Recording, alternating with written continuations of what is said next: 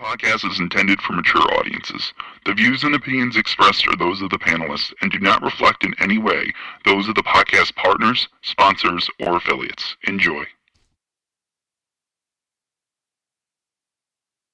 Hi, this is Michael Buffer, and you're listening to the Voice of the People. Let's get ready for Boxing Voice. Every day I'm hustling, hustling, hustling, hustling, hustling, hustling, hustling, hustling, hustling, hustling, hustling. Every day I'm hustling, every day I'm hustling, every day I'm hustling, every day I'm hustling, every day I'm hustling, every day I'm hustling, every day I'm every. Hey Daddy, you fight with nobody. this a dollar beat, this a dollar beat. BoxingWords.com. You won the belt with nobody. Daddy. BoxingWords.com. This a dollar beat. You never gonna get the fight, man. You're a horrible fighter. Payday, BoxingWords.com. payday. You want payday. I know that.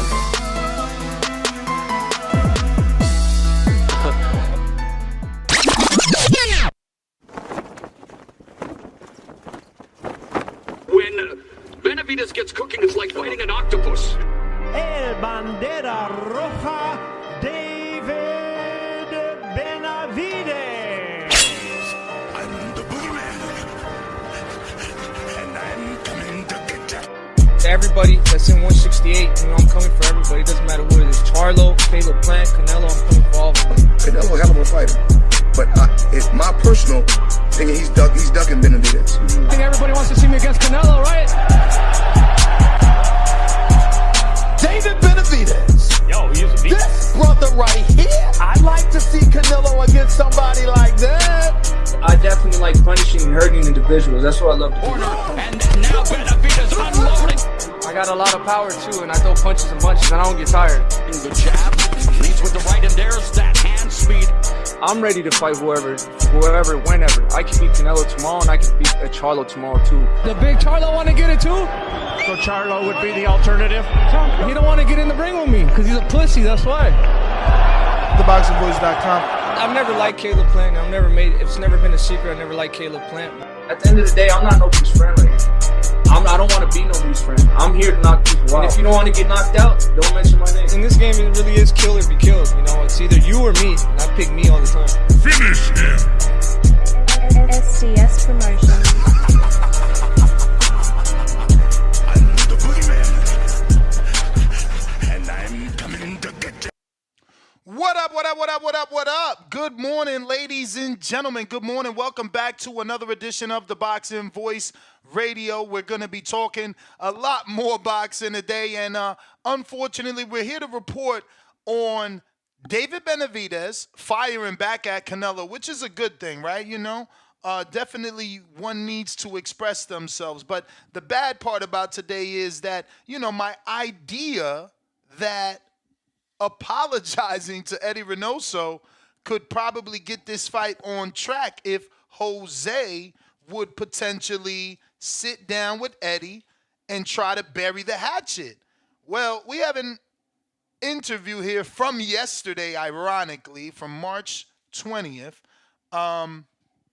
And it basically says that Eddie says he is not interested in any apologies from Benavidez, his team, or from his father, and essentially wishes them and their career well.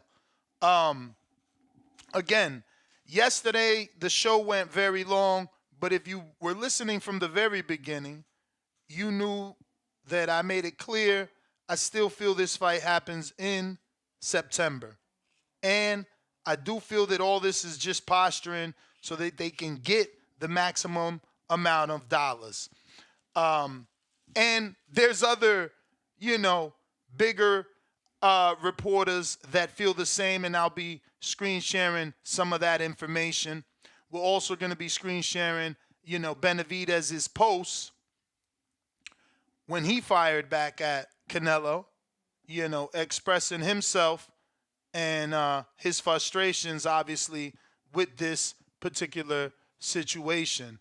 But If you're watching this on YouTube, you know what time it is. It's time to go ahead and hit that thumbs up button. If you haven't already done so, please do so. That's going to help with the visibility of the show, putting this episode in the eyes of other boxing fans that don't know we're here multiple times a day, rocking out, talking boxing with you guys. So if you are tuned in, smash the thumbs up, and don't forget to subscribe, as I need those subscriptions. Right now, I'm trying to get to 200,000 even, and we're close to that. Not quite there at the moment, but we're gaining some traction. Looks like today, this fine morning, we're at 198,831,000 subscribers. So if, again, you haven't already done so, go ahead and do so. To my people on Twitter, let me get a thumbs up if you're able to hear me clearly and, everything is rocking and rolling, as sometimes we do experience some issues on Twitter Spaces, X Spaces. So once again, if you can hear me, let me get at least a thumbs up on there or something to my peoples on Twitter. And same for my good friends on Discord. All right, so let's get into some of these things I would like to screen share. First things first would be David Benavidez' post, because, he obviously let loose. And he didn't take any shots, It's kind of everything that we've been asking ourselves once the news broke. But,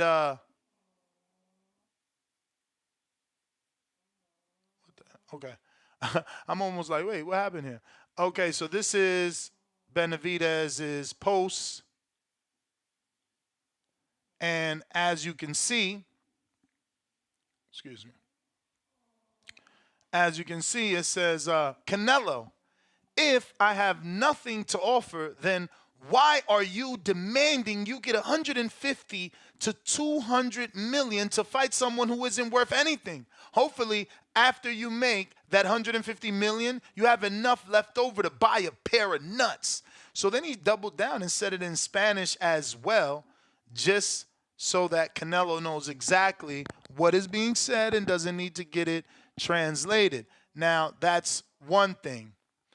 The second piece is the article that really was a bit disappointing, because I really thought that, two grown-ass men wouldn't have any issues sitting down and burying the hatchet. But as you can see here, it says, Eddy Reynoso no le interesa una disculpa de Benavidez team para aceptar la pelea. So that was like exactly my motherfucking idea. Like, bro, just go ahead, apologize to old dude, and, bury the hatchet between two Mexican managers and make this fight happen. But he's not interested. And I'll just scroll down. He says, la verdad no nos interesa lo que hablen, lo que digan, o que se disculpan. So basically he says, the truth is, we're not interested in what they say, what they do, and whether or not they apologize. And he goes on to say, ellos que hagan su carrera, nosotros estamos haciendo la de nosotros, y que le vaya bien, así como no has ido a nosotros. So basically, again, he says, let them do their career. We're going to do our career, the way we've been doing it. And hopefully it goes good for them the way it's going good for us. So no harsh feelings, but definitely not interested in burying any hatchets. Let me hit up Bobby. Bobby, let me know if you're hearing me, man. I ain't getting nobody on Twitter.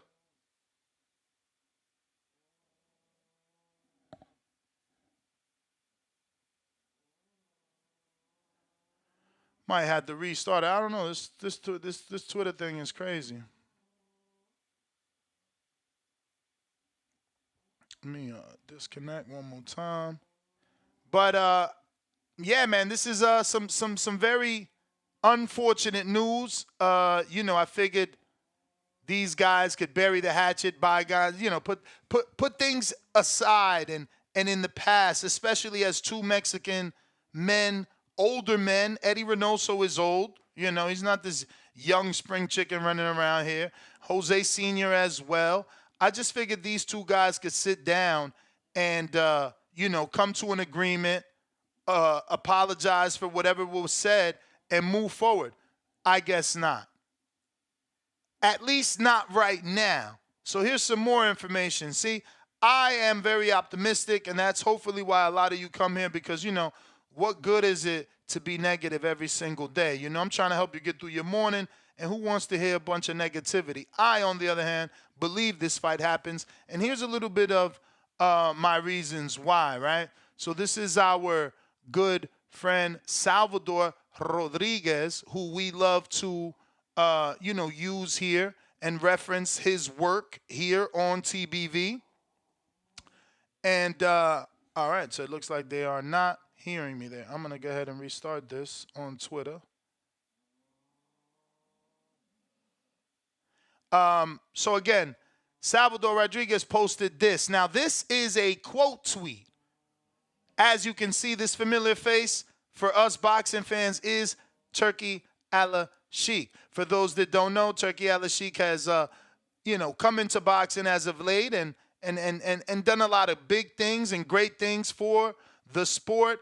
And many of us are holding out hope that possibly he can bring us the Canelo Alvarez fight. But, Salvador, who we know has the ear of Canelo and gets to sit down with Canelo quite a bit, he posted this picture of Turki Al-Sheikh. Now, not just the picture. He's quote tweeting Barboza Box, who's another good reporter. So let's see what he's saying, right? So he tells us, don't forget Canelo is very smart. Something I told you yesterday. I won't get credit for my intuition in this sport either, but it's okay. I told you the fucker's very smart, and this is all pandering to get more money and to try to maximize, right? So, as Barboza Box says, don't forget Canelo is very smart. May 4th is a one-off versus Munguia. I don't think he ducks anybody. He has fought amazing fighters, Floyd, GGG, Bivol, etc. It is not in his nature. Something I've said to you guys, but obviously, it usually falls on deaf ears. You guys want to call Canelo whatever you want to call him. So the last part of Barboza's message says, the 200 million is a message to Viva Rider season. Canelo versus Benavidez, let's go. So, again, you go back and Chava quotes tweet, boop, and he puts who? None other than Turki Al-Sheikh, insinuating that's who's going to pay for this fight. Now, we all want the same. But again, these two reporters have the ears of Canelo and Eddy Reynoso. So, their assumptions, we have to take a little bit more seriously is all I'm saying. Now, there is one other thing I want to show you because it's kind of a contradiction. Or excuse me, it's not a contradiction. It's kind of he's kind of confirming that this is still a possibility. And that's Espinoza that now, has like a full-time position with the PBC. So let's screen share that, courtesy of Fight Hub Television, Fight Hub TV, who did this interview. This or coupled into this fight maybe for a potential matchup with him in the future? Is that still something I think the door's still open. Eyeing? I think the door's still open, and they think the reality is people want to slam the door shut, and declare they know what's going on, they know what's going to happen. We've just seen, all those people proven wrong again and again, and more recently on this one. So even if, shots fired at all the PBC hate that was swirled around, and PBC's going to go out of business. That's his attempt at shooting shots back, I believe. The Benavidez fight doesn't happen now, I'm not ready to close the book. I'm not going to sort of, stamp my feet and pout that we didn't get it here. I mean, sure, I'm like all boxing fans. I'd like to see that before Canelo, exits boxing.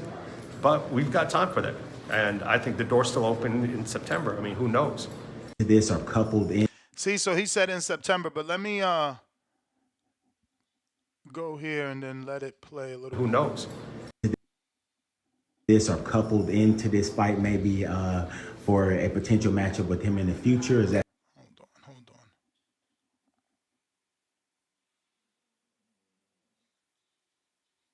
That should have worked. I mean, who knows?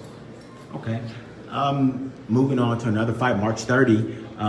Big news coming out of the 154. Oh, shit, that ain't work the way I wanted it to. Hold on. Because he had a little bit more to say Who knows? to where I clicked it. I'm not ready to close the book. I'm not going to sort of, stamp my feet and pout that we didn't get it here. I mean, sure, I'm like all boxing fans. I'd like to see that before Canelo, exits boxing. But we've got time for that. And I think the door's still open in September. I mean, who knows? Okay. And again, that September, Barboza box, insinuating September. You got, what is his name? Salvador Rodriguez, pushing Turkey Al-Sheikh photos. So I'm not ready to hold out, to stop hoping.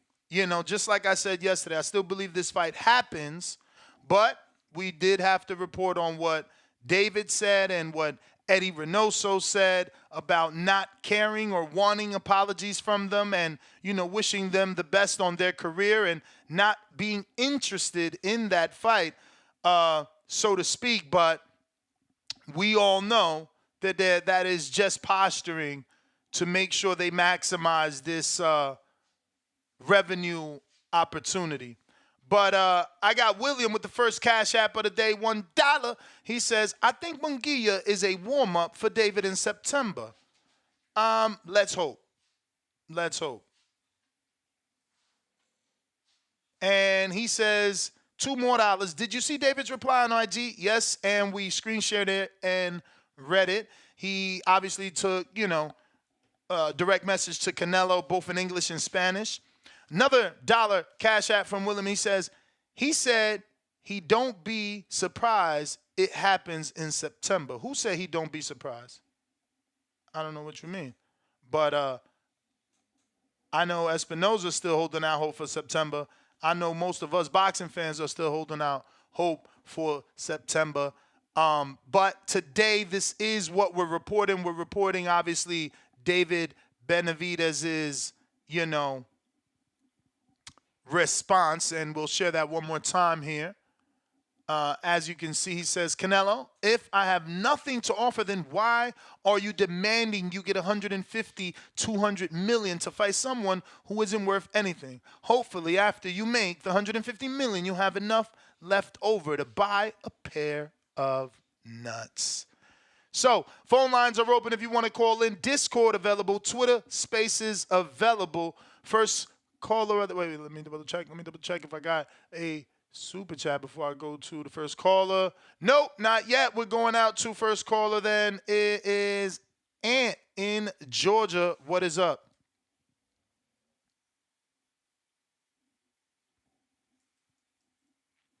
Ant on Discord. Oh, I muted myself. My bad. You got me? We got you, man. How are you? Sounding I'm great. Sounding like you're just getting up. Yeah, you know what it is, man. The East Coast town, man.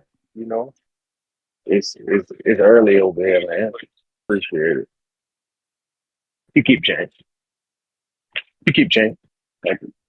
All right, hey man. So listening to this, dog, like, I know that you believe, and I don't. Okay, I smell pussy on that Canelo side. Let's just be honest. Dollars to go fight another man. You're pretty much just saying I don't want to fight. And so we can all pretend, like Canelo gonna fight him, and Espinoza can sell us a bill of goods. I fucking hate Espinoza. He's the slimiest motherfucker in the sport of boxing. He the white Don King. I swear to God, the dude is slimy as shit. He's a fucking weasel. Nobody likes him unless you're in side, literally like his best friend. I don't even know if his mother likes him, honestly. He's a slimy piece of shit. I really wish you wouldn't play his audio. Like he's some reputable person. He fucking destroyed Showtime. Okay, do you know what Showtime's last event was? Andre Berto versus fucking the ghost of Robert Guerrero. That's Espinosa's brainchild. So for them to hire this motherfucker, like he's got any kind of good opinion on anything having to do with making money, Espinosa don't know shit. He ain't getting shit done. I fucking hate that dude, bro. He's slimy as shit. I really dislike Espinosa, and I don't believe a fucking word he says. I never would. I never will. And if any of you do, you're gonna be real surprised when he fucks you again. He's the Adam Schiff of boxing, fucking Espinosa. But Canelo, stop being pussy, man. Get in there with David, man. 200 million? Really? Like, come on, man. And you believe it's gonna happen in November? I don't see it. It's not. He's gonna fight Munguia. Then he's gonna take a couple of ceremonial fights, and then that's a wrap. He already balding. It's a wrap. You know what I'm saying? He drinking a little more these days. It's a different world, man. I don't see it happening, and it's gonna be sad, but it's okay because the real fans, we know, we all know, and we all gonna say it every time somebody bring up Canelo, because y'all love to say, oh, he fought Floyd, he fought this guy. Floyd gave him that opportunity. So did Cotto. So don't fucking mention those dudes when you're talking about, oh, I fought this dude, I fought that dude, as though there were some dudes that you had to fight. No, they chose you, okay? So if you want to give me the Triple G fight, I'll listen to that. But that's where it stops. You don't get no credit for getting paid a lot of money to fight Floyd Mayweather. Everybody wanted that fucking fight, and you're gonna bring that up to say this is why I don't have to fight Benavidez? Go fuck yourself. Appreciate it. That's all I got. All right. Appreciate you. So I haven't been able to find out where this, because my producer and my boy Danny on Twitter sent this to me. But this is a pinned comment somewhere, so I haven't been able to, get that response. But this happens to be recent from Benavidez's IG, according to Danny. And he says, and again, not Danny, my co-host, Dan the Man on Twitter. And he says, just wait on it, laughing out loud. Don't be surprised when this fight happens in September. So again, Turkey Al-Sheikh might be on the job. They might have something in the works that we don't know about that is coming down the pipeline. And all this looks good to me. I know the title says, is this fight dead? But there is a lot of information that is pointing to this fight possibly taking place end of the year in September. So we got the phone lines. We going to Baby Joker. Yo, good morning, bro. Can you hear me? Yes, sir. Oh, bro. Yo. And yesterday, Mill City had David's dad on the right. I had to ask him those questions that I dropped on the Patreon that you never asked David. In that interview, bro, he said that, man, they're moving back down immediately after they beat Vosdick. I thought David wanted to fight Zurdo as Zurdo became champion in that cruiserweight division. I mean, he said he would like to, but there's still politics in that. They got to see is Golden Boy gonna be willing, when they can actually get it done. He's the B-side to everybody, bro. He's the B-side to Better Beef. He's the B-side to Bivol. He's the B-side to Zurdo. This dude has no belts. So like, outside of Canelo, we called in here to say that he's not worth nothing again. Hey, outside of Canelo, what the fuck does he bring? Like, he's trying to call out all the other champions that have belts. Like, he told you, I ain't leaving this network. Like, bro, they're just so confusing. Like, their shit is all over the place, bro. Just like their fucking camps now. Why Arizona, Seattle, Florida. Me. Like, that's just crazy. And you know what else he said, bro? When I asked him, I told him this Vosdick. Hold on, let me finish, bro. I told him this Vosdick shit is meaningless, and right? So you're just telling me that you're not staying at 68 to fight the other undefeated dudes that are there, that are ranked in the top 4, like you're in Billy's or Bazinian, like fucking wipe them out, bro. Why you got to go up and fight another David Lemieux at 175 pounds? Because there's a former world champ, and Billy and Bazian is not. Bro. It's a fucking, It's a fight that doesn't have any meaning to it. You're gonna go up there, beat the shit out of fucking Vosdick, and then come back down. Why'd you fight him for then? Because Eddy Reynoso wants that. I told his daddy, you do know the guys up there that you're trying to call out at 75 are different. The different fucking match room and then fucking Top Rank. And I was like, you do know they have a fucking rematch, and if there isn't a rematch, they want to see Opeta and the winner of that. And then he's like, well, I don't get the question. And then they moved off. I'm like, man, this shit's weird. And then the balls grow a pair of nuts. I mean, they're similar, right? Canelo's brother got kidnapped, fucked around, made some calls, got the motherfucker smoked. This other dude ran out of Arizona because his brother got shot. Like, there's levels to this nut shit, bro. The quiet motherfuckers always let them hang. You know, there's a saying what they say, el perro que más ladra no muerde, bro. I live by some codes, and that shit is for real. You bark a lot, you act like you really like that, but you ain't like that outside the motherfucking ring, where the balls really matter, bro. These motherfuckers all over the place. There's no respect for this family, bro. Nothing they fucking say is never the same thing every time they talk. That shit gives me motherfucking. All I hear is your fear. There is no fear, bro. It is. It is. You ain't even talking about the topic. You literally called in the shit. It is the topic, You bro. literally called in to shit on. Hell yeah, I'm gonna shit on a motherfucker. Biggest fight. I don't get. Who are you to tell another man how much to ask for or what they're worth? I mean, you fell out with your boy when he made a fucking contract on this TDV shit. Behind my back, money, bro. That's different. Yeah, that's but different. Still, bro. Who? Yeah, y'all always trying to bring up my issues. That's different. You thought you were worth more, right? No, you wanted more. I was not. I was not with someone conducting business behind my back. That's just what it boils down to. I am the owner of this company. But look at everything that you're doing, Baby Joker. I still love you. But this is called, listen. Too, but listen to me. So you can understand something. This is classic deflection. It's no deflection. Well, to me, it isn't. Like, I don't give a fuck. You're talking about everything else other than the fight. See, this is Devin Haney Tank. I don't think we're ever gonna get that bitch. Do I care? September. No, like, we're not getting it. We getting it in September. I just, pray that you're gonna be good after September. Hey, bro. Like I said, I told you before. I bought all of David's pay-per-views, the last two. I was upset because everybody that called in after Andrade said they streamed that bitch. Then I got more upset when the fucking Embers looked like trash, bro. Because I'm out here buying the pay-per-views, pretending like it's gonna fucking matter, and I'm the hater though.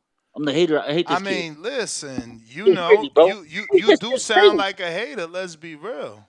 Hey, I could sound whatever you want me to sound like, but I'm not hating. I paid for this shit. Cause y'all motherfuckers tell me. You paid to see him lose, like Floyd used to say. How did I pay for seeing him lose? I bet on him, bro. I be taking money with David. Just make sure you bet on him when he beats your boy. Make sure you bet on him when he beats our mutual favorite fighter. Yeah, bro. Fucking, I'm a bet where I see if the money is right. I'm a bet. Like, I ain't trying to lose my money.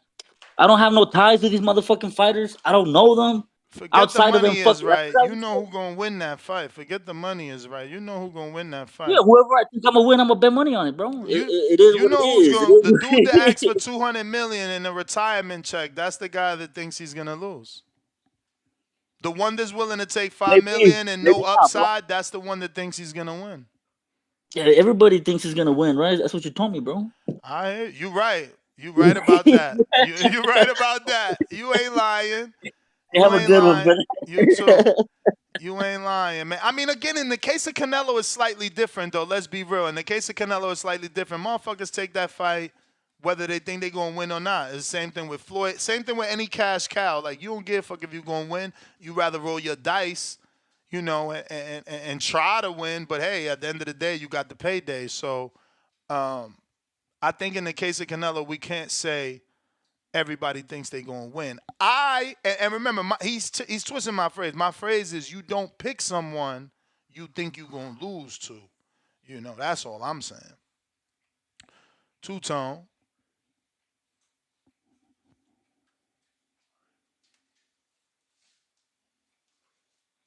All right. Looks like we got a disconnect, reconnect. It's fucking Twitter Spaces. Y'all hear me? Yes. You hear me? Yes. Oh, my bad. Yo, Baby Joker trying to bring some street politics into boxing. That's how you can tell these dudes is fucking terrified and absolutely scared for their life. Bro, David Benavidez good in the streets of Phoenix. South side, west side, Maryville, north side. He good out here. He walk around this motherfucker, no security. They about to build a statue for David out here once Canelo grow a pair of nuts and let him run the fade. Also, Ness, how cause David about to fight in June. How he gonna do a turnaround in September? What you mean? That's 3 months. That quick of a turnaround? I mean, yeah, the 15th to the 17th Mexican Independence like the 17th of September? That's That's but 90 kind of like days. that's My dude, yeah, first that's of like all, a that's like a nah, I don't think so. First of all, if we think that, weight is an issue, the first thing you want him to do is be fighting every 3 months.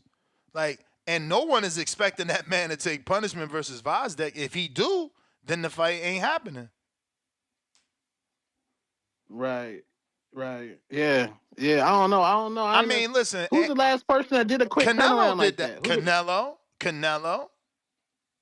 When he won them undisputed, he fought like 4 fights in 11 months, so 3 fights in 11 months. So like, people can do it.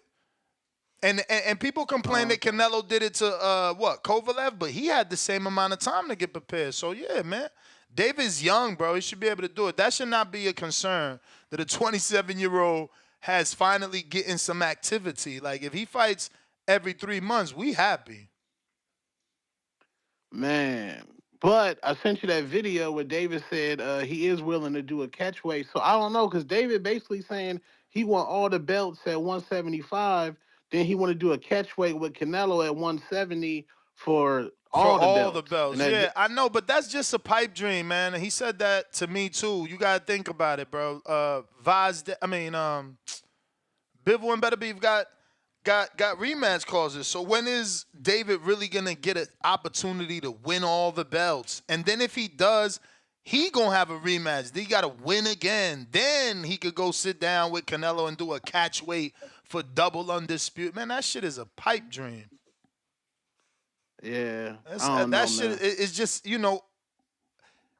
it's gonna take too long. Like he gonna need Turkey Al Sheik though. Let's not say it's a pipe dream, because if somehow he could fight Canelo in September because of Turkey Al Sheik, then yeah, he could fight, Bivol Better Beef winner because of Turkey Al Sheik. Because that's who's putting up the money. But last we checked, he wanted the winner to face Opataya. Oh, okay. I don't know, man. Canelo just looked terrified. I'm not optimistic about it. I think it's all wrong. But the end my call, David Benavidez is good in Phoenix, Arizona. Walker and Jose Benavidez Jr. good too. Walk around this bitch, no security. Ronnie from Phoenix, what's up? South Phoenix in the building, Maryville. I'm out. Let's go. Yeah, I mean, that's Baby Joker. He just deflecting. Look, they don't want the fight, It's hard to let someone pass the torch. A lot of people don't want to see that man lose.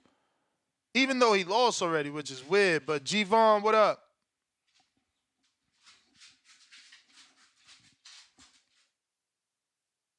G-Von.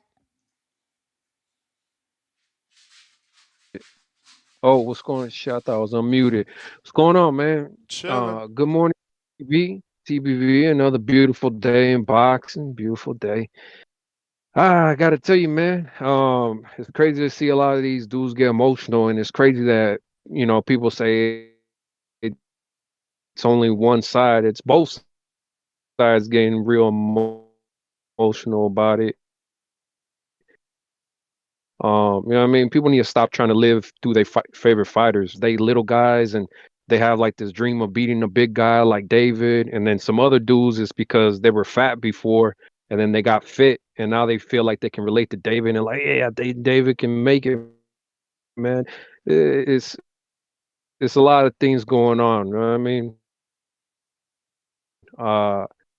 But as far as this shit goes, I don't know about this whole crazy number about it, but it's crazy that to think that that we believe Canelo would only fight for 150 to 200 million. Like we believe that part, but then that same interview, Canelo says, "Look, I ain't but." People are like to him, never gonna this shit and off. Like You breaking up. You breaking up. For X, Y, Z, Big if.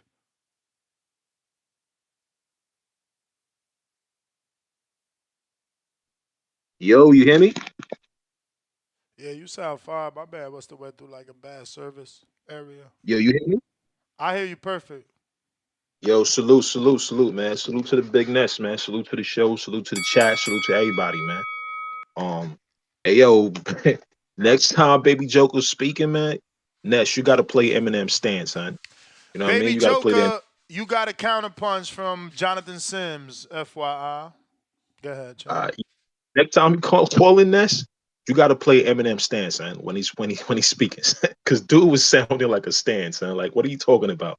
These dudes is boxing baddies, man. We having logical debates, and you having ad hominem attacks with mad emotional personal attacks that got nothing to do with the topic, man. But salute to you for handling that like a pro, man. When you call in, just have a debate about the topic at hand, man, whether you agree or disagree with Ness, man. So, but anyway, salute to this Mexican bully, man, David Benavidez, man. Like, he's the Mexican bully.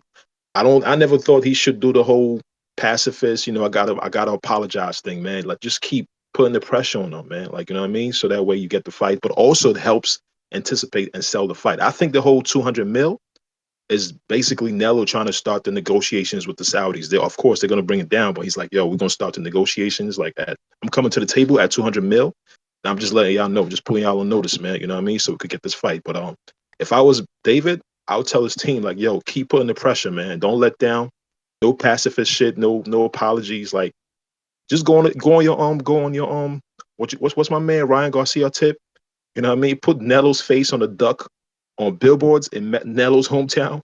Put that shit on social media. Send it to like the media out there in Mexico and in the U.S. and everything. Just put the pressure on them, man. Build the fight, and hopefully they get the fight, man. But y'all call in, keep it to the topic, and just keep it to the debates, man. Salute to you. I'm out. Peace.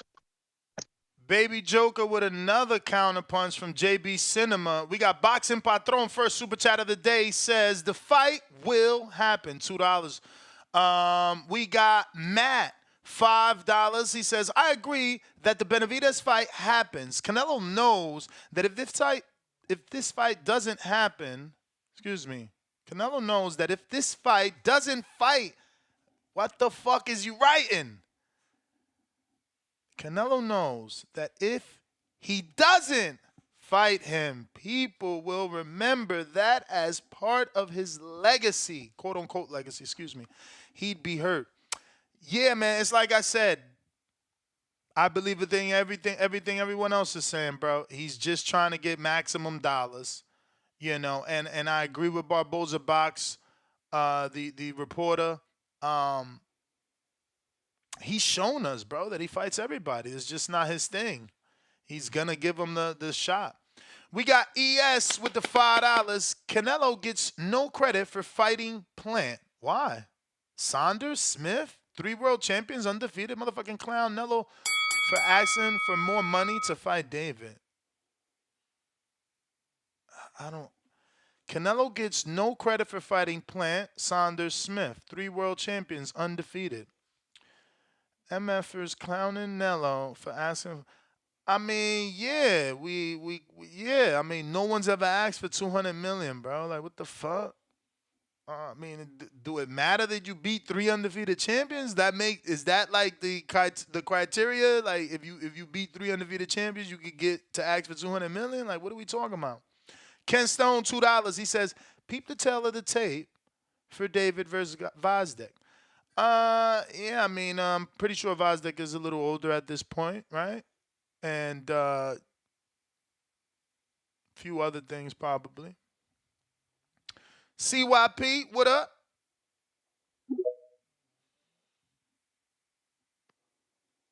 We got that's actually Mavs for Something. Hold What on. up? What up? Mavs for What up? What the up? chip. All right. What up, CYP? Hey man, there was some things said about my man giving 8 week training camps for Kovalev. Cool, 8 weeks. But you know something? Kovalev, since becoming champion in 2016, had never had an 8 week camp to prepare for a fight. Never. The last time he had 8 weeks or less was in 2011 when he was fighting dudes who were 3-1-1, 9-23, and 15-6, and they were unranked. That's when dudes don't need no time to prepare when they fight no names. You notice he gave Plant 5 weeks, and Plant turned that shit down twice. He's like, nah, Canelo knows what the fuck he be doing. Now, I'm going to tell you, take the name, but don't take the credit. Because when you look on your resume, it's going to show the name. You got them names off, but don't take the credit. Because you take the credit, then motherfuckers don't start looking into you because they think you great, right? The same thing we did with Chavez Sr. We thought he was great, 89-0, but then people started taking credit when they started dissing Floyd. So then people had to start digging it up and looking him up. Then you realize he fought a whole bunch of cab drivers. 80 of those 89 were unranked opponents, were cab drivers, dudes with losing records. So you start to really dig in deep to what these dudes are really trying to do. Like I told y'all yesterday, if you need a handicap, don't talk no shit. If you need a handicap, don't talk no shit. We sitting here saying, oh, he gonna fight in July. 8 weeks is a good enough time. Yeah, it is for a nigga that Canelo's offering, because he always do that shit. It is. But if he go out there and he fights in July or June and doesn't get the fight in September, then what? Do we go again till next year and keep talking about what if? So we supposed to think that Canelo, who's about to be 34 years old, is going to let David Benavidez get better and better and better while he gets older and older, wearing that knee brace, and then he's going to fight Benavidez. Y'all can believe what the fuck you want to believe.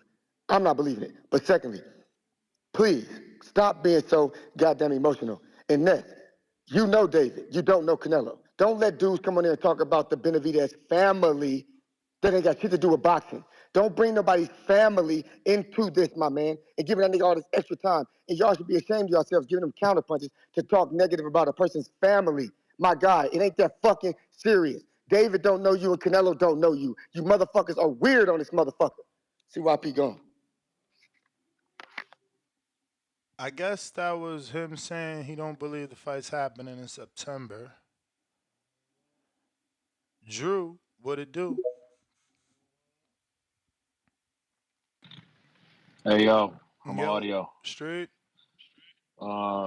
Ness, you know your favorite rapper is Jay-Z, right? Mm-hmm. I know that, right? What does he say at the end of the takeover? You know, you other cats throwing shots at Jigga, you only get half a bar. Fuck y'all niggas. That's what Canelo doing right now, baby. Let me negotiate with Turkey. Let me run this bag up, because you obviously ain't bringing no pay-per-views or gates to the party. He's pulling the move from your other favorite fighter, Ness, Tyson Fury. I need $500 million. I settle for 100. So let's calm down. We're going to get the fight, but it's not going to be this year, Ness. I know you wishing on a star, but we're going to get it next year. Nah, it's this year. And no, we don't get it. Why not like this year? Because CYP makes a point these new fighters they need longer than 8 week camps. Emmanuel Stewart from Crunk Gym always said, I don't like 8 long camps. 6 to 8 weeks should be the best for a fighter. But it's different era now, so it's not going to be a quick enough turnaround. It's not going to happen. But how is 90 days not a... You know how many weeks that is? I know how many weeks that is, but look at what that wasn't enough for Caleb Plant. What did Caleb Plant need? He needed a 12-week camp, right? Yeah, but that's what I'm saying. I'm pretty... Like David is the one saying, don't be surprised this fight happens in September. So they already know. That's what I'm saying. Like, we've already talked about this. I know that yesterday we didn't really highlight it, but in the past... we spoke about the fact that it's ironic that they're fighting a Eddie fighter, bro. I mean, as more information comes out, this seems to be all part of the plan. And Canelo's doing all the heel work. He has to, because he's the one getting most. Anytime he speaks, it's more viral. I don't know if it's Canelo more than it's Turkey Al-Sheikh. Maybe he already contacted these guys. No. I'm talking about Canelo's running the play. He's doing like Floyd and Manny. So let's run up the bag. I just hope people are gonna be happy that it's gonna be in Saudi. You know, people was complaining. I don't care where it happens, as long as I get the fight. I'll be there. Nah, Ness, you gotta go. The boxing voice gotta show up to that fight, bro. Come on. Don't play. You say you want a turkey to answer your DMs. He That's the ain't fight never to go answer. there. But you gotta pull up. You gotta go. Alhamdulillah. Come on, man. Assalamu alaikum. You know what it is. But they running the play. They're all in on it. Ness. You had the interview. Like we logical fans know, like they're all running the play. Canelo was just sunning him too, though. Like the way he got sunned by Floyd and Cotto. And the other caller that said, like, they picked him like, nah, motherfucker. Canelo was a huge viable B-side when Floyd and Cotto picked him. So let's cut the bullshit. He's got to do most of the legwork in terms of getting Turkey involved. He didn't say no 2 Ferraris. He said a number. So let's go. And Baby Joker is half right. You know, street shit, boxing is what got the Benavidez involved in street shit in Phoenix. Let's cut the bullshit. So it wasn't boxing was a part of it. But other than that, man, let's not be emotional about it. I'm not gonna let them play me. I know that they doing around the scenes, but like Jay said, Ness, David ain't even worth half a bar. That's my call. Y'all lying though. That's what you and Joker got in common. Y'all deflecting. If David's not worth half a bar, then who is? You know what I mean? And shout out to Dan's the Man on Twitter. Gave me beautiful ammunition for the last caller. I don't know who was that said, oh, it won't hurt his legacy. And I think we've even said that it won't hurt his legacy. But it may not hurt his legacy, but people can and will remember that he ducked. And again, this is not my thought, but I definitely endorse it. But Danny sent me this, and he says, if people say they won't remember Canelo ducking Benavidez in the history books, what if Benavidez ends up beating the Bivol Beterbiev winner and goes up to cruiser and goes undisputed? That's 2 big things right there that it's going to be hard. Plus, he's building his own legacy. It's someone that Canelo lost to. Yeah, he would be linked. I don't know. It could definitely affect Canelo historically, the same way that Bo and Lennox are attached, even though they never fought, right? Like, is it Lennox that threw? Yeah, I mean, whoever it was, I'm pretty sure it's Lennox that threw the belt. I mean, Bo that threw the belt in the trash because he ain't want to fight Lennox, right? So like that we remember. Even though I'm kind of fucking it up and I might not remember as good as other people. But the point is, some people remember. I'm not the history guy, so hey, you know what I mean? But I think I remember that one correctly. We got Brandon in Cincinnati. What up? Yo, Ness, what's up, Holmes? Chillin', Slice. Hey, Baby Joker. Bad Pato in the barrio. Keep smoking these fools, Holmes. Got a counter punch for you if you wanted it, eh? You're doing a good job. Rest in peace, little puppet. Tell Maria I'll be over there later. Have my chimichangas and horchata ready, Holmes. Nah, I'm joking. But that's what I think ever since Baby Joker been calling all the smoke. I think of like all the 90s Mexican gang movies. Like American Me and Blood In, Blood Out. That shit's hilarious, Baby Joker. Keep that shit up, Holmes. Rest in peace, little puppet, eh? But hey, I want to hold out hope that Canelo is going to eventually fight this dude. I don't know about September, but I don't think Canelo can avoid this. The casual demand for this fight has eclipsed the point to where he can avoid him. Like it got to a point where he couldn't avoid Triple G because the casual demand for a Triple G fight was just that big. You know, he could do it with Andre. He can do it with Charlo because them guys can't sell a Sunday dinner. So the fact that he never fought them guys, it wasn't that big of a deal. But guys like Triple G, when people are clamoring for it, guys like David, when you got Mike Tyson and Stephen A. Smith, guys with that type of voice and reach, and it's getting to the masses and it's getting to casuals, he's got to eventually fight this dude. The Stephen A. Smith cosigns and the Mike Tyson cosigns are just too big for him to go without fighting this cat, man. It's a guaranteed $1 million+ bestseller, just off top. I think it's gonna happen, man. Like I said, I don't think Canelo right now he's looking like Gordon Bombay, but I don't think he can avoid this shit for the rest of his career. I just think the demand from the casual fans in the boxing world is just going to be too big, man. Pause. Whether or not it happens in September, I don't know. I would like to hope it happens sooner than later, but I can see it happening sometime next year, maybe. And then I want David to stay at 168. I don't want him to move up.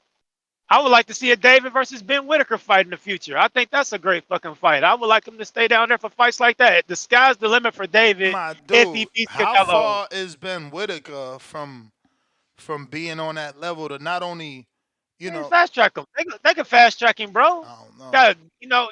He got a good amateur pedigree. They They ain't can usually fast track what the him, man. UK do though, man. They have such great boxing fans that they always try to capitalize off Well, their shit, bro. guys.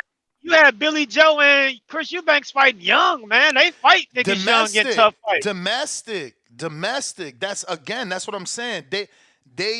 Those dudes, because they got good boxing fans, they do shit domestically, and they take longer than an American because they make money on the domestic level. Like, look at how many times fucking Anthony Yarde fought. What is that shit called? Copper box. Like, yo, bro, these dudes be fighting over there. They fans is not like us. We don't minimize. They don't discredit like, oh, look, Anthony Yarde was just fighting Kovalev. Now he's back at the Copper box. They don't do that. They go support. It's different. You talking about Billy Joe and them, them dudes fought like at 11-0 and had like 13,000 That's what I'm people. saying. That's fast tracking them, though. But homie, 13,000 people. Like, motherfucker. I get what you're saying. You know what I'm saying? It was a big fight. Yeah, That's what I'm saying. They love boxing so much over there that they get them domestic fights done quicker. And it takes them, look how long it's taking Conor Ben to fight somebody, because he's a domestic draw over there. So what they keep trying to do, you bang. They want that domestic money, man. They don't give a fuck about us. And that's what, we gotta respect that. They got their own market. But bottom line, man, like I said, I'm gonna hold out hope. And Canelo's gonna fight this dude, man. Like I said, he ain't gonna be Gordon Bombay forever. He's gonna fight this dude eventually. Hopefully, Turkey Al-Sheikh comes through with the bag. Jeff Bezos come with the bag, or they put their bags together and we can make some shit happen.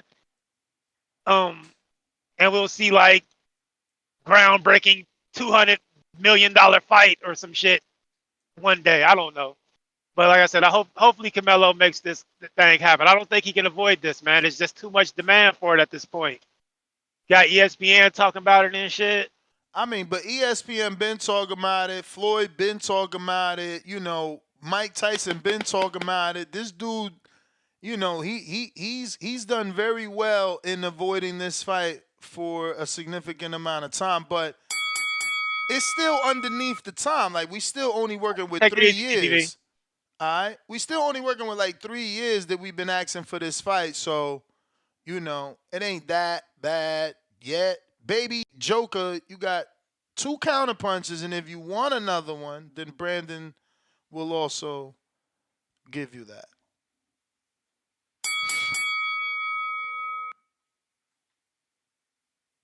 Yo. Baby Joker. Yo.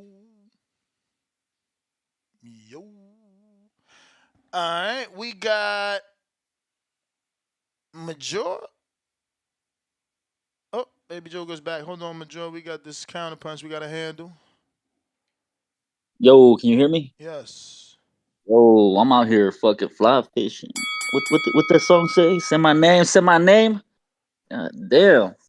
Yo, Ness, that question that I asked his dad yesterday, bro. Bullshit aside, made me fucking think what you said. What if they did take this Vosdek fight with Endgame to fight him in September? Like, his dad said he was moving back down, so that gives me hope. That's what I believe, man. I mean, I don't believe in coincidences, and the fact that they're fighting a Eddy Reynoso fighter, it's not a coincidence for me. It's funny, bro, because I hope it is, because if it does, it's a big buildup, on the American side. Think about it. David specifically told me that he called Louis and told him he want to move up, and Louis the Coopers put this fight together. The rumors are that Al Heyman isn't even controlling PBC, that it's been Louis DeCubas and one other person ever since he's been gone because of his mother, right? So then yesterday, I didn't even play that audio.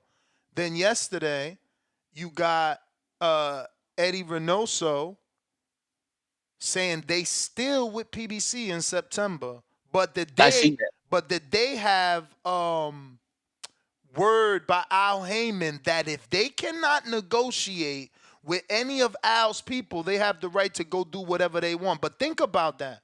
What does that mean? That means that what the rumors are true, that the Al is not there. What do you mean if I can't negotiate with your peoples, I could go do business with another company? That means you're not there for me to negotiate with you. So it means I am negotiating with Louis. So Louis is putting it together. And again, if you see this audio, right, it's in Spanish, but you know, Dan the Man on Twitter did a great job of adding the text. You can clearly see and hear that there is still a relationship with PBC. Y es lo que te digo, que muchas veces se dijo que salimos de PBC, de PBC nunca salimos, siempre estuvimos. See, he said, what I could tell you is that a lot of times you hear that we've left PBC. What I could tell you is we haven't left PBC. We are always talking. Nosotros tenemos la aprobación del señor Al Heyman que cuando we have the approval from Señor Al Heyman. No haya nada por acá con PBC, no se pueda concretar algo con algún peleador de ellos. Nosotros podemos negociar con cualquier. Look, he said we have the approval from Al that if we can't negotiate with one of their fighters, we can go to another company. I mean, there's a lot more. I don't want to take up your call with this audio, but it just looks like the writing is on the wall. The build up for me, you know, I speak two languages, bro. Here on the American side, like you have your ESPN, Deportes, your other outlets that shit on Canelo, right? But when you go to the Spanish side, bro, it's only a little handful. This dude controls the airwaves in Mexico. Who? I thought it was fun. Canelo. Oh. Bro, the TV Azteca shit is in every home in Mexico. How many people do you think out there have enough money to be paying for cable and be listening to the American ESPN shit? To the ESPN, bro, you got to pay for that shit out there. It's not cheap. So, he controls the airwaves out there, bro. What I'm trying to say is, so what are you saying? That people don't know David because of that? A lot, yeah. It has to do with a lot of that, bro. Like the TV Azteca is free everywhere in Mexico. The pay-per-view events, you'll watch them bitches over here. I'm right here by the border, bro. I get them too for free. I don't have to pay sometimes. But then again, I don't want to be looking through the commercials because they got commercials during the rounds, right? And but bro, are you telling me that they have never shown David Benavidez on TV Azteca for nothing? To my knowledge, out there, no. And then if you go and listen to the interviews afterwards, they emphasized the word discipline so fucking much. Yeah, because he's taking shots. Yeah. He's taking shots, bro. He's just taking shots like a little baby. No, but not him. The network, bro. Like the TV Azteca people. They made sure that everybody heard them say, Munguia got this because of his hard work and discipline. But the discipline. But we all know it ain't true. We all know that's not true. We all know that's not true. That's what I'm telling you is that this is getting put out to the entire Mexican audience in Mexico. TV Azteca is like Univision, but with one crew for everybody. And I think they have like 17 Central American countries where the TV Azteca is shown. I'm not too sure if the fights come out there for free. Were they in Central America? But he controls the airways, bro. It's like a fucking cartel dude controlling the borders, man. You trying to come in through here? You gotta pay me this much. I want this much. He's playing chess, bro. It's crazy. Like I hope we get the fight. I really want to see this shit. I hope it's a build up to when they finally do fight. You know, you're like, damn. Well, now he's gonna fight. He's a pussy, but now he's gonna get fucked up. He waited on, man. You got people calling in and saying, "You think he's gonna let him get older?" And then, man, let's just watch this shit play out, bro. Listen, like, I don't know what they showing on TV Azteca, but all I know is that they keep asking him about David Benavidez. No matter where he goes, they get asked about David. Yeah. The other one. Yeah, I know which one you're talking about, but the TV Azteca, because I know if you watch the PBC shit towards the end, they said now with my fellow TV Azteca brethren, and then they bring the dude up. If you listen to the whole thing, bro, they're taking mad shots at David, and it's with the discipline thing, and he's earned it. He's That's okay. never missed weight. That's just crazy, bro. We disciplined now, baby. We in Miami right now, sweating off pounds, and everybody sees it, and that's why Canelo's shaking in them boots. But you know how it is though, bro. Like if you got a little asterisk in your name, people are gonna use that bitch against you all the time. That's old news, though. That shit happened in 2019. It's the same thing with Tank. Like, Tank had the issues and every you taking that Brandon counter punch? You taking that? Yeah, Okay. Hey, shout out Sims, Brandon, and who was the other dude that sent it? JB Cinema. Yeah. Like I was saying, bro, the airways are controlled big time out there. This dude is, you motherfuckers don't hate it, but I think he's a lot more wealthier than the Floyd, the great Floyd. The dude doesn't gamble. So come on, you the resident Mexican, specialist here. What are you predicting for Munguia and Canelo? I've been saying it. Sold I out. Feel like Let's start with tickets. Sold out. It should sell out. I don't understand why not, bro. It's like breaks records. Does it break Tank and Ryan records on the gate? I don't know about that. Does it do 20 million in the gate? Didn't he do 20 with Charlo? I don't see what. I think you're right. I think he did. Yeah, like if he did it with Charlo, I don't see why he can't do it with Munguia, bro. Like I said, they're pushing him heavy. Munguia is also being pushed heavy on the TV Azteca side, bro. So it's crazy. Like I said, this dude is playing chess, bro. Like Canelo's been a businessman prior to his fight with Floyd. It was a little fucking nice interview for all you Spanish speakers. It's called Los Mafia, and look up El Paletas, which is Canelo's brother. It generated over 20 million. Fucker. Yeah, the fucking dude, the brother that got kidnapped, bro. He was saying in that story that him and Canelo started a car and sell business prior to him fighting Floyd, where Canelo was investing money in this shit. Now they buy and sell supercars, bro. In Mexico. Like, he's playing chess. We can't hate this motherfucker for that. I really hope we do get the fight. Yo, we all really love that Canelo came from nothing and has become a mogul, but we just still want him to fight David. Yeah, of course, bro. Like, there's fights that we never got to see that we just talk about them as what could have happened. Like I said, Morales Marquez, bro. Who the fuck wouldn't want to see that shit? Yeah, but Morales Marquez, it's not in this era, in this generation where the pay, Morales gave because the pay is insane. Canelo can't walk away from the type of money that is in a Benavidez fight. That's what Morales said. He said, the fight with Marquez was never made because the money wasn't right. Exactly. I was at a higher level. You were a younger dude coming up, and I was trying to get my bag before I retired.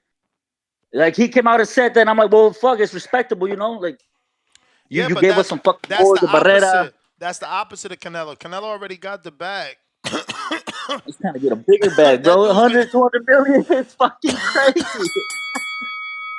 Bro, my man's been making over 100 million for so many years now.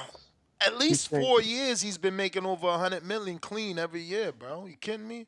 He don't need no more fucking money. He could give us that fight. I just came into saying that Canelo That was the bell player Himalaya. Brandon, Cincinnati, swing that. What you saying, Marcos? I said I just came in, but he's saying that Canelo is playing chess, like he's just trying to build the Benavidez fight to build the fight and the finances of the fight. You believe that? Mexican chess. Absolutely. But Marcos, I'm the only one saying that. I'm the only one staying optimistic. I'm the only one saying it's gonna happen in September. Yesterday, yes, I finally admitted he's ducking. But what was the other side of my argument? He's ducking, but I can see him trying to do his Floyd, get the big money. We're not in his brain, obviously, so you could have a point. But if he fights Benavidez, I think it's going to be he's almost going to be backed into a corner because people are going to be like, look, there is no reason you should keep not fighting this. You jumped on late. I presented a lot of information. Obviously, Barboza Box, very well-known boxing reporter. basically gave his opinion. His opinion is in fact, but he does have the ear of Canelo, and he said that Canelo asking for the $200 million is only his message directly to Turki Al-Sheikh. But what does Barboza Box do? He doesn't just say it; he tags them. You understand? Then what does ESPN Salvador Rodriguez do? He quote tweets that with a picture of Turki Al-Sheikh. And that's the other guy that has Canelo's ear. So anytime we see videos and audio from Canelo, it's these guys. These are the guys that are talking to him. And you got Benavidez just posted in his own rant that I screen shared. He's in the comment section and laughs and says, "Don't be surprised if this fight happens in September." Then I played the audio. Yes. Then I played the audio of Espinoza saying, "Hey, I'm not closing the door on September." You understand? Espinoza, the Showtime dude? Well, he's the Al Heyman PBC dude now. Oh, okay, I was going to say, Showtime's done. Why do we keep talking about him? But because he's Heyman. He works for PBC now. I got you. Well, and that's a good thing. They need to consider giving Espinoza the Eddie Hearn role. Maybe he should, as a lawyer, he was a lawyer, maybe he should go and get his business, his promoter's license, so that, I guess he don't need to be a promoter to be the spokesperson, but we do need a face for PBC, and Espinoza's done a good enough job trying to be that person without officially being that person. Maybe they should give him that role. PBC needs someone to answer questions regularly. But Canelo might be playing this to let it build, but there's definitely a part of him that really hopes to Jesus that this fight does not go through. I believe that wholeheartedly. You see, and that's where, you and I disagree, and where me and Barboza Box agree. Canelo has shown us that it's not in his nature to avoid. It's only you weird, very weird individuals, because you cannot name, and not just you, I mean anyone. You cannot name anyone that has fought as many people as the public demanded them to fight as Canelo. And when you do find them, they will be legends that you mentioned. You are right, and everything you said is absolutely right. Canelo doesn't duck. He's fought everybody, but he's at the twilight of his career. He's not. He's 33. And to me, so is Jermell Charlo at the twilight? Is Jermell Charlo at the twilight? No, but Canelo's been pro since he's 15. That's a lot of mileage. Bruh. A lot of mileage. Yeah. But listen to me. I guess that mileage is paid off, because look at the rest of the 33-year-olds that are active, and look at his I'm with 33. You, but the one thing that he said, and I know you didn't read into this, but when he mentioned that 25 pounds, that said it all to me. This dude knows. I'm not gonna discredit your thought on that anymore, because a few people since you said that, I seen other bigger names. I can't remember. I wish I could, just to give you. Nobody's bigger than me, but I know what you're saying. Yeah, but I did see other names say it, and it would be great to remember. And from a boxing eye too, like as a former, like you could just, it means something. But you know what? You're right. You're also right though. See, it doesn't always have to be black and white. He doesn't. Don't forget, there is a video floating around that Two Tone sent me that allegedly, I didn't hear it. Allegedly, Benavidez says he'll do a catchweight. And that's why I'm saying it's no coincidence that Eddy Reynoso is the manager of Benavidez's new opponent. It's no coincidence that he's moving up. It's no coincidence that he's willing to move back down. Like, these are all things I feel Canelo is making him do to get the fight. A catch weight below 168? Yep. Oh, really? I didn't listen to it, so I can't really confirm or deny. I'll send it to you if you want to see it. I don't know that he said anything other than what I was told. But I do know. Yeah, but that's what I'm saying. I do know he wants to fight that bad. When you're willing to take a flat fee Payday. He won't pay. It ain't a payday though. You know what though, It Alex? ain't a I want for the Catchweight after legacy moving for up him. to 175, then come back down at a catchweight. Come on, man. It ain't a payday though. If That's you not a really payday? listen, He wants legacy. let's go with the hypothetical that not hypothetical. Let's go with what he said and assume it's true. That's better phrased. He said he's taking $5 million. Not me. His father said they taking $5 million. That's because that's the minimum. That's why they brought that up. That's the minimum in a fight. And that's fine. But they said they taking it. That ain't no payday. It's not a payday. Nah, you get only about 30%. We know for a fact he made way more than that in the Plant fight. We know for a fact. You know, we know for a fact he made it more than that in the Plant fight. This is for legacy because he knows if he beats Canelo, he's in the history books. And in the driver's seat. That too. He will receive moving up to 175 and then coming back down at a catchweight below 168. That's a fight I want to see so bad. Yeah, I mean, he's doing what he has to do to get it. All it does is show who Canelo is. Like, I get that you're disappointed, but you should be rooting for the guy that's sacrificing to get the job done, and at the same time, disappointed in the legend that would make a young man take a fucking catch weight at a normal weight that they both are at, that they're both campaigning. Like, the shame should be put on Canelo if this comes to be true, not on Benavidez. Your disdain shouldn't be for Benavidez or the fight. It should be for Canelo making his contemporaries jump through hoops of fucking fire to fight him. Exactly.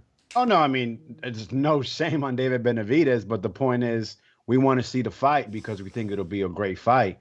If this guy comes in at disadvantage and agrees to that, that takes it away. I mean, what 27-year-old... that was a little bit of an issue with Tank and Ryan, right? I mean, you did a many shows upon that about how it was bullshit that this guy had to come back down, go out of catch weight, rehydration. So, you know, we already have expressed that disappointment. And just to go ahead and see it again, like, how am I going to get hyped for the fight? Like, you know, we've seen what happens, and then excuses come, you know, rib injury, sparring. But wait, we can both agree that Ryan and Benavidez are nothing alike. Even at Benavidez' wildest, right? He still won a world title. We talking about a dude that lost the world title because financially, Ryan might garner more money than Benavidez, which is insane. This is wrong talk show. You must be looking for business finance or something. We're not, you know, we not bringing in Ryan's whatever. It was just an observation. I'm just trying to say that Ryan struggled to make that weight allegedly, but Ryan and Benavidez just don't train the same. Benavidez hasn't had to have how many trainers has Ryan had now? 4 maybe? I don't want to exaggerate. Think how many 4? Camps? Oh, trainers. Yeah. You understand? So we just can't say, oh, Benavidez can't make a catch weight. We seen Ryan make a catch weight. He's as young as Benavidez. What is Ryan, 26? Yeah, they're about the same age. No, definitely Benavidez is 27. I mean, maybe Ryan's 25, 26. Yeah, close. Yeah, whatever, within a year or two. But let's be real. Like, you didn't let me interrupt you, Alex, which is cool, but I'm still going to say it and look dumb anyway. I was about to say, name a 27-year-old that can't make a catch weight, but fucking Ryan complained. But again, Ryan ain't Benavidez, man. They don't train the same. We know Benavidez goes into camp 4 months early. We know that. He doing 4-month camps. Like, but not in this chance, because it'll be from June to September, 3 months. But but that's the thing. He'd already be in fighting shape. You already 175. And what do you balloon up to at fight night? 180? Excuse me. 190? 190? What, 200? Seen Zordo do it. I mean, I just feel like you've been in camp. Fight week is your camp. Like, you know, you only ballooning that night. If you take that week off, get right back in, or take a few days off, if you don't suffer no punishment, the duty for, come on, man, who's expecting the duty for? I promise you, if the dude he fights, if the dude he fights Vazdev gives him trouble, I'm going to be shocked. Your boy Lonnie B got I Vostok agree. beating him. Lonnie B is wildin'. And this is for a light heavyweight title, right? Lonnie B Interim. got to stop Oh. hating on Benavidez, bro. That's crazy. That hate running deep. He said he got him beating him? Yep, he said Vostok hits harder. said He'd this? rather take shots from David than shots from Vostok. That he sparred both of them. Who said this? He tripping. Lionel Thompson. No idea who that is. Shocker. He's a pro boxer. He beat Usketic. I can't say his He's name. wildin', bro. Tell Lonnie B, get in shape, give Lester Martinez that fight Pro Box wanted to pay for. We got Fred. He said he's getting on a Tio card. Yeah, no, Tio signed him. Fred Robinson, $5. I don't get why Benavidez isn't filing suit against the WBC. They stay violating the Muhammad Ali Act. Raymond Moore, $2. 3 years for one damn fight, Ness. That's the problem. Yeah, I mean, look, I wish 3 years was the normal, though.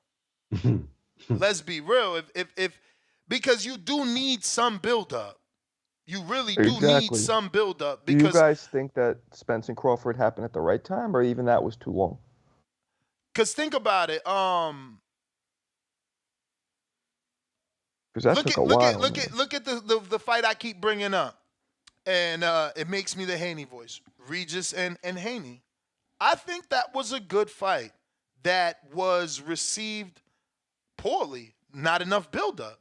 You know what I'm saying? It was something he did so quickly that the public obviously didn't have time to react to, and that's why it didn't get received as well, is all I can think of. But I feel like sometimes for that reason, you do need buildup. I mean, the build-up makes fans basically choose sides, and when they choose sides, it it causes more interaction, between fans, right? I mean, that's really what it is. Well, my fighter does this. Well, my fighter does this. Well, my fighter's better than your fighter, right? I mean, basically, hate really drives numbers. It's been shown. That's why we got the huge numbers with Floyd and Manny for years. That build-up is important.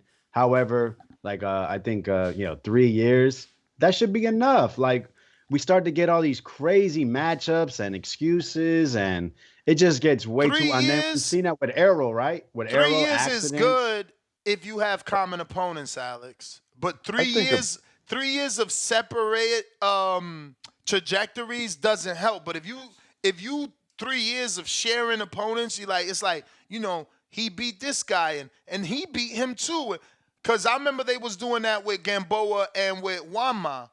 It was like literally Wama would fight Matagua, Gamboa would fight Matagua. Wama will fight Salido. Well, Gamboa fought Salido. Wama tried to fight Salido. You know what I'm saying? So they was doing it with that fight, and it never happened. Sometimes these fuckers don't make it to the end of the race. I think the buildup is always good unless the fighters start separating and one guy maybe loses or they start aging out. That's the problem. And the matchmakers get involved, Marco. Let's say you put me in with someone that eventually you want to match me with Alex, but I'm not looking fucking good. I'm just not looking good. Let me get to these super chats. I got Isha. I'm Mexican from LA. My soundings will tell you. Mexican Mongs the man, what in the fuck?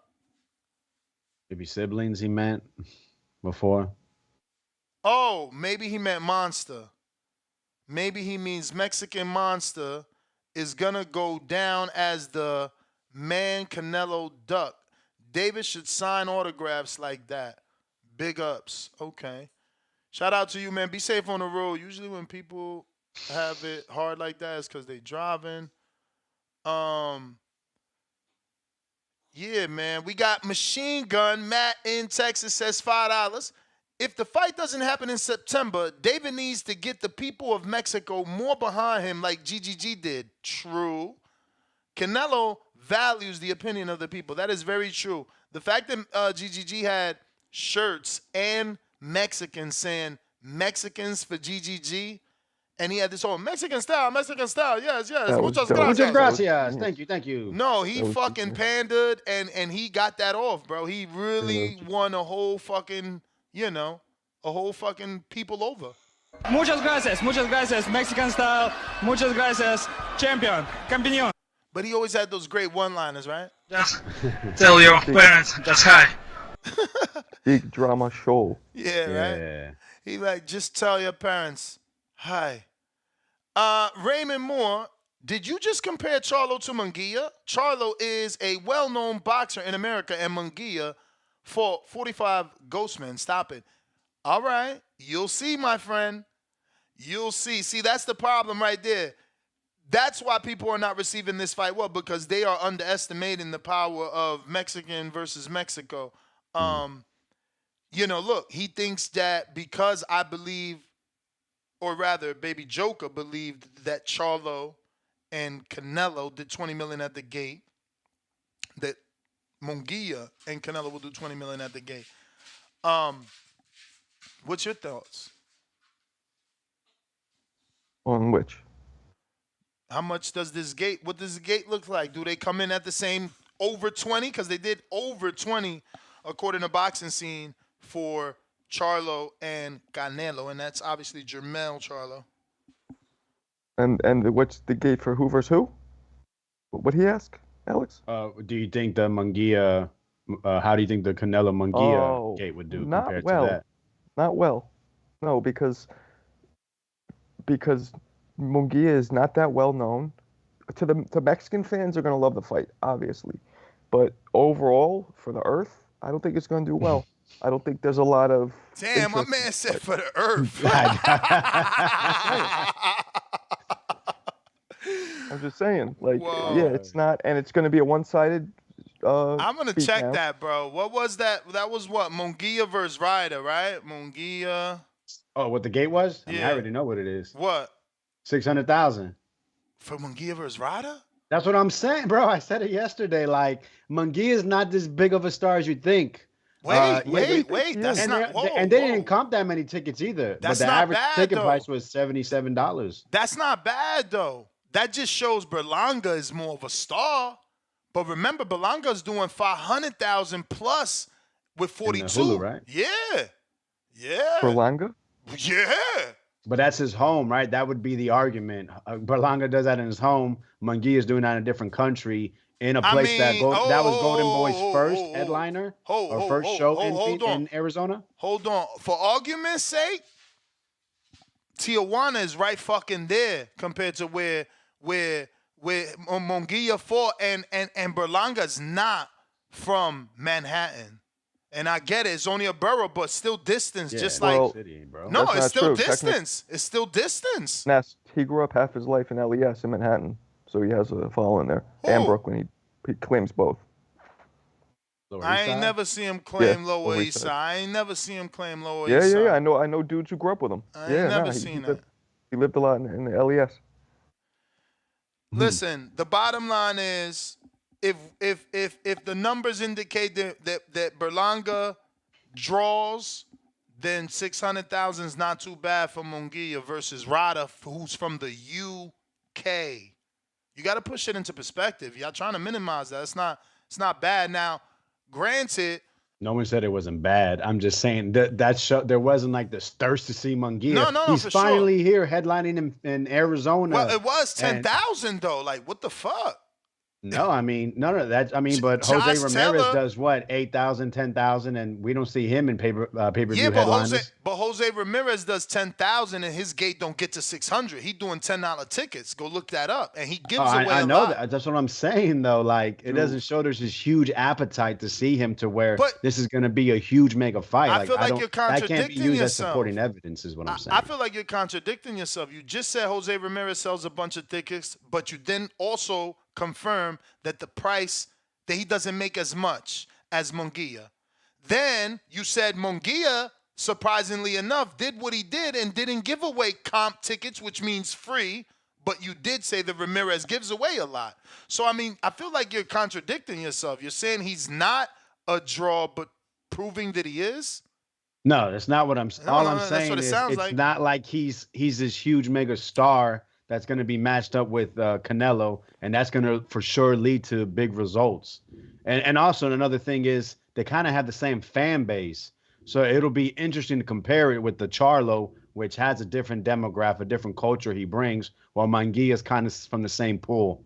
Now, like you said, Mexican versus Mexican, that's a pretty big deal. You saw what Chavez Jr. and Canelo did. That was what 900,000 over a million pay-per-view that's a buys. bad comparison, man, because you got a son of a legend and a current legend. I think it's a little different. This won't go Man, he near that. wasn't no legend at that time. Knock it off. Canelo? Chavez Jr. was already, he was kind of starting to show the decline. But he was still and also who he was. You know what I'm saying? no, for sure. But all I'm saying is that Mexican versus Mexican, it brings a different energy. I remember being think the a fight's kid. gonna do well. I think it's gonna do well. What's well? I think it cracks a million. I think it cracks a million. That's not well. And let me That's ask you guys a fantastic. question. Do either of you guys think that Munguia has a shot? Will win, not has a shot. Will win. Yeah, he'll win a few rounds. Bro, the fight, chance, right? Puncher's chance. Listen, the fight we want is Benavidez. I'm not out here giving Munguia no shots. He gonna have to upset me and the fucking betting lines and the bookies and the apple cart because we want Canelo versus Benavidez. You know, let the real Mexican monster please stand up. Since so much of these guys like to say he's not Mexican, let's fight for it. That's what But I I'll would say like this: to see. that Mexico versus Mexico, Mexican versus Mexican, that's a different type of energy it brings. I remember being a little kid. My stepfather's Mexican, and we would go to these fight parties, and they would do basically any Mexican fight. However, the Barrera versus Morales, Tijuana versus Mexico City, like that is, excuse me, like a big rivalry. And that's why this fight is that big. brought 30 people, and I mean, the women would come, the kids would sit down. It'd be a lot different than, maybe some of the other fights, against a non-Mexican. That is, it's a lot of pride, Baja California versus, that other, that mainland or whatever you want to call it. I'm not sure what they do. There is pride involved, which I guess that's not the Mexican business as we talked yesterday, but among the common people, there is a lot of pride in that. That might be one of the best Mexican rivalries ever is Barrera and Morales. Yeah, but even for the third but that's the thing. There's so little. These guys, it's gonna hit different to the audience, and even the Munguia fight, because of the weight. Mexican people don't get to see these types of battles at this weight class. That's why Zurdo was always, thought to be more than. It just never really panned out. But let me get to these super chats and go back to these phone lines. We got a counterpunch from CYP and one from Gio. And Santana says $2. David All Talk requested $175. Wilder effect. Nah, he just ain't going to stick around and not do nothing. That's what I want him to do, is be fat going into camp. Nah, he going to get that fight, stay sharp, and be ready. JXV, $2. Munguia sold more than David in Phoenix. Yeah, but it was only like 80. I think 180 or something like that. It was very close. There was like one did 10,000 and the other one did like 98 something. I believe. I could be wrong, but I wonder doubt what it. David's gate was. I have a feeling it was. I get have it. a feeling it was higher. Yeah, you can't get it though. Bro, even I had Samson on here and I'm pushing because he tried to play the same shit. I'm like, bro, but Munguia did more than David. He's like, no, don't believe that. What's reported? You don't. I'm like, bro, well, I got you on it. You tell us what's reported then. No, I ain't gonna tell you that. I'm like, what the fuck? Yo, Samson was like moonwalking on that interview. It was crazy. I love him though. Que Dios me lo bendiga. You know what I'm saying? We got counter from Javon.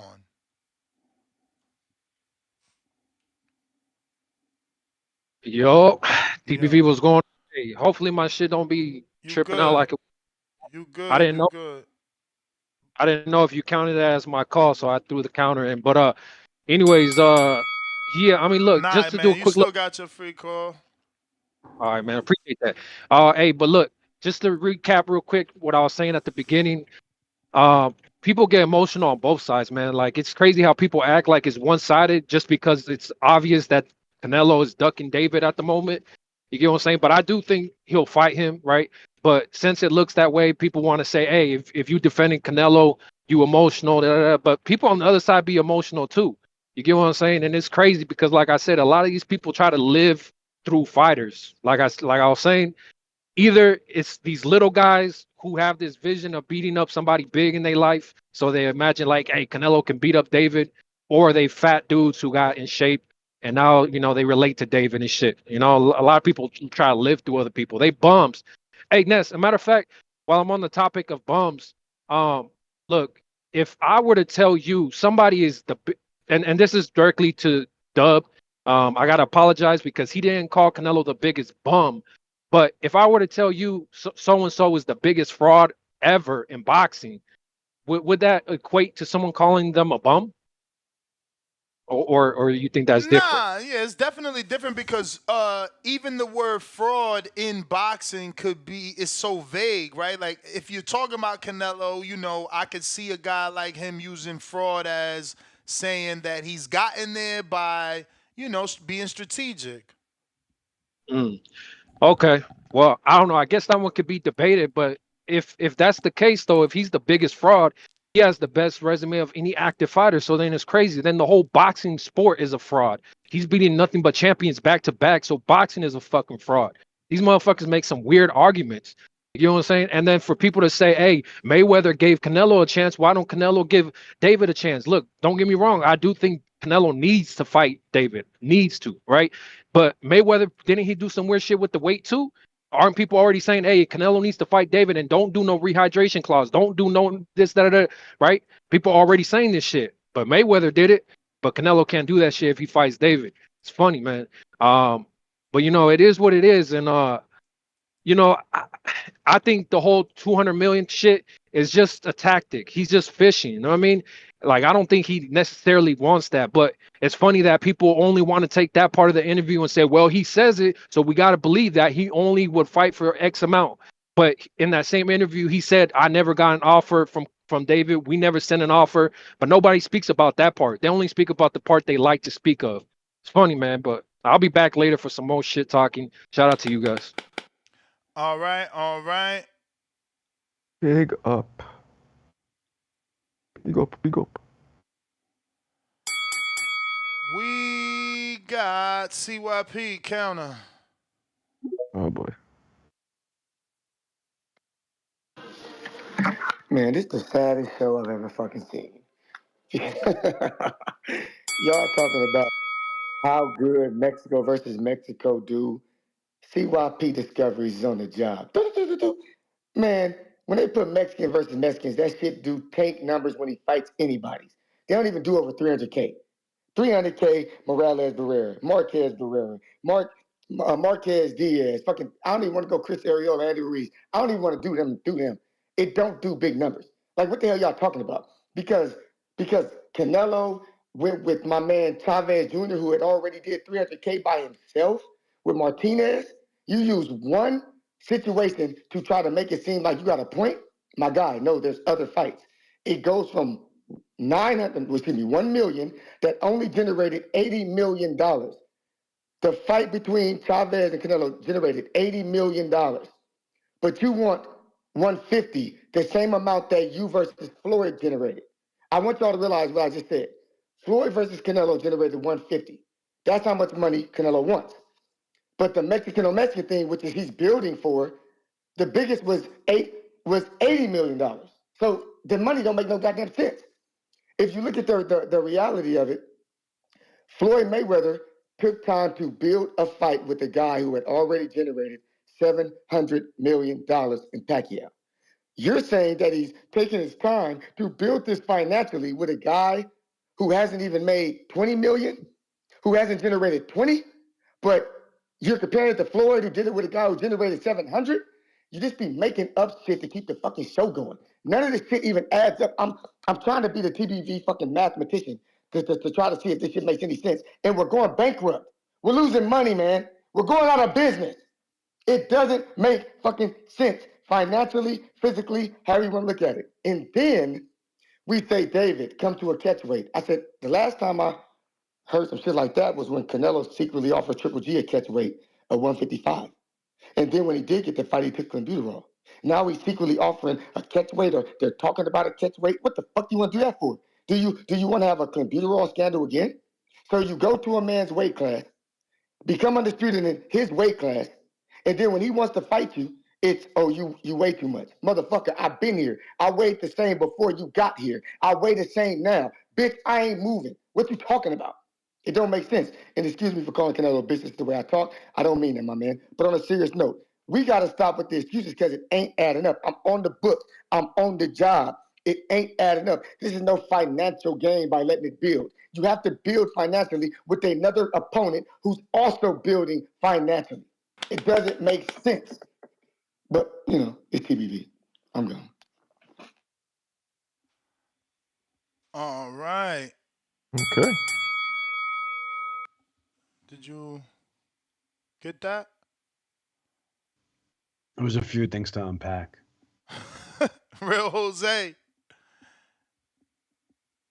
Yo, why is this? Alex, what's your thoughts on Nathan Heaney? Oh, so I just saw that. Yeah. You like that? I don't like that. I don't know. I don't even know that dude enough. That's crazy, bro. Poor Carlos Adames, bro. I'm telling you, the management in boxing is what's ruining the sport. Yeah, it's like you couldn't get anything better for him. I mean, will it Exactly. be for the, you know? No, for he's the gonna full? he's gonna defend an interim versus fucking Nathan Heaney.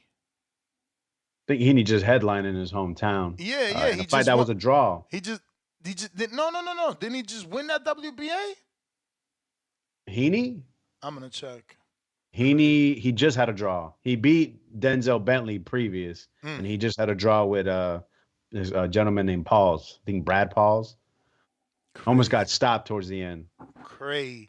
It was a good fight though. That was a great card, Magnificent Seven. At least this shows PBC doing business with Frank Warren, so that's a good sign.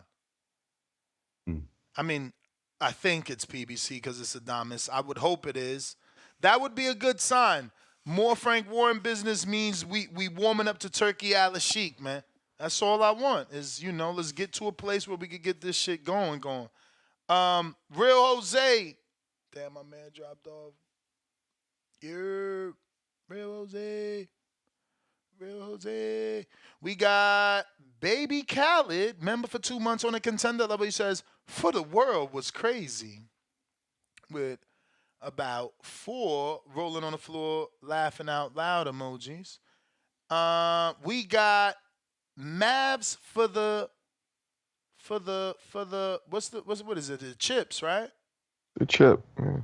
Mavs for the chip says Charlo vs. Plant, July 13th in Dallas. Is that confirmed? Never heard of that. But that wouldn't be bad if PBC come right back after June 15th, July 15th. That would be okay. That hypothetical that came in as a $2 cash app, because I don't want someone saying I'm reporting that. But yeah, what do you think about that in July? I mean, Charlo, I guess Big Charlo, we need him to get a fight for sure, man. Against who? Plant. That's what we wanted, right? There's the build-up, the slap. The other slap and heard I'm not around sure the who wins world. that fight either. What about you guys? Say what? Oh, Caleb Plant, 1,000%. Your word is bone. You Like think? Charlo would have to definitely show the old Charlo from, maybe the Trout fight. He dropped Trout, right? Jamel, I know Jamel for sure dropped him a few times. I can't remember what Jamal did. So Yeah, I mean, I guess I'd have to lean towards maybe the Caleb Julian as well. Williams fight then. He definitely dropped Williams. I And he was on that fight. His jab was popping on that fight. mean, And if this some was of the the Jamal of Derevyanchenko, too. 2020, moving up, man, I might favor him, but it's just, time off, had the one fight against, Jose, a lot of things in his advantage. it's just tough to think that Jamal Charlo, that a lot of people believe may have been a better Charlo, is still there currently. He has to show me. Yeah, man. That's what I mean. That's why I would have to be picking Plant going into this one, and he would have to, I guess, show. Al in the Bay, what do you say?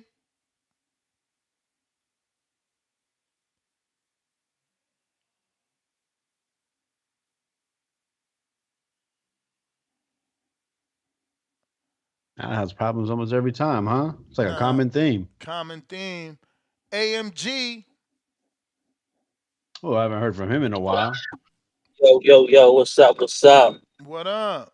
My bad, I'm kind of driving, so that's why. You the man. Yeah, man. I hope this fight happen in September. But it's still gonna be a duck until then. You know.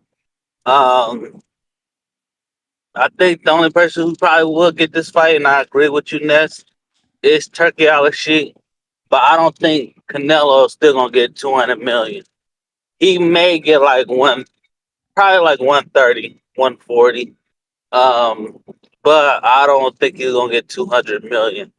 Um, he might get some on the back end, but I don't see it happening. Yeah, man. If I was David, I'd just follow my own lane, move up, and just start trying to be the man up there, because it's like dealing with politics and dealing with people's feelings, and you got to be hush hush here, you got to be hush hush there. Man, I ain't got time for all that. I just want to, like David said, he just want to fight, So, there's always gonna be the man somewhere, you know. Sometimes you just need to carve out your own lane and become the man, you know. And also, man, I need to start getting personal with these fighters, man.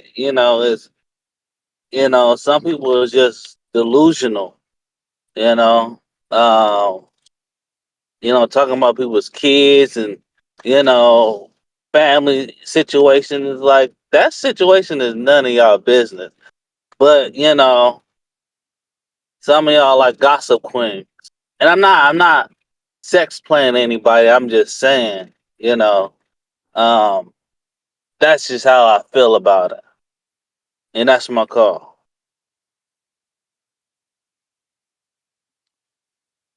Drew counter. Seen Kedev Sims leave PBC? Yeah, yesterday. Well, he was never with PBC. He was with Vito Minelecki. Vito said we with PBC, right? Yeah. He did. I spoke to Kenny. I'm hoping to get an interview. He said we could set something up. I ain't get a date. Drew. No Drew? Drew? Heard him connect. I did too. AMG, I see he's over there on Discord. We got AMG. What's up? Can I go? Yes, sir. Yeah, what's good, guys? Good show. Yeah, I'm gonna stay optimistic. I think it'll eventually happen. And if he was saying like 150, 200 mil, I'll fight him tomorrow. Maybe that's where you want to start negotiations. So maybe, well, how about 80 million and you fight him in 6 months? Or how about 100 million and you fight him in a year or some shit? I don't know. You know what I'm saying? But I just think that's where he wants to start negotiations at, which is crazy. But there is some fucking dude in the Middle East giving out money. So if there was a shot, I think right now is the shot to make a big bag, like a big fucking bag. Something that we never seen before. But I mean, he likes to try to build accolades, and I'm sure that's something that'd be a feather in his cap. Like, oh, I'm the dude that got guaranteed X amount of money for a fight in the Middle East. Where are you guys getting the whole catch weight? Because I definitely don't see him letting Benavidez do a catch weight. I think that's a win-win for Canelo. The longer he waits, the more money he can potentially get, and the tougher it's going to be for David to make weight. And if that fight does eventually happen, I think Canelo's going to stick to his guns and say this happens at 168 or it doesn't happen. And don't be surprised if I put a 10-pound limit on your ass. I mean, because realistically, one thing I do agree with the whole 25-pound thing. I mean, regardless, Canelo doesn't want to lose. I get what you're saying is that he's lost before. It's not that he's scared. But if you can keep winning, you're going to keep winning. So I would fully expect the rehydration clause. And obviously, we'll get to that bridge when we get there. There's going to be a lot of backlash for that too. But it just wouldn't surprise me. Yeah, so the catchweight that Benavidez is talking about is it's a pipe dream. It's not like a catchweight for September.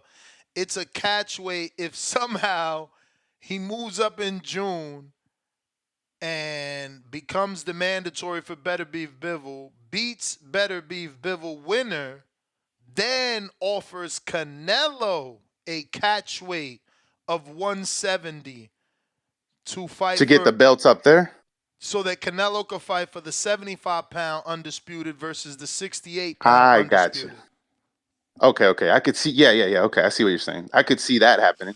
But then at that point, 168 belts wouldn't even be on the line. So that's another win-win for Canelo because he's like, okay, I'm going to go take a shot. If I lose, I don't lose my belts. So I'm still in control. Mm-hmm. Until Canelo gets some pressure from the sanctioning bodies. And once again, we've established that they're not going to do that because that's them taking a pay cut. So it's all about money. He's still got a lot of cards on his side. So, yeah, still hoping that we get the fight. I think we eventually will. But yeah, now he's going to say, hey, it's 168 or nothing, unless I guess Benavidez wins some belts at 175. Bro, but Benavidez has a huge lane up there. Like, he could really do some shit at 175. There's nothing he can do. You're wrong. He's got two. He got to wait for 2 fights with Bivol and Better Beef. That fight ain't even announced, right? Is there a date? It's not even a date. For Bevo Better Beef? Yeah. No, nothing official. It's Jesus just, Christ. strong rumors. How much longer can he make the weight, though? That's the thing. Like, yeah, but there's nothing up there. There's nothing up there for him, bro. Those belts are just as tied up as these belts, bro. Like, it's the same argument up there. Yeah, no, that's fair. Good show, guys. Better fights at 168. Say who? I said there's better fights at 168. Fuck Shout out yeah. AMG, man. He's been posting pictures of him traveling Europe. Oh, shit. Salute. I love traveling. We got. Why this isn't working? Okay, we got Coyote Blanco. Welcome to the prospect level. Fern Martinez, $2 on that prospect level. He says, Baby Joker, only one barking and not biting is Canelo, my boy. Baby Khaled, salute for upgrading from contender, which you've been on for 2 months, to champ. Raymond, $5. Let me see if David is up. I mean, not David, but the father. I know David up. Don't you have a interview today, Elijah? Yeah, they just canceled, bro. He's got a doctor's appointment that he didn't know about, but he'll come on. They watch the show. They cool. Yeah, interested to get to know him a little bit more because he's definitely one of the hottest fighters on the PBC side for sure. Who are you talking about? Elijah Garcia, Southpaw from I believe Phoenix. Yeah, everyone. He had people buzzing from that when he opened it up, one of the cards against Resendez. But I remember when the way he got on our, I think on other people's radar was fight before against Vidal, I think. Yeah. Samson's fighter. Samson dropped him. He ain't with him. I just did an interview. Listen to this strange thing. So February 8th, Fight Hub reported that Bob Arum revealed that His Excellency wanted to do Bivol and Better Beef, and it was on track to be for June 1st, telecast here on ESPN and US. No announcement yet in his March. That's strange. That's more than a month old, that report. We got Raymond, $5. To the Canelo fan that said Mayweather did something with the weight, Floyd moves up in weight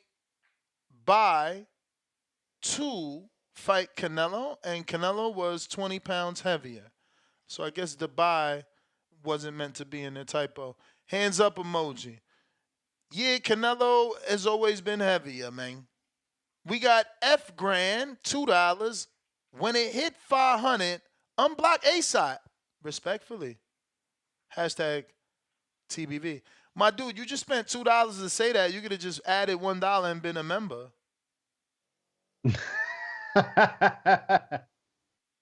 That's wild. But I appreciate you nonetheless. It's So he's a actually man of is the at people. at 500. So I'm gonna do what you say, cause you say what you say.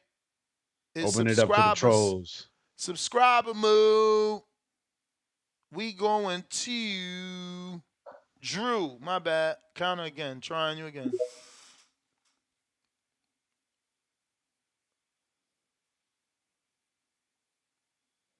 Drew. I hope it's a Drew thing and not a fucking Spaces thing again. We're going to see Dub.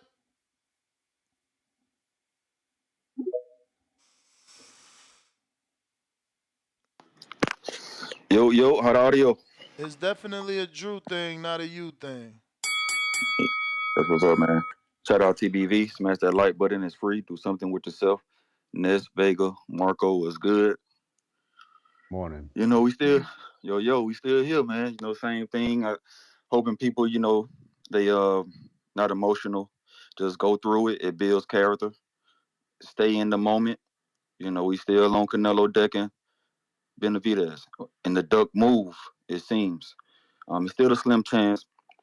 But Vega, we have to throw out the nice shit right now. You know that. Uh,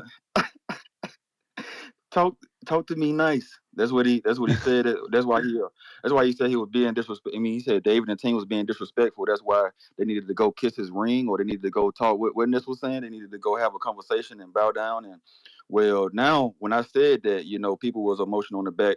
I mean, on the channel on 24/7 Discord. Join the Discord. The community is great. They said that hey man, it wasn't David being disrespectful. It's David's team. It's his dad. Okay, now throw that shit out the window. Now it's David. David said go buy a pair of nuts. So now what? So now to fight off, right? Throw that in the add that to the list, Vega. Add that to the Well, list. you gotta. The kind We nipped that in the bud because Eddie Reynoso said he's not accepting any apologies to make the fight. But we're also past that too, because a lot of information that we revealed today kind of points that it's gonna happen in September. It's a slim chance, hold out for hope, man. Slim, it's olive oil, olive oil. Didn't sound like man, it with Espinoza. Let me run down a list, man, for Giovanni, man, because you explained it to him, this, that fraudulent is not the same as bum, is not the same as overrated. But I can see how you can interpret it. But let me explain. A lot of fraudulent shit happened in Canelo's career. It may not be the most fraud, but let me just run down. He maybe ain't been, a part of the community of watching boxing. 154, Canelo seemed to dunk Andrade when he had the belt. And then when Andrade left, he went and swooped in and got the belt. Against Lara, he lost to me. But it was a close fight. But it was either a loss or a draw. He got the win. Seemed a little fraudulent. 155 stint. It seemed like he created a weight class there. You know what I'm saying? Got the belt there. It was a 160 belt at 155. Then he fought a Mir Khan and shit. This shit kind of crazy. Look it up, research it. Triple G saga. He seemed like he was waiting Triple G out a little bit, having issues with WBC. Ness tried to say I confused it with Riddick Bowe. Do your research. But anyway, the draw we had with Triple G, it was a clear loss unless you Adelaide Bird or unless you, I don't know who the fuck, what kind of eyes you saw. Triple G clearly won. The failed drug test in the rematch. The failed drug test. Fraudulent. Clenbuterol. When you know not to eat the beef in Mexico. It's like saying don't drink the water. Don't drink the faucet water in Mexico. He ducked Andrade again at 160 after he claimed he wanted to be undisputed. Blamed his promoter. Now he ducking at 168, it seems, and fighting Munguia. Do I got to keep going? Did I miss something? Now he's saying David too disrespectful. Need 200 million. The economy bad. Did I miss something? Now do you see why I say it's fraudulent? Don't get emotional, my guy. Shout out TBV. Smash that like button. It's free. Do something with yourself. All that shit is a bullet list, man. I mean, I don't know. I don't know how we look at things because if we're gonna hold wins against people regardless of what BoxRec says. We have to just do that universally is all I'm saying. If we're announcing today on TBV that the community on TBV moving forward is going to ignore BoxRec and go with what we think happened, we have to proclaim that as a community, not just one individual. Drew, what up? Yo, we working on here? Yeah. Twitter acting up. Yeah. Man, see, dog, we know, first off, Cotto started that 155 catchweight nonsense. He created that when he A-side Canelo, am I right? Well, I think we Or the went over WBC this. middleweight belt? 55 prior to that. I think we went over this. He fought at 55, I think, versus Angulo. No, for the belt. He mentioned the belt, but that belt was at 155, right? Everyone was saying Correct. Cotto weight because he A-sided Canelo. Yeah. And fraudulent, Andre was moving fraudulent at 54 and 60 with all the deals he was signing, screwing up everything. So if we're going to call Canelo fraudulent, we got to call Andrade fraudulent, how he was moving.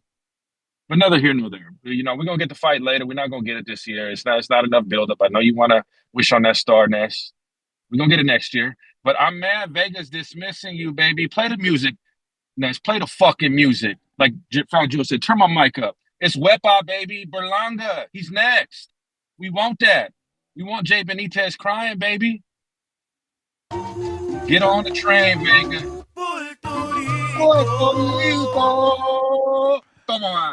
Come on, Vegas.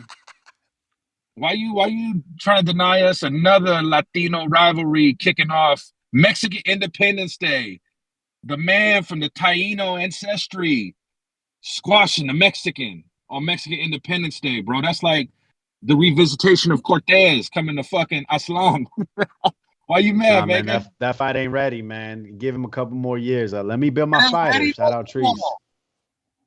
Ness, it's not ready. Which one? Berlanga. And Canelo? Yeah. I mean, listen, Canelo got a fight, so Berlanga should get one right now. I seen him. You should be proud. He was running at 2:49 in the morning. Finally, he left fucking New York. He's out there in the humidity of Florida. Well, he went to the gym. He was in the gym. It was on the treadmill. It's better for the knees. Okay. Better for the boxer's knees. Nah. I prefer roll work, but hey. You talking about Berlanga? But no, let David do what he's got to do. Build it up. Because when I told you, Ness, he's not worth the bar yet. Triple G was worth the bar because he was bringing Nike, Samsung, Jordan Brand. Was Jordan Brand Apple? He brought Apple. He brought Jordan. He brought a lot for sure. He sold out in multiple regions. But you gotta worth more than half. But you gotta remember though, the beauty about you using Triple G is that you killed your own argument because Benavidez did 5,000 more pay-per-views than Triple G's 170, and Triple G still got the fight. He did 170 back to back. But Triple G was bringing more than just pay-per-view buys. Ness, he was bringing in blue chip sponsors, the same that Ryan brought with Tank.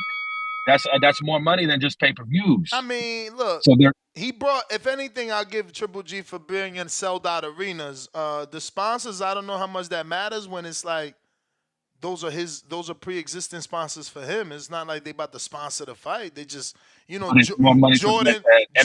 Jordan still made sneakers for him, and he still wore them. It wasn't like they sponsored the ring or anything like that. So, and like you said, the Mexicans was rocking with him more than they are with David right now. That is the man. I got my man CYP and JT. They be clock watching me. Like, yo, you let him get extra time. CYP counter. Nah, JT will text me like, you seen that? Look, you ain't cut him. You seen that one? I'm like, whoa. You ain't hear me debating with that man? I'm like, CYP, what up? Yo, I'm on the job. I'm on the job. What's funny is that, people still act like they don't listen to the show when they want to listen to the show. I've already read Cotto's words in negotiations for the 155. He said in this at his own mouth. He's already been fighting at 155.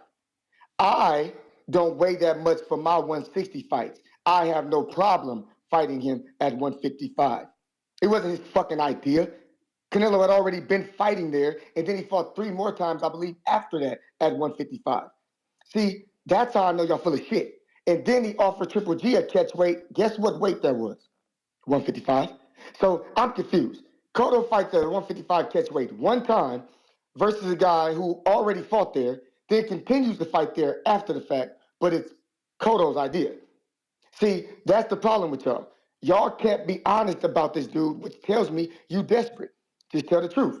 When Tank got the WBA regular belt, CYP said, that's not a real championship. It's a minor title. I don't give a fuck who has it. Because CYP likes to be right. He's the voice of the fucking people. See, y'all are the voice of certain narratives. That's why people can't trust you motherfuckers. They wait for me to call in to tell the truth, because I don't give a fuck who it offends. The truth is the truth. Canelo was the one who brought up, created, and played out the 155 catchweight division. It's on him. He is the guy who has brought up the most boxers. It is him. He is the one who has fought up the most hydration clause. It is him. And I looked this up by fact, not by me just talking. So we can stop all the games, just admit to what we got to admit to. As I said before, you can get the credit or the names, but you can't get both, because then we going to dive deep into the credit. Stop talking all that shit. Quit making up all them excuses for what the man does. He does what he does. The best thing you can do is just laugh and be like, yo, he the face of boxing. Ha, ha, ha, ha. He do what he want. That is literally your best defense, is to just clown motherfuckers because he can do what he wants. But when you try to explain it in detail, you come up like a fucking weirdo in denial about life. Stop looking sad on this motherfucker. Canelo the face of boxing, he do what he want. But if you try to lie, I'm on your ass. Downstairs. All the milk and cookies. CYP out. Yeah, I did point out that Canelo was already doing the 155 pound catch weights, and I think Ness also brought it up. So, yeah, man, Canelo's been doing what he wants to do. Everybody wants to get the Canelo paycheck, and so people, they have to bow down. Yep. Unbiased Brim.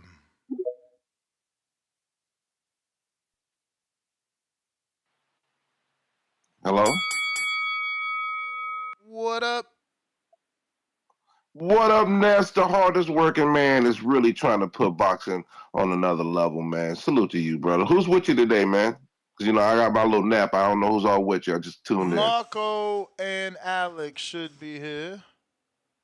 Marco and Alex, good morning. Marco did Good morning to without you. telling me, leaving me with the fucking whack logo. What up, though? Man, I don't really want to talk about too much of the topic. I'm so sick of this soap opera. I just want to talk about how sick of this I am. It's literally a soap opera, y'all. We are tuned into a soap opera. I stopped watching soap operas, man. It's so much smoke and mirrors with this whole thing. Both sides, bro. If y'all don't look at both sides with a side eye, I don't know what y'all looking at. I don't know how anybody can super cape for either side, in all honesty, because both sides look bad to some degree about certain things. That's how I see it. And I think it's smoke and mirrors, man. We're going to be in for a surprise. I think all this is build up.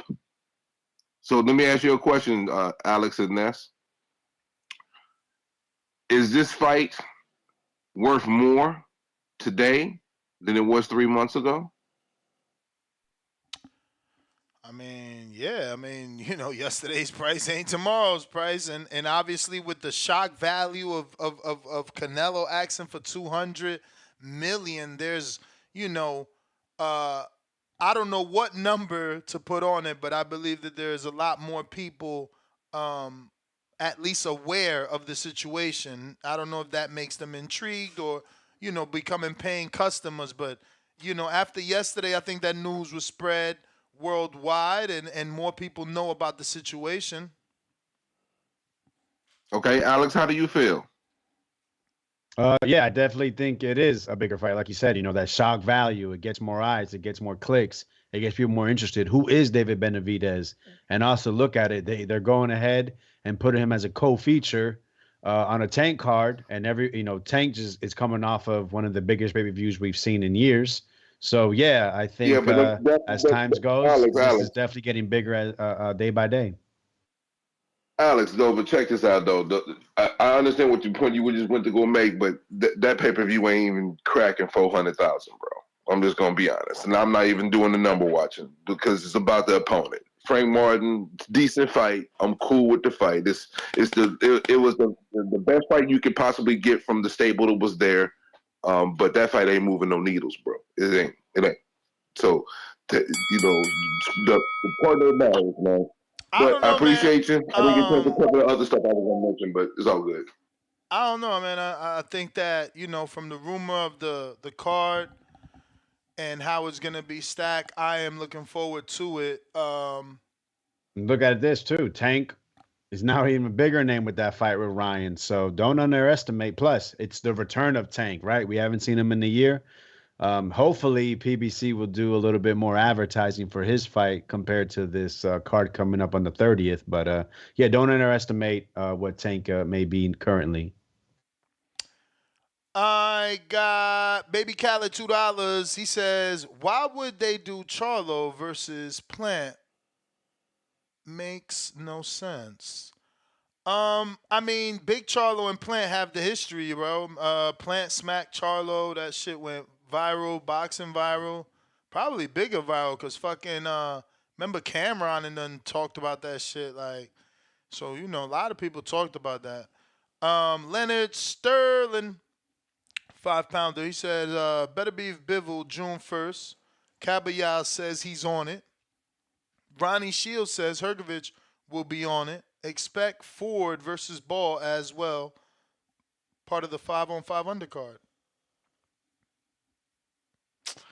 Yeah, man. I guess I'm looking forward to seeing how Raymond Ford handles the dirty tactics of Ball.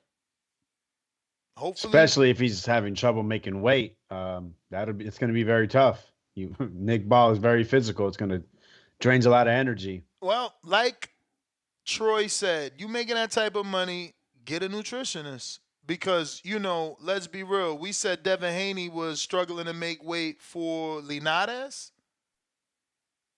And how many fights did he have in the same division after that? So these dudes got to pay like they weigh, man. Especially if they want to get that weight off. Hire the big guys, man. Hire the big guns. Baby Khaled, $2. Plant needs someone relevant. I mean, who's more relevant that he can fight besides Charlo? Name someone more Billy, relevant at that weight class. And Billy's the only guy. And Billy. Relevant. Wow, he's not relevant to you? He's highly ranked, but relevant. I mean, I'm interpreting that as its entirety within the boxing pro game. Money, right? Nah, man, relevant in the division. So Caleb's gonna go over there to Canada, you think? I don't know, but that's a good ass fight, bro. And his style. I'm not saying it's a bad fight. I don't know, fucking his style. Like, can Caleb get the win? Oh no. Listen, I'm not saying it's not an intriguing. What's your early prediction now? Said relevant. Fuck all that. Fuck all that. What's your early prediction? Can Caleb get the win? Exactly. Don't even answer. I worry about the pressure for sure. Because that's what we've seen, right? Caleb, I mean, man, he's beautiful for those first 6 rounds. But that's the right. Pressure, that's a fight where you gotta have tip top fucking Tank, man. That's what I'm saying. I want M. Billy in the mix. I love the Top Rank Santum because at least they seen the talent, but at the same time, I'm hoping they do a lot better than they done with Giovanni Stantillian. I mean, it's still TBA for him. Yeah, who is it gonna be? It's a hometown fight, so and it ain't Broner no more. It ain't Broner. It ain't gonna be Broner, and it ain't gonna be Blair to Flair. Not that we wanted those fights, but I'm saying as far as names that were free agents once upon a time, they no longer are. They would Don King, and it looks like they fighting each other. You got Blair to Flair making little jokes about Broner on his story, so I'm assuming. Again, that fight's going to get announced. That's what I was told anyway. I got Baby Khaled celebrating his 20th Super Chat on the live stream. He says, salute, y'all. Been watching for a long time. Appreciate you. Appreciate the $5. We got Son Morty. Welcome to the prospect level. We going out to Jay Swift. What up, New York?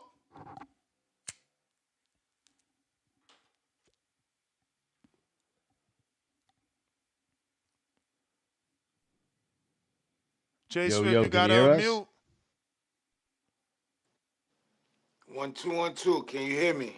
I Yes, do. sir. I do. Yo, y'all bugging, man. Canelo's doing the same thing. He's doing what he was taught, and he learned very well from Mayweather. That's it. He's following in them footsteps. He's trying to retire with 800 million. I think Mayweather retired with 600 to 800 million in his bank account. He's trying to do the same thing.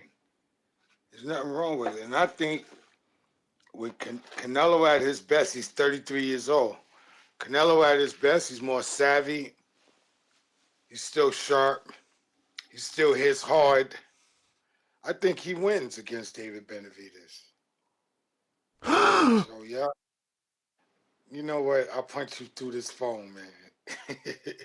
But I don't think Jamal is ready yet for Caleb Plant. I think he's got to get in a few more fights.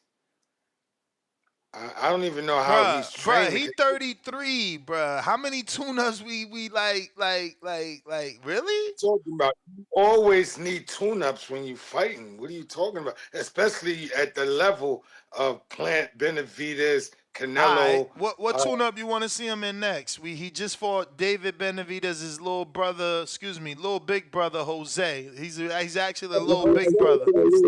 Jose has been out of the No, I know. So who you want to see him fight? If not Plant, who? Wow. I don't know, because I never thought about it that far. So I would have to actually look around, think about it, and then I could get back to you tomorrow on that one. I mean, it could be easy. You could have said, like a Jared Hurd, a fight that never happened, but I mean, he just needs to get back out there. It should have been 2 quick tune-ups. Yeah. Get back in there against someone big. Hey, yo, That's is the problem. true. They don't like to fight. Jared Hurd, the thing is Jared Hurd and Charlo going to accept that as tune-up fight money and not be like, no, this is a bigger fight? PBC, Well, don't they like to do headliners with tune-ups? Jared Hurd needs that fight. And I think Jamal can actually, even though, he got my name, Swift, Jared Hurd needs that fight, but I think he gets hit too much. And that, over a period of time, takes a toll on you. He's getting hit in the head and in the face a lot. So, I mean, and in that fight, Jamal versus Jared Hurd, I think Jamal could win. Is that my time? You know it. All right. Well, anyway, good show, man. I'm gonna sit back and listen. Peace. You the man, champ. Appreciate you. No, I think that would have been a perfect fight for him. Jared? Which one? Yeah. Charlo versus Jared Hurd. Definitely, there's still a lot of people that just been watching PBC shows for a while. Those guys are been kind of like mainstays on those shows. Like you said, it's probably a money issue.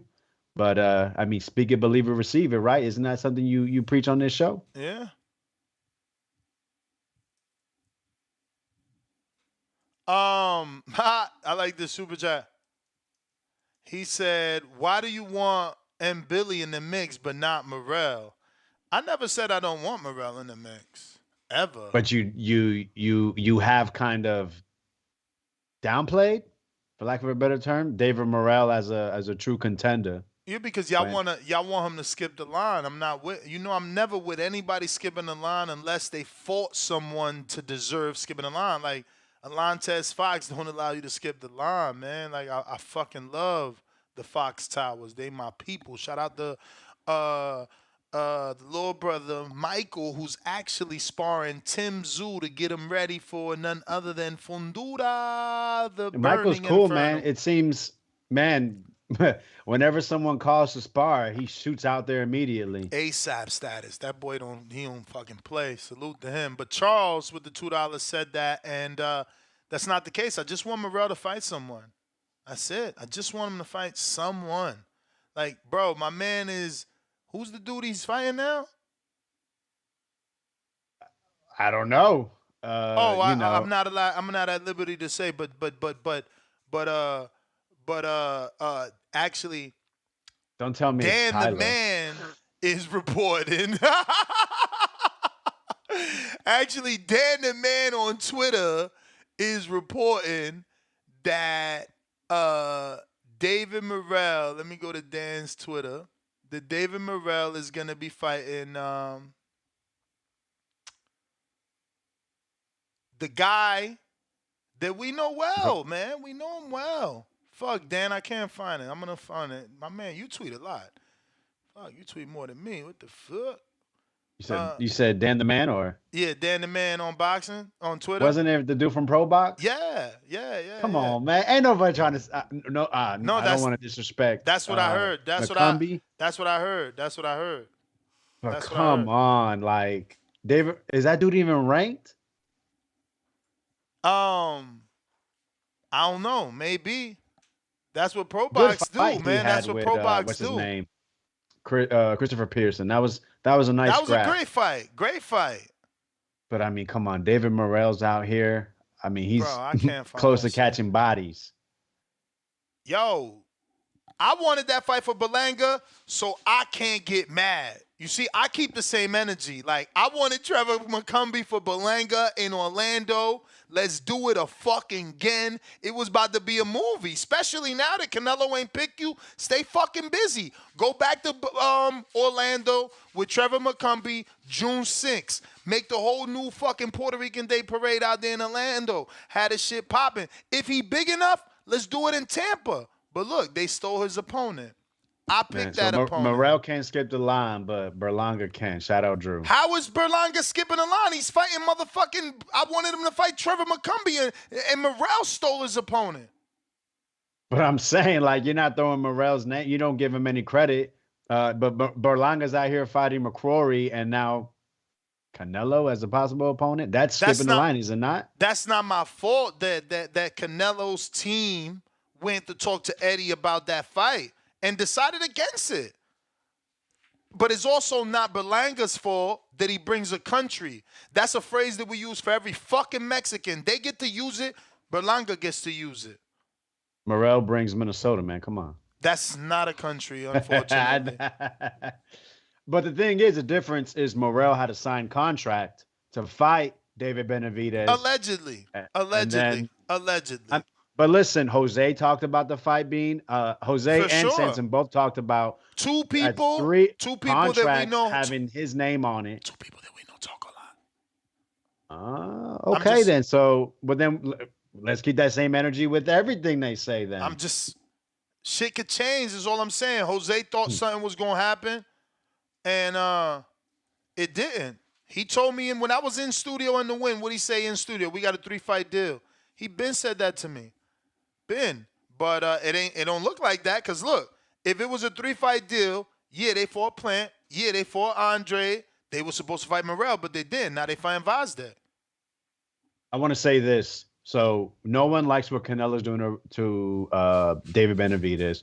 Well, David Benavidez, don't do the same to David Morrell. That's all I ask. Well, again, it's an unfair position, right? People have to keep the same energy I had with Crawford and Earl. Like, David is waiting on his shot to the cash cow. The other David is Boots, waiting on Crawford Earl winner. So he got the motherfucking weight. He's exactly Boots. They both like Boots is a little better. At least Boots fought Lipinets. You know what I'm saying? Like, my man ain't fought no former world champ yet. Like, y'all want him to skip the line because he's allegedly, you know, all y'all think he is, but he ain't even fought a former world champ yet. And these names they be throwing at us, I mean, fuck. I don't even want to Google it because it's going to look like I'm hating at him. But again, the last name I remember is Alontes Fox. I don't know nobody he's fought. Yellow Bubs, never heard of him. All I did was watch Freddie Hernandez beat the brakes off that dude. And I told y'all that. I literally told y'all that on the betting show. Like, bro, this dude was getting punished in sparring. I seen Carlos Adames beat the hell out of Yellow Buzzy. However you pronounce his name. Like, he was, bro, I'm telling you, man. Listen, I was never impressed. Never, ever, ever, ever. You know, when I went like this, I said, oh shit, look. Is when I seen that K was training them. And I'm like, I don't even know why. Not to be no disrespect at all. It's just like I'm watching dude get touched by any type of fighter. Granted, that's K's fighter too, Freddie Hernandez, but he's still a welterweight. Am I saying the name right? It's Freddie Rojas. Excuse me. I said Hernandez twice. Rojas, the welterweight that's with Samson. Like, bro, that's still a welterweight, bro.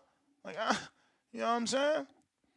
But we got Charles with another 2. He says, Ness, what hasn't Billy done to get ahead of Morrell? But how am I putting in Billy ahead of Morrell? No, that's not. No. And Billy has actually fought some decent. I mean, that Gongora fight, that's a scrap. Yeah, that's a former IBO champ. Shout out to CYP. Good quality. Oh. No, because the other day, I think it was with Eubank, we like, bro, he only won an IBO. And then he called in and be like, Ness, you know you always picking up the IBO. Now you don't want to pick up the IBO. So now, today, I just said former IBO champ Gongora. Let me get to Jay in L.A.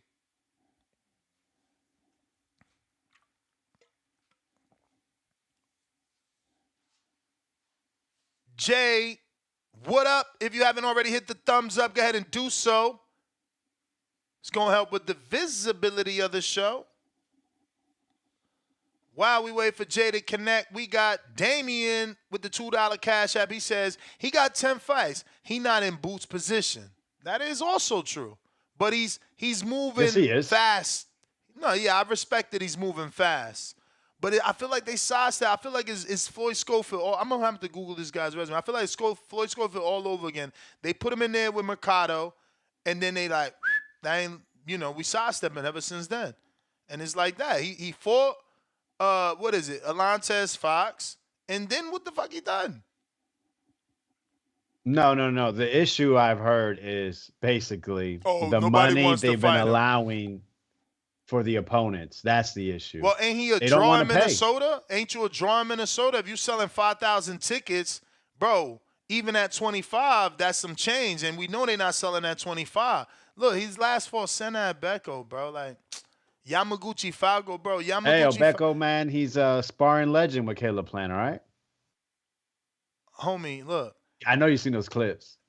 Look at what Yamaguchi Falco was doing before he got to David Morrell. Yeah, look at what he was doing before he got to David Morrell. His biggest fight was at the Caribe Royale versus Ernest Amuza. Before that, he was in the Lowell Memorial Auditorium versus Alex Ferrang. Over there in Mass, New England. I don't even know. Before that, he was in a LA Fitness gym center in Tampa. Let me stop lying. He wasn't in LA Fitness, but it was Alexis Gym Fitness Center in Tampa. Versus he was waiting for his shot, man. No, dude. He was on a club level. That's called the club level. Like, that's the club level. And that's nothing wrong with that. Like Kurt Scooby was on a club level before he got with OTX. You know what I'm saying? Like, it's nothing wrong with that. Oh, Olivia Curry was on the club level until she got the call to fight Shadeja Green on MVP in the zone. But we gotta be fucking real.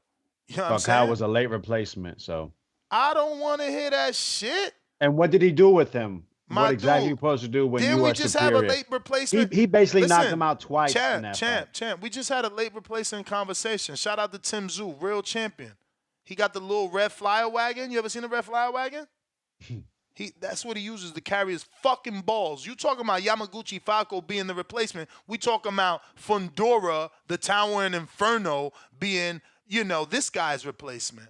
Like, you're also talking about bankrolls. There's a huge bankroll behind there's levels. They haven't done it to David Morrell there's yet. levels. There's levels. And that's because we have people speaking down upon him. But I bet you ask everybody in that training camp about David Morrell, they'll say a lot of great things, just like people say about what's their name? All I know is this. It's funny think that Morrell's- we too. David Benavidez. Is all I know think is that Morrell's- we two hardcores and you tapped out first. You resorted to bringing up finances, not once but twice. You brought up Minnesota. You brought up finances now and lack of finances for opponent. I'm just bringing up paper. That's the black reality and white. of it, right? No. Reality is black and white. What he done on paper. And what he done is fight Yamaguchi Falco, a club level fighter. What he done is fight Senad Beko. You know what I'm saying? The biggest name is Atlantes Fox till date, unfortunately for him. But he'll get there. It's okay when you bring up finances. I hear you. No, all I'm saying, we hardcores. I bring up finances amongst the overall conversation of the show, but like you and I are debating where he deserves to be in the division, and you chose to bring up finances as why he's not where he's at. Okay, I can bring it back in. He has a title, right? He has a WBA title. Like someone Tank. go take it from him. Like they Tank. don't want to, because when it comes down to it, they bring up finances. They say it's not enough to get in the ring with him because they know if they get in the ring with him, it's gonna be problems. Look what he did to Yamaguchi. Look what he did to Eidos. They want to get paid to get in with a monster, a real monster like David Morrell. So keep that same energy. Nah. Keep that same energy. And just like the Devin Haney fans and Bill Haney was running around saying Tank can activate his mandatory, Morrell can activate his mandatory. Tell Morrell, call his boy Mendoza, because he do fights for them. They fly with WBA. What is it? What benefits Al? Push the fight with Canelo. Or you not, because you really with Louis DeCubas Jr. Senior. He's with Senior. I'm pretty sure it's Junior. No, Morrell is with Senior, I promise. Well, then that's exactly why he's on the outside looking in. Yeah, I kind of just like Yoenis Tellis. Who's Yoenis Tellis fighting next? Not the best name. All I'm saying, when you ain't on the inside, you Boots Ennis. You don't get the best name. When you on the inside, you Earl Spence. You get the best How many fights names. has Morrell had? Morrell's had what? 10, 11, Yeah, 9? Like I said, Morrell signed to fight Benavidez. What happened? The issue of money came up. He's not signed to big fight enough. Benavidez? When was this? I mean, listen, I'm Last sure. year. Let me tell you something. We all been like talking boxing for years now. If Benavidez Andre would have done better, if it would have done the same 175, we would have got Morrell. We just ain't no money. Do the math. If the 60,000 is real, what makes Morrell a worthy opponent with only 10 fights? nothing. Nothing. We just That's what I'm saying. we need an in-house body. We need an in-house body, but the money ain't there. Like, if Andre didn't do it, you acting like it's Benavidez ducking Morrell. No, that's Al Heyman. It's the same reason we didn't get Jamal Charlo. He not stupid. I'm not about to lose money again. I only did 650,000 buys, but I got to pay Canelo 35 million plus upside. Like, y'all don't want to do math. Again, you interjected money. Man, hold on. Yeah. I'll let it go. Yes, how's it going, man? Oh, you guys good. arguing about David Morrell, but that Not fight me, man. is never happened. Not me. That's Yeah, I know. Alex Vega swinging his hipster sword. Put Zach Parker. Tell Zach Parker to go ahead, say he won a title, bring Morrell over there to the UK so he can get Zach a title Parker just and got- get back in position. No, didn't he just get beat? Zach Parker just fought the great Tyrone Ziggy, who you said was a big deal to Rocky Fielding. Yeah, but knocked didn't the he lose? snot out of him. No, he didn't- won. Oh shit! I thought it was Zugi. Yeah, no, Zuki. You know, go ahead, Hamed. Take 5 minutes and 3 minutes. I was gonna say, with David Benavidez, he's talking about maybe fighting Canelo in September, but he was also talking about fighting the guy at cruiserweight. What's his name? Zerdo Ramirez. Obviously, Yeah, he's gonna giving choose himself Canelo. options, man. He's giving himself options. You can't look too Yeah. desperate. Yeah, if he can't fight Canelo, do you reckon that's a better move than waiting for the Benavidez, Beterbiev Bivol? It's a good move in a way that I've said over the years here, make your own lane, but it's a bad move that if you move the cruiserweight, that Canelo fight is over. Unless you move to cruiserweight, you look so spectacular that Canelo now is enticed to fight you at cruiserweight to further cement his legacy by winning a title. Further away. No, I mean, listen. No. Keep in mind, he just tried to fight Makabu.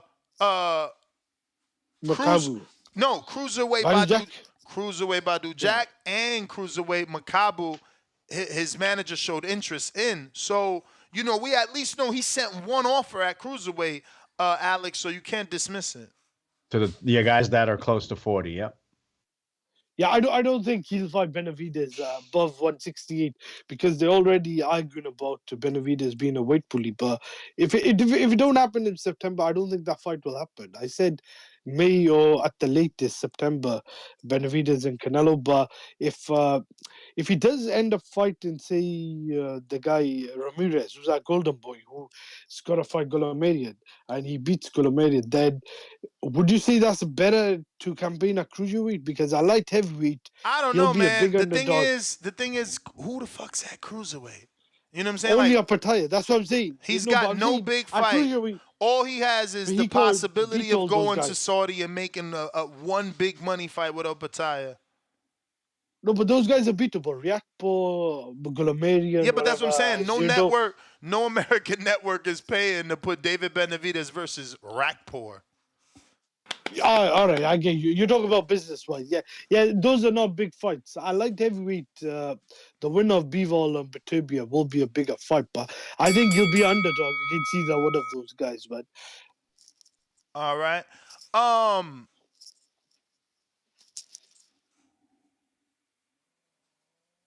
don't know, man. Cruiserweight, it's got to be a one-off, no? You don't like cruiserweight at all? For David. David Benavidez? Listen, we seen it with Canelo. When a name comes, all of a sudden, these guys, they get built up. The names get bigger. So you never know what could be there at cruiserweight. Benavidez might have the frame, though, that's suitable, where Canelo did not have this frame. Not even suitable for light heavy for Canelo. How big is Billingsmith to you?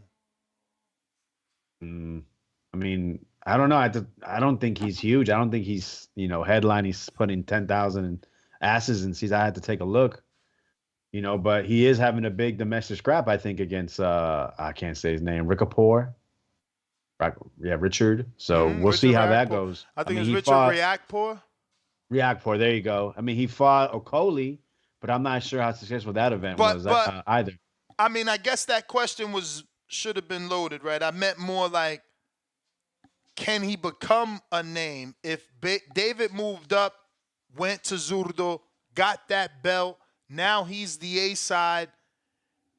Billingsmith is from the UK. That's the only reason I bring him up. Again, they have great fans. Is he like a Luke Campbell, for David? Is he a big enough UK name that fight makes sense? Because outside of Billingsmith, all you have is Opataya that comes to mind. I don't know anything else up there. Like, that's a one-off division for me. It's like move up, get that title just to say you was a multiple division champ. But I don't know that campaigning there. Like, I guess the Opataya fight makes sense because, if you're there, the Sheik might want to pay money to see you fight Opataya, and that's a lot of money we talking. I mean, Parker made $3 million to fight Wilder. Wilder made $10 million. I mean, you don't know what the Sheik can offer you for that fight, so it might be. Or remember, he's from Australia, and we've seen Australia bankroll Camboso, so even that could be an option going over there. Justice Hooney is a heavyweight, not a cruiserweight. So yeah, I mean, it's barren. No, I know. I'm just thinking who else is there for him to mix it up with? Okoli is not the most television friendly fighter. Ryan Rozecki is television friendly, but I don't know that he is the draw. But he makes it for a good fight.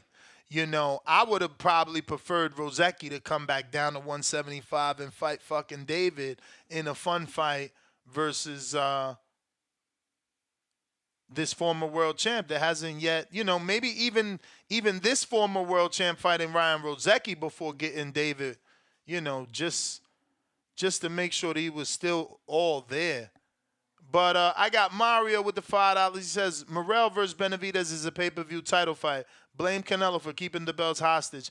Benavidez would take that fight in a heartbeat. He's not ducking. For sure, but I don't know about pay-per-view title fight. If Andre, who's been around forever and been a multiple division champion, didn't, you know, move the needle with Benavidez, I don't know how Morrell, a Cuban, is. Like, historically, people just don't come out for Cubans. You know what I'm saying? Like, as much as they try, they don't.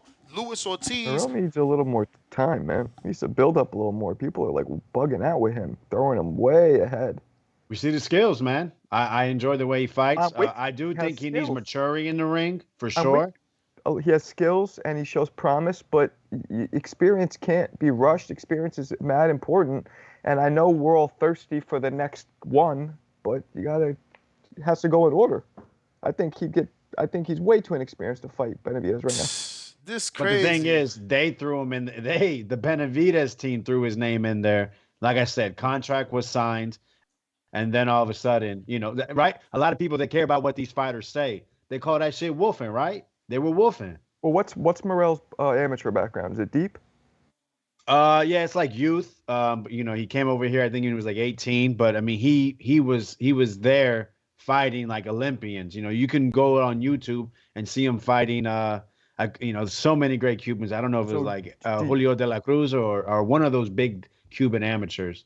Do you guys think right now, this for both you and Ness, could Morrell beat Benavidez if they fought right now? Absolutely, he could. Whoa. Ness? Hell I disagree. No. I'm picking the monster, B.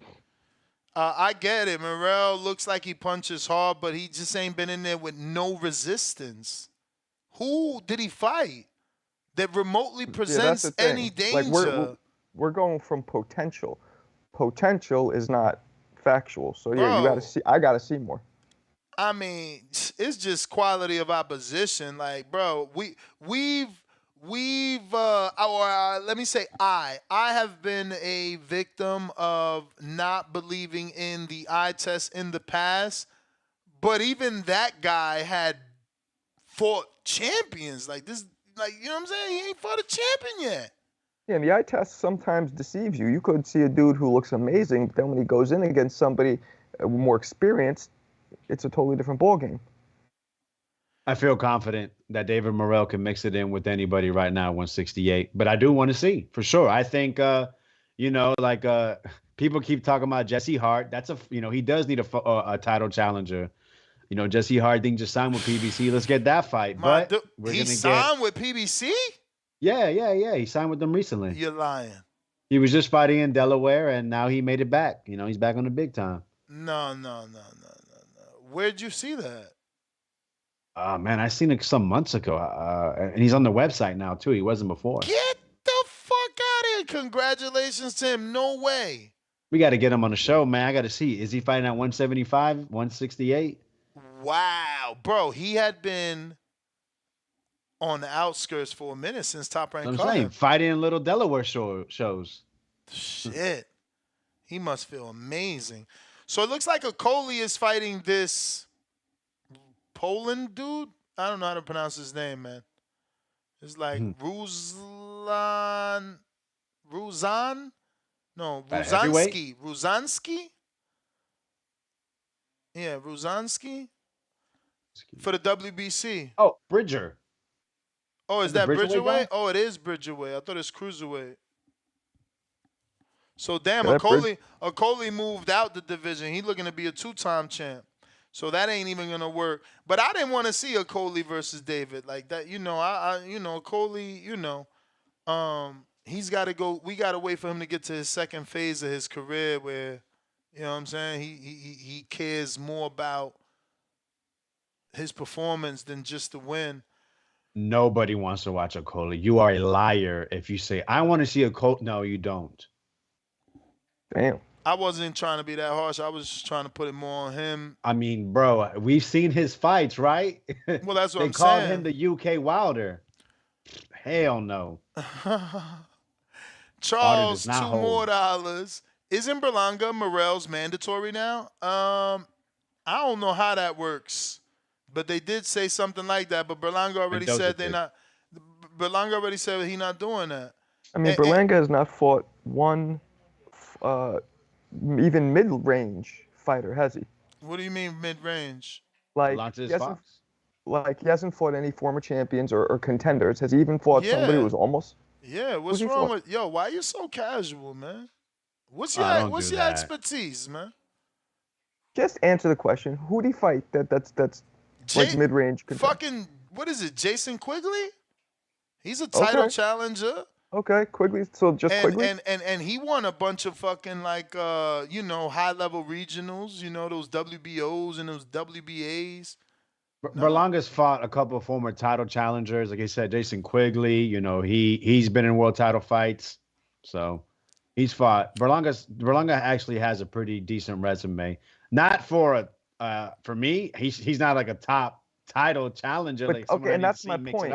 That's my point because his name's being thrown in now. Canelo, all these. That's big based fights. off performance too. What's that? That's based off performance as well when it comes to performance? Berlanga. Berlanga hasn't had great performances since his first round knockout streak ended. Shit, well, no, McCrory was a pretty good one. See, okay, that this wasn't is what bad. I'm That's saying, true. bro. This is what I'm saying. This is But sad. that's Morel level opponent, if you ask me. Morel would have got him out in one. Yes, exactly. Whatever. I think Berlanga. I'm just trying to figure out why he's been catapulted to where he's at. I don't think it's really deserved. What you mean? What you mean, bro? Stop hating, yo. These former fighters that be hating, I don't like that shit. I'm not hating. My dude, what I'm hating on is when he bit homeboy. He knocked out. He knocked out 15 or 16 people in the first round. 16. I know, and then I've never seen a fighter's career drop. Like he didn't get one knockout since maybe one. It was crazy. And that's okay. But the problem here is you got overhyped. Not I didn't get us. overhyped at all because I knew him as an did. amateur. Yes, you and did he because wasn't you're even a trying power to say puncher as an you're amateur. trying to say now that he's not on some level because he's going decisions. No, that's like not what I said. He's fighting good opposition. It's his performances and how he had to bite somebody because he was getting frustrated. You ain't gonna knock out everybody. I'm not saying he should knock out everybody, but he's not even looking. He's not even looking out great. Not even really good. He's just looking very mediocre. Bro, you about to make me test you, man. What's the last Berlanga fight you watched? Whatever the last one was. Yeah, when you tell us when. I don't know who it was. Exactly. You didn't watch that shit. I don't be paying attention to him. Exactly. So how do you know? Like you're watching some shit that came across your feed, and you're like, "Oh shit, Berlanga bit someone," and that's only thing in your mind. I watched that fight live. The one where he bit homeboy, I watched that one live. But after that, he had 2 performances, and you still talking about he didn't look good. So he looked really good in those 2? I mean, he ain't look bad to me. He put the dude. How many times did he put fucking Quigley down? Like, what do you want him to do? Right? Okay. That's what I'm saying. You not watching the fights, but you giving this criticism. That's crazy. You shouldn't do that. That's one fight that he looked good in, right? My dude, he only had 2 since the bite team. Okay. And both fights, he looked good. He knocked one dude down maybe 4 or 5 times. I'm giving you facts. Now you're trying to brush it off as I like Berlanga. He knocked one dude down in a fight 4 or 5 times. How many knockdowns you get? Is Berlanga top level super middleweight in your opinion? Yes. Well, I bet you he top 5. I bet you he top 5. I bet you he top 5. Not what he's rated. I bet you he's top 5. Let me see. 68. No, you're not listening. Not who he's rated. He ain't top 5. He top 10. That's still good enough. That's still good enough. I would agree he's top 10. That's still good enough. He's top 10. No, not what he's ranked. Do you think his skills are top 10? Yes. You don't make it there without him. Vega, you agree? I think. See that deep breath? think he's been tested enough to where he has a claim to be top 10. I think the power's real, and I think because of his power, everyone needs to be wary enough to go ahead and you got to be good enough to survive, or you have to disarm yourself. You have to disarm yourself to survive. That's what we've seen. Guys are disarming themselves to survive. Okay. Because I followed him a little bit as an amateur, and he wasn't known as a puncher at This all. guy's It shocked everybody. But bro, it's unfair for you to have these questions from that standpoint without even watching him. You're like, does he still have the power? Motherfucker, he dropped somebody 4 times and knocked out his last opponent. That ain't telling you he got power? Knocking out 13 people in the first round tells me he has power, but then it just his last opponent. Your whole premise was he ain't get a knockout since. The motherfucker just got a knockout. I didn't say that. You're I lying. said that he You went said from that. knocking out everybody You're to lying. like a screeching halt. You just said he ain't get a knockout since, and he just got a knockout. Nah, I and he didn't say he got dropped a Jason knockout since. Quigley, a title chat. Matter of fact, let's compare it. How many knockdowns did Andre get on Jason Quigley? I don't think he got any, did he? I don't know. But Maybe the point, one, but he definitely knocked him out. But referee said no mas. But the point is, Berlanga power, there's a barometer there because of what Andre did and because of what Berlanga did. It's evident he has power. Okay. It's evident. Look, you're right. I haven't watched him too much. I've liked what I saw, but I've also not liked what I saw. But, if you guys think he's up there, I'm going to pay closer attention. Look, you got a female boxing fan saying, oh, my God, this guy, where'd you find him? Do he live under a rock? He knows I just don't nothing. watch Berlanga. That's not much. nice. That's all. How don't you watch Berlanga, bro? Because he turned me every off time when he fights, it's a movie. You're from He New turned me off when he York. bit You're somebody. from New York. Like, this is so weird. Big up the fighters from your area. Okay. Hey, man, people came to the show to hate on Canelo, man. We haven't talked about him in many minutes. Well, we're gonna keep not talking about him for one little second because this is a great fight that's not gonna get any TV time. I don't know what Lou DiBella did and who he do it to, but he needs to get more of his fights on television. It's so unfair that a fight like this isn't gonna be on TV, but George Aries, 18-1. I'm pretty sure he's coming off the loss to Jared Anderson. He's going to be taking on the undefeated Skylar Lacey. And we know Lacey from his draw with, what is it, Antonio Miralles? Yeah, the big old Mexican dude. Former top-ranked fighter. They cut him after that fight.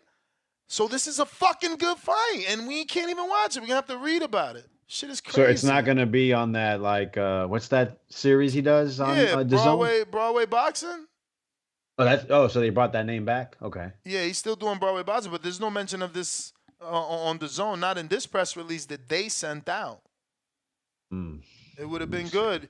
And he's going to have Tierra Brown on his card. It's like, she just signed, right? Crazy. Look, even Ronnie Hines, man, he's been trying to, poor Ronnie, man, his career just ain't been able to fucking pop. He's with Herring? Who?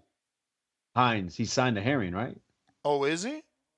Because I know he fought on Herring's undercard last time, right?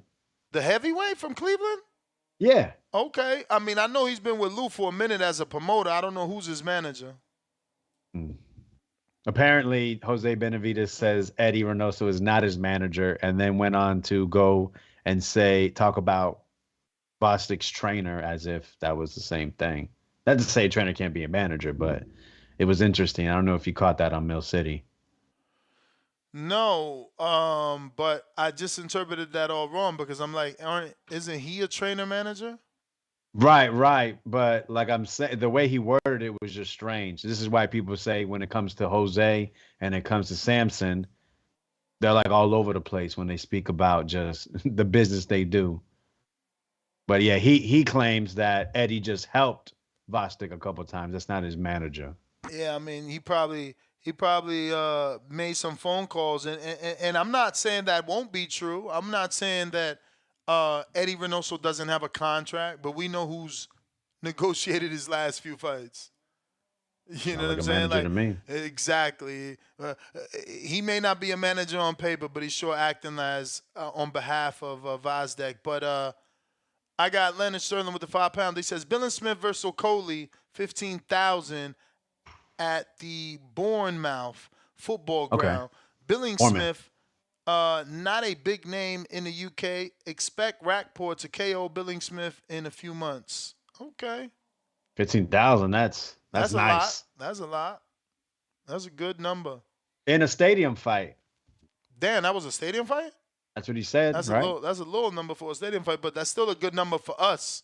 For Americans, 15,000. You putting 15,000 tickets, butts and seats. That's a great number, man. JXV $5. How is Nello holding up the 168-pound division if he ran the gauntlet? How can you think if Canelo drops the belts, people will fight each other when they ain't before? Very, very, very true. Him dropping the belts, everybody just gonna go run and get a vacant and build on their side. They're not about to fight each other. Baby Khaled, $2. That would be fire for Belanga. What would be fire? Oh yeah, McCrumbie. Hell yeah, especially in Orlando. So you better stop, man. No, hey, listen, champ. Now I'm more confident because we know Berlanga's not getting it, and we know who's gonna eventually get it. So yeah, I wanted that, and I'm not mad. That dude will not be a champion. Who? Berlanga. We'll see. We'll come back to this. Hey, you got to be more specific. A full point. World right. champion. Yeah, you could easily be a champion. You can get interim, You're regular, bro. BEC, junior varsity champ. You're disrespectful. Me? Him. Oh. I don't even get why you do it. Like I just don't think he's going to be champion. I just don't see. I could be wrong. I'm not the end all. I just don't see it. How old is Berlanga? Like Vegas said, he might win an interim. Let me Google this guy. How old is Berlanga? I didn't say that. No. I was saying be more specific. These guys are terrible, bro. I'll say this: if David Benavidez leaves the division, and for some reason Canelo leaves it, that division looks a little more shallow. What about Berlanga is Berlanga or Morel? Morel. Berlanga is 26 years old, man. I'm banking on him winning a world title. There's 4 belts. I'm banking him being a world champion. I'll say this. Let me say this. I think this when he gets in there with somebody who is equally as established, experienced, whatever, he won't win. That's what I'm saying. I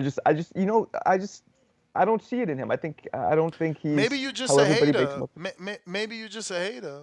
Maybe I am. Because there was no indicator that he was better than Jason Quigley. Everybody thought he was a bum. He was coming off of biting. He was coming off of fighting. Just shows that he doesn't know how to handle his frustration. And before that, he didn't have good performances.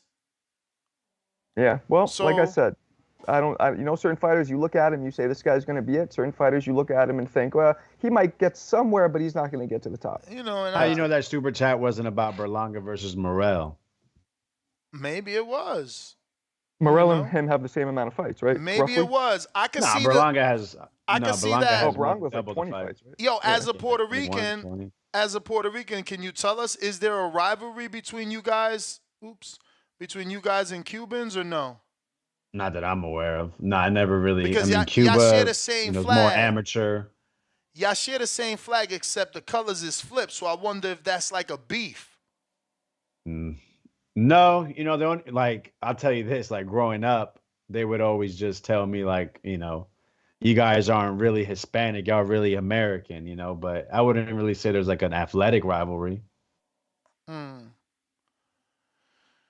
Huh. Plus, because I'm just trying to figure out would the Cuban Puerto Rican fan bases react to that fight?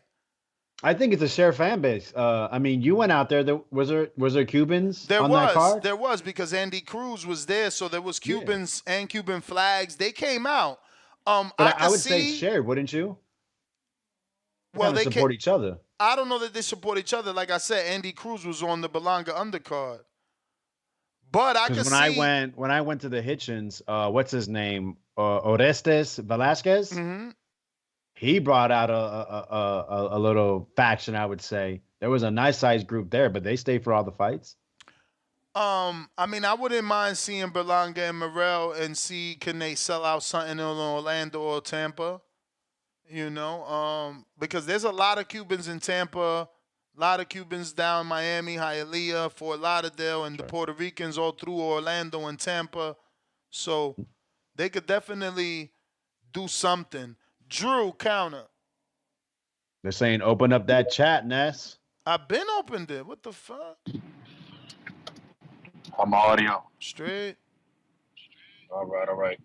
Marco, what's wrong with you, man? How you hating on a fellow New Yorker? What's wrong with you hating on the Puerto Rico? Get the fucking music, Ness. Bro, We I want don't the know fight. what's up with him. Man, we're boxing fans. We're Puerto not all about representing states and countries. It's boxing. Shit about New York. And I'm not hating. I just Man, don't come think he's on. as Why hyped up y'all? as People hype him up to be. I don't think he's all that. But I don't think he we gotta sucks. hype him up, Marco. We gotta hype him up. We want to see him rise. We want to see him take that flag and the terrorist watch. Why? Because he's what? From New York? Marco, Delaware? walk with me, Marco. No, we I'm want to see walking. all I'm that. walking. So when he gets put down, he'll be in the corner like Cotto versus Margarito, like Salvador Sanchez put old boy Wilfredo in the corner too. We want them Puerto Rican tears, baby. Walk with me. I'm We want to see walking. that I'm hype walking. job get destroyed. So let him knock out Danny Jacobs and get the fight. When Munguia knocked out Ryder, that's all that was going on in Mexico. He beat someone and knocked him out the way Canelo couldn't. So let Berlanga get his love, baby. You're 26-year-old. Let him get a shot at glory. If he beats That's why Danny Marco Jacobs, hating my on his man, fellow New I'll give him Yorker. props. Even it's an old Danny. If he does that, that's definitely a step towards okay. I gotta come back up, Ness, because you and Vega going against the Puerto Rock. What's up with them, Ness? I don't That's know, the man. Peyton. Vega about to get his Puerto Rican credentials revoked. I want them selling coquito outside the arena, some mofongo, pasteles. I want it all, baby. Don't you want to see them? Why would I want Berlanga to prop up Berlanga just to get beat up? What's the point? You know what? I feel more comfortable putting Matias against anybody than I do Berlanga. Well, yeah, Matias is way more experienced. Well, let's see if he accepts that Dev Haney fight like he didn't want that Tio smoke. What Mexicans we got at 140, man? How about that? Let's put. This is what I want from Matias. Let's set up the Dominicans, right? I want my little get back because Adorno put us back a little bit, and then let's run a Mexican gauntlet. What Mexican at 140 could beat Subaru Matias? I'll put Matias against any Mexican. Get Jose Ramirez out of there. Retire him and his manager. But I'll end with this though. Why everybody mad at Canelo now? He listened to C-Dub. He got down instead of laying down. He's taking the easy route like Arrow. He wants more than 2 Ferraris like Tank. And he wants more than 120 million that Wilder got from DAZN. Like let Canelo. He's doing the PBC way now. Why are we mad? He's inspired. He got down, right, fellas? He didn't lay down. He got down, right? Word. That's my call. Damn, I guess I don't have that sound by his on my other computer. That's so whack. Like I was waiting to play Viva Mexico Cabrones, but I don't got it, bro. Yeah, I need to look up the Mexicans at What? 140. I was about to ask you that. Are there any top 140? At 140, yeah, the top Only Mexican American. The top Mexican is gonna be Isaac Pitbull Cruz if he gets the win. If he gets the win. I think Pitbull's going to win that fight. Well, there you go. Then he'll be a top Mexican. We got Damian, $3. Keith's coach was on Mill City. Keith's coach said $2 more. Keith's coach said, "You're not welcome in the gym no more." Shaking my head. $2 more. Morrell coach came out and said he not ready. Talking about 2 years ago, after one fight with him. Oh, Come on, man. Look at my man running to the defense. William, he sends $1. He says, "Imagine if Canelo shows up at the David Vazdeck fight." Oh, he will. Eddie trains him and manages him. I'm sure Canelo coming out to support. It's a PBC event on June 15th. Why not go get the press, you know? We got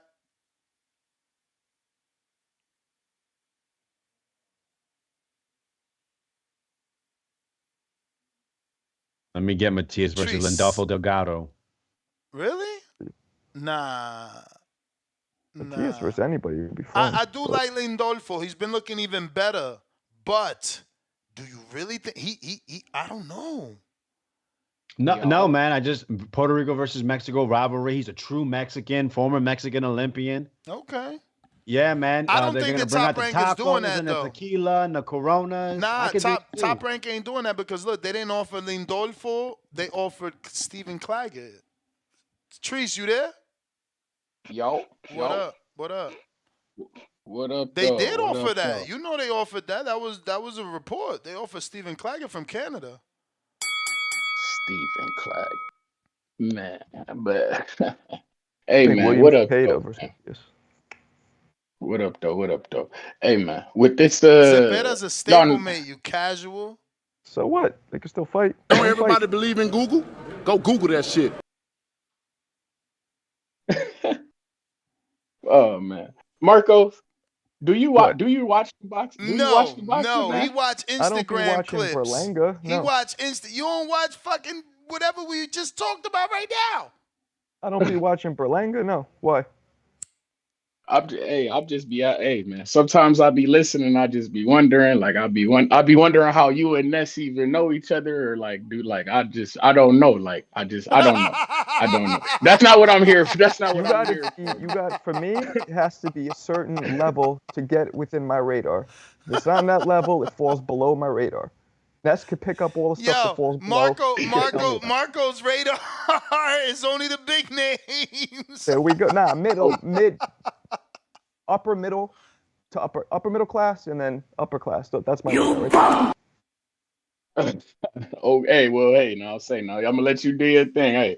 Hey, I'm gonna let you build your fandom. You know. So hey, Word what up. I'm here, bet. What we're here to talk about is, man. I don't much too care about the Canelo and the Benavidez. We already know Canelo ducking, but I'm holding faith out for September. Hopefully, we'll make something shake. You know. The real thing is, I know y'all be looking for schedules and shit for PBC and rollouts and all that shit. We don't got that, but what I do have is a schedule for this Toledo shit. So this Friday, March 22nd, downtown Toledo, Ohio, at the Glass City Center, you feel me? We got Albert Bell. You understand? Against Jonathan Romero, we about to knock his shit loose. That's the road to the goal. You feel me? For the summer. Who the fuck is that guy? That former IBF champ, but that's neither here nor there. Then March 29th, we got O'Shea Jones, OTX. You feel me? In Atlanta, I will be there. Come check me out. Get your boy a Modelo or something. You feel me? I'll get you a Modelo or something. You know what the fuck is going on. But April 13th, we got Jared Anderson. You understand? The real big baby, future heavyweight champion of the world, Corpus Christi, Texas, man, about to knock some shit loose, man. Then, Herkovich, we on your ass for sure. But May 31st is what I'm hearing about Adrian Broner and a Blair to Flair. You understand? I'm here for that type of shit. I like that fight too. I like that. That's a good. 31st on DonKing.com. Hey, now, say now. Hey, we gonna be here for it. We want to see Bronner. They need to sell that to a network, man. They gonna do a disservice. I think they man. will. That's by if they talking May 31st, they got time too. They got time. No, they too. don't. That might end No, up. they don't. No, they don't. They It's got March time. 21st right now, man. No, they Oh, don't. and real quick before I jump off, real quick, I just want to say, man, when I heard y'all saying an opponent for Benavidez, he should go up to cruiserweight and he should fight Badu Jack. Ness, you keep saying it's a bad fight, but he's the champion and he the WBC champion in recess. If it's good, Your call, man. The bell, man. G-Von.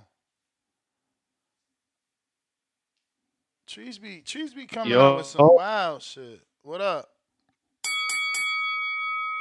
Hey, why they always want David to fight for interims and shit? Fucking weird shit. I don't know. Hey man, but shout out to I want to talk to Dub directly, right? Because a lot of emphasis gets put on words. He didn't say bums, he said fraud, but he came up here and he said, "Hey, I said one of the most." No, my friend, you said he is the most. Matter of fact, you put up a list of 1 through 10 most fraud boxers, and you put Canelo at number 1, number 2, number 3, number 4, number 5, and number 6. Whoa.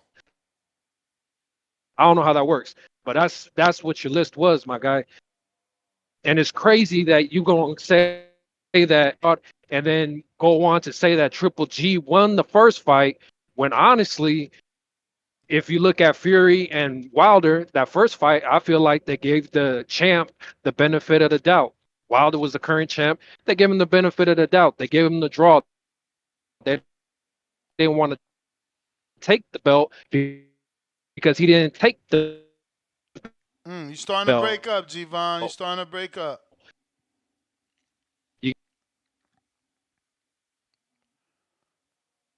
Yo. Broke up. Hey, yo. Hey, yo. Borough City. Yo. What up? No, not me connected on the first fucking try. What the fuck? Watch your boy. Let's go. Yeah. Yeah, man. Yeah, man. Listen, I'm gonna keep that shit real. I like the last yesterday. I started calling yesterday, but I just listened to the whole show and I let everybody make their point. I gotta be 1,000, man. Like I gotta be 1,000, bro. I ain't gonna flat out call it a duck because Canelo just so young. He ain't up but 33, but he's swerving him right now. For me, as long as Canelo fight the nigga before he turned like 36, you know what I mean? Fight him as long as he fight him in the next year and a half, I ain't too much tripping because we basically, and I keep this begging for his shot at Bud, even though Bud ain't the superstar Canelo is. This is the same thing. Only thing is, Boots ain't been a goddamn interim champion. Right now, Canelo is swerving. He is swerving, David. But at the same time, that fight ain't out of reach yet. Like, as ham as everybody going flat out calling him a duck and trying to compare Bud and Tank. And first of all, don't even mention Tank and Canelo on the same. Don't even make me go there. You take Tank out of the question. But this Bud shit, I keep hearing all this same thing Spence did to Bud. Y'all niggas feel just like because Bud won the fight that he was getting ducked, but that ain't the case. This man chose different routes. He tried to go fight Pacquiao. The man re-signed with ESPN. That's why people got on his ass. But this right here, everything is still like, I ain't gonna say it's like it's going on too long. It's not over marinating. I don't even think it's marinating real to be 100. I mean, if it is marinating, they left it in the pan overnight because it ain't like the fight is hot right now and it's picking up more and more steam. I got a feeling Canelo might try to save David for his last fight. I believe that's what he gonna try to do. I believe he gonna try to save David for his last fight in a passing of the torch type fight. You know what I mean? Until they fight him, though, you can talk shit and be on his neck. But when I ain't trying to look at the 168-pound division and not say Jaime Munguia ain't top 5. Right now, Jaime Munguia is top 5. I think Jaime Munguia beat the shit out of Billy. I think he stopped Caleb Plant. I think he fucked up, bro. Division, bro. And it's to a point now with us. It's like, damn, bro, we begging Tank just to get in there with the top 5, 10 nigga at his weight. We begging Terrence just to get in there with the top. That's the bell, champ. That's the bell. I got $5 another call too, but Your service ain't the best, bro. You sound very bad right now. And Alex, your mic's not connected. Oh shit. All right, hold on. Let me call back. I'm gonna call back in. Jay in LA.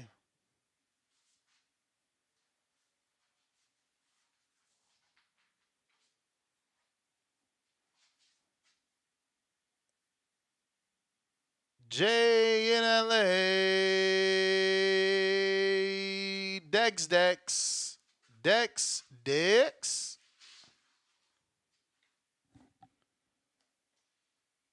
You're. You Ness? We hear you. What up with you, Ness? We good. Hey, Marcos. What's up? Hey, bro, I'm so proud of you, bro. Tell Ness about that, bro. Get You off tired that of me? Bluetooth, man. Get off that Bluetooth. Nobody hear what you saying. I will. I said, tell him about that Berlanga shit. We don't watch no fucking Berlanga. Haters. All right, you hear me? Puerto Rico. Wait, I thought you said I thought he's supporting me. I can't tell which way he's going with this. Nah, tell him all about that Berlanga shit. We don't watch no fucking Berlanga. That nigga trash. Tell him, bruh. That's what I'm saying. Tell him, bruh. Remind that. Hey, Marcos, we don't fuck with no Berlanga. We don't watch no Instagram. We don't watch none of that shit. Fuck no. And you can tell, hey, and that since that's your man's and you be going to his fights, you can tell him I said that shit too. I don't like Berlanga. He need to come see about Steve Nelson. Why would I tell him that? Because he need to come see about Steve. For what? It's time. Where's Steve fight that at? nigga, we got the WBA. Where's Steve fight at? Nelson. Where's Steve fight at? You said what? He's in a I said, stable. where's he fight at? We ain't got no fight lined up yet, but we got that belt. No, that's what I'm saying. Where does we he got a fight regional at? belt? So where the fuck is Berlanga at? Fuck all that. We got a regional. Where does he fight at? 168. No. What channel can we watch him? I see what you're doing here. Aha. Yeah, I see what you're doing here. See, you on some bullshit, man. We don't watch no fucking Berlanga. Okay, you and don't I'm got, gonna keep reminding you don't got that I'm answer. gonna keep, hey, Ness, you I'm don't gonna got the keep answer? reminding you. Hey, Not champ, watching what about no this? What about Berlanga, this? but What about this? but What about this? What about this? What about this? When's his next fight? Tell Berlanga call us, and that'll be the next one. Tell Berlanga call us, bruh. What about this one? Who's his promoter? No. Promoter? Let me do my call now. Who's Fuck his all that. promoter? Let me do my call now. I got my Berlanga shit out the way. You said tell Berlanga to call us, so we need to know who's his promoter. Because Berlanga's was matching. Man, you on bullshit right now. I got what I got off my chest. Hey, check this out. Check this out. Huh? I said all right. Huh? What you say? Okay. All right, bet. So now that I got my Berlanga shit off my chest, now who Benavidez and Vozdek is really lined up to fight when? June 15th. And then when is Munguia Canelo? May 5th, 4th. So let's just think about it like this. What do we see in September? Benavidez, Canelito. What makes you think that? Because I still feel like Canelo. That's the bell. My man's Canelo. Boom, that's not even my man. That's the bell. We presented a lot of information. You guys coming in late. You can press rewind on the YouTube video if you're watching this on YouTube. Go ahead and subscribe and click the notification bell, as well as if you're listening on iHeart or all that good stuff, just press rewind or start from the beginning. We certainly screen shared and verbalized a lot of information, which indicates that September is highly possible. Is it me still? I'm wishing on a star. Possibly I'm still wishing on a star, but we shall see. Jay in LA. Why is that dude going so hard about Steve Nelson and Berlanga? Like, he cool with Steve? Like, he live out there? Bro, this is Terrence Crawford's little nephew. Okay, the one dude in the camp, right? He's Crawford's like. Nah, I understand. Because other than that, it's like, why? Your mic's not connected. But Chad, no, he's totally affiliated with the camp, so he's always bigging up the camp. Jay in LA, we finally heard you. What's up, brothers? How you doing? Straight. What up? All right. That bounce out the app works for real, man. So let everybody know. Sometimes when it doesn't work, you got to bounce out the app and bounce back in. So appreciate that. I see the chat is still going on with the Canelo Benavidez situation. I'm going to go in a different direction today. I'm going to ask for your skills, Ness, because if we really, like we talked about the other day, we're kind of hoping and we're feeling it like you're seeing things on the inside pointing to this year, maybe September for that Mexican Independence Day. Certainly. Well, if they want buildup, let's help them with that buildup, right? You got some good graphics that come up on your show. I know you'll hire somebody specifically to do that. Check this. How about you do one that says hunting season? Big titles up top. So hunting season on the top. You got David Benavidez standing in that poser stance with the boxer stance, kind of arms down, both arms down. The left arm has a stick of dynamite coming from his bicep to his forearm. The right side has a shotgun. And then he has a freaking Elmer Fudd hat on, like duck season. He's hunting ducks. Make it comical, make it funny, get people talking. A little bit of trash talking, I guess, is what this thing needs right now. And Canelo's looking like he's buying into the trash talk with the whole, Mexican thing, trying to point to that Mexican Independence Weekend situation. So maybe we play on that. Maybe we become a part of that. I'm sorry, what was that?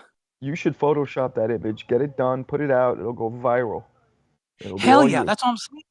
That's not, well, I'm saying you guys have it because you guys have the reach and the pull and you have the resources. I mean, I could do it, but the concept is there. Imagine David with that face, just standing like both arms just hanging down, and one arm is literally the dynamite's coming out of the bicep, the right hand, the shotgun's coming out of there, and it's hunting season up top.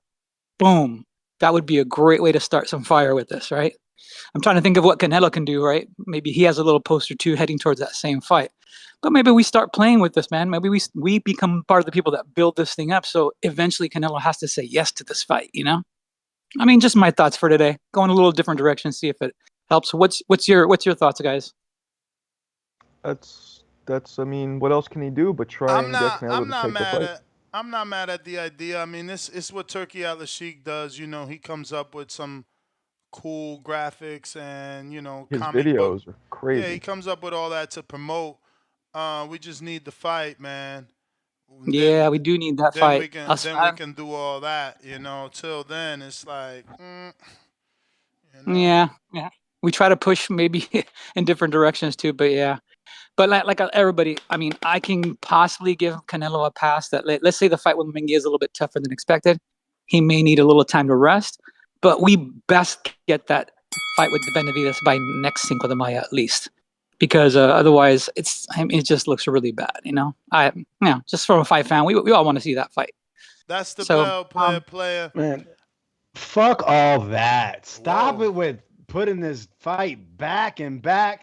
Listen, it's a fight that should have been happened already, right? September. Benavidez lost his belt. I'm sorry? I'm with you. September needs to happen. Like, bro, I'm so sick of this shit. Like, we keep making excuses. Oh, the money needs to be up. Oh, it's part of the plan. Listen, the last thing that I accepted, I'm not even a Benavidez fan. I don't really like his style. I understand it. It's for his size. And I mean, with that hand speed, he's a problem for anybody. But I'm not a Benavidez fan. So I don't want anyone to claim that on me. But the thing is, he's best. He's the second best, or he's the best. Let's fucking see it. Stop saying all these excuses. Fuck all that. It's the two best fighters at 168. There's only a short window to get the best of the best of these fighters. Canelo's approaching 34 years old, been pro for almost 20 years. Benavidez is outgrowing 168 division. Listen, every passing day, they're getting less and less of what they are today at the division. Let's get the fight. Stop the bullshit. I don't care about Mexican versus Mexican. Undisputed versus undisputed. Guys showing their greatness moving up 3 weight classes. No, these are the two best fighters. I don't give a fuck if they were from Mars, Pluto, another solar system. Let's get this fight. Stop pushing it back. Tell him. Hey, he says, Damien said, Alex, that shit was last year. Cut it out. And he's talking about the Morel thing, I'm pretty sure. When you said it was 2 years ago, he's saying it's last year. We got James with the counter punch. Benitez. What up, Atlanta? Because I'm pretty sure it was after the first fight he was with him. ATL. Yo, what's up, Ness? What up? Vega, Marco. Who up on the panel? I can't see. Is Danny up there? That's or not? it. Nah. Just the 3 of us. But to that guy, okay. June 7, 2022. Yeah. Well, hey, Vega, man, I disagree, man. I definitely still care about BBLs and ass shots and shit like that, man. Shout out to all the women that's getting that shit done. But you know, You to go, this but fight, you going I to really, boxing events, you ain't getting no ass. Get out of He here. just Not you got married. specifically, but yo, people I just all just right. You got want to go married, look? man. That's what you got Hold on. Instagram for. Come on, man. Look, man, my wife be thinking about that from time to time, man. She wake up in the morning and be like, man, I should go ahead and get them shots. I'm like, nah. You know, even though I want her to go ahead and get it done, but He I'd be like, said, nah, babe, you nah. got enough ass He for said, me. nah, even though I want her to get it done. You funny as hell. Yeah, it's real shit. Come on, man. Like, we all know we want to just wake up. You know, it feels good sometimes sleeping on a little extra ump back there. You know what I mean? But Frank it Martin. is what it is. Breaking up, Jay.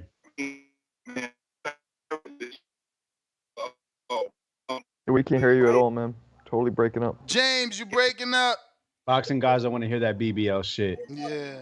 Say you want the fight. Demand Whatever. it. Can you hear me now? Say you Now we want. can. Now we You can. say you want. No Say way. you want Berlanga Morel. That's what no you fuck. want.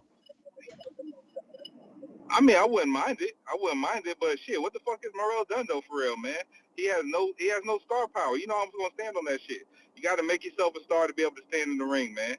Like you said, Morel doesn't really even have a country, man. Like, what did you say earlier? He gonna bring Minnesota to the fight? Get the fuck out of here, man.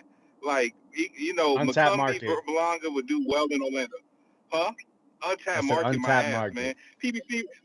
PBC been in that armory for how many years? At least what, 6 years now, I believe. And Come Morel on, bro. started They already packing it. tapped into it and dried it up. How many, man, you trying to fuck me up, Vega? How many people does it take to pack that up? What, 4,000? When you look on the TV, what you Man, said, damn, there's not an empty seat there. The standing room, man, everybody look, got the 2-drink minimum required to be in the man, armory. look. See, Vega, I was about to give you your flowers, man, because I'm in full agreement with you, man. I don't care about this Benavidez Canelo shit, man. Like, niggas want to talk about them like they the only two fighters in boxing, man. Like, let's move the fuck on. Why don't we talk about what David can do at 175? We got promising stars, man, that possibly can make an upset with Jaime Munguia and Edgar Berlanga at 168 against Canelo, man. So let's just wait and see, man. Wait and see what the boxing guys may bring us in the future, man. Let's get off this Benavidez shit, man. Why are we even talking about this shit still, man? Just because the nigga tweeted back or whatever the fuck, man, it's big news.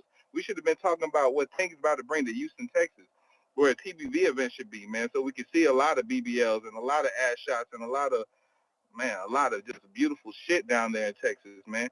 Yo, Ness, man, you gonna pull up there? You gonna pull up down there? 'Cause I think a lot of the community is willing to go down there to see the Tank event. Shout out to you. Shout out to the community as always, man. Much appreciation. And Marco, man, nobody gives a fuck about the fight, man. So all the advertising and marketing, man, nobody cares, man. When motherfuckers overprice shit, it's over with, man. Which It is fight what you it is. talking about? Canelo, that's not part of Canelo. Man, the Canelo Benavidez. That's not ever gonna be a part of Canelo's plan. They ain't gonna force him to make no fight. What, an advertisement? A cartoon picture? Get the fuck out of here, man. Look, just tell You're probably PBC right, to but roll the bank out. better than nothing, right? Oh yeah, probably right. I know I'm right, man. But Champ, that's the bell. Yo, he funny as hell though. He's like, get the fuck out of here. He said a cartoon. Spider Rico. Oh.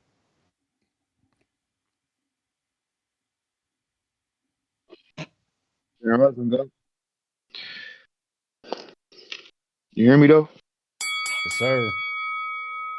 I got you. Hey, what's up? Yeah, Angelo Marco, they on you today, man. They ain't You on got anybody. oh, They that's on the good. truth. Everybody around here is mostly black and Latino, so naturally, you're the enemy. No, I'm just playing. You're not the enemy. You really You're the dude that called me the Anglo-Saxon, right? Yeah, you Angelo Marco, bro. That's Yeah, who there we you go. are. Okay. You may not be it in your heritage, but you sound like it to our ears.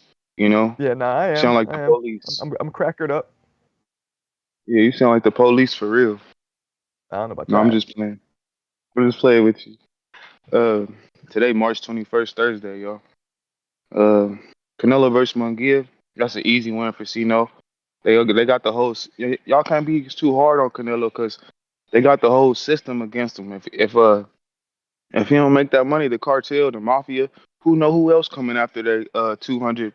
Because he making 200 million. It's probably more millions that need to be dispersed to people of influential power, like power beyond Canelo power. Trust me, he not the one making the calls. He the fighter. He's pure, and y'all need to chill out because it's not his decision.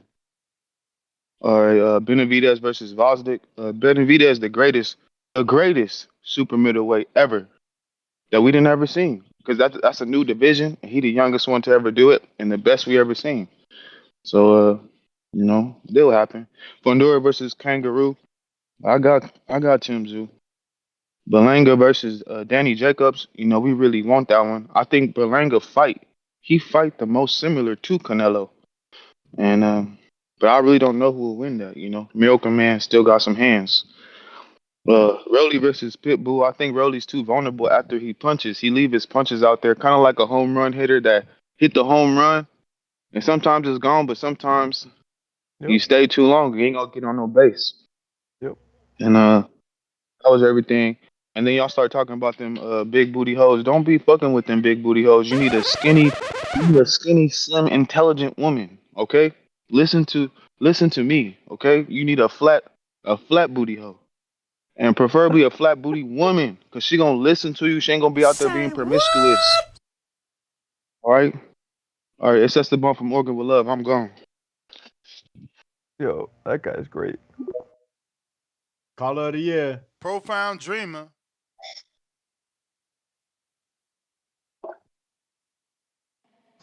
Hello, can y'all hear me? Alex Sarcasm is beautiful. Yes, we hear you. Can y'all hear me? Nice. Gather around TVV. I know you're still listening.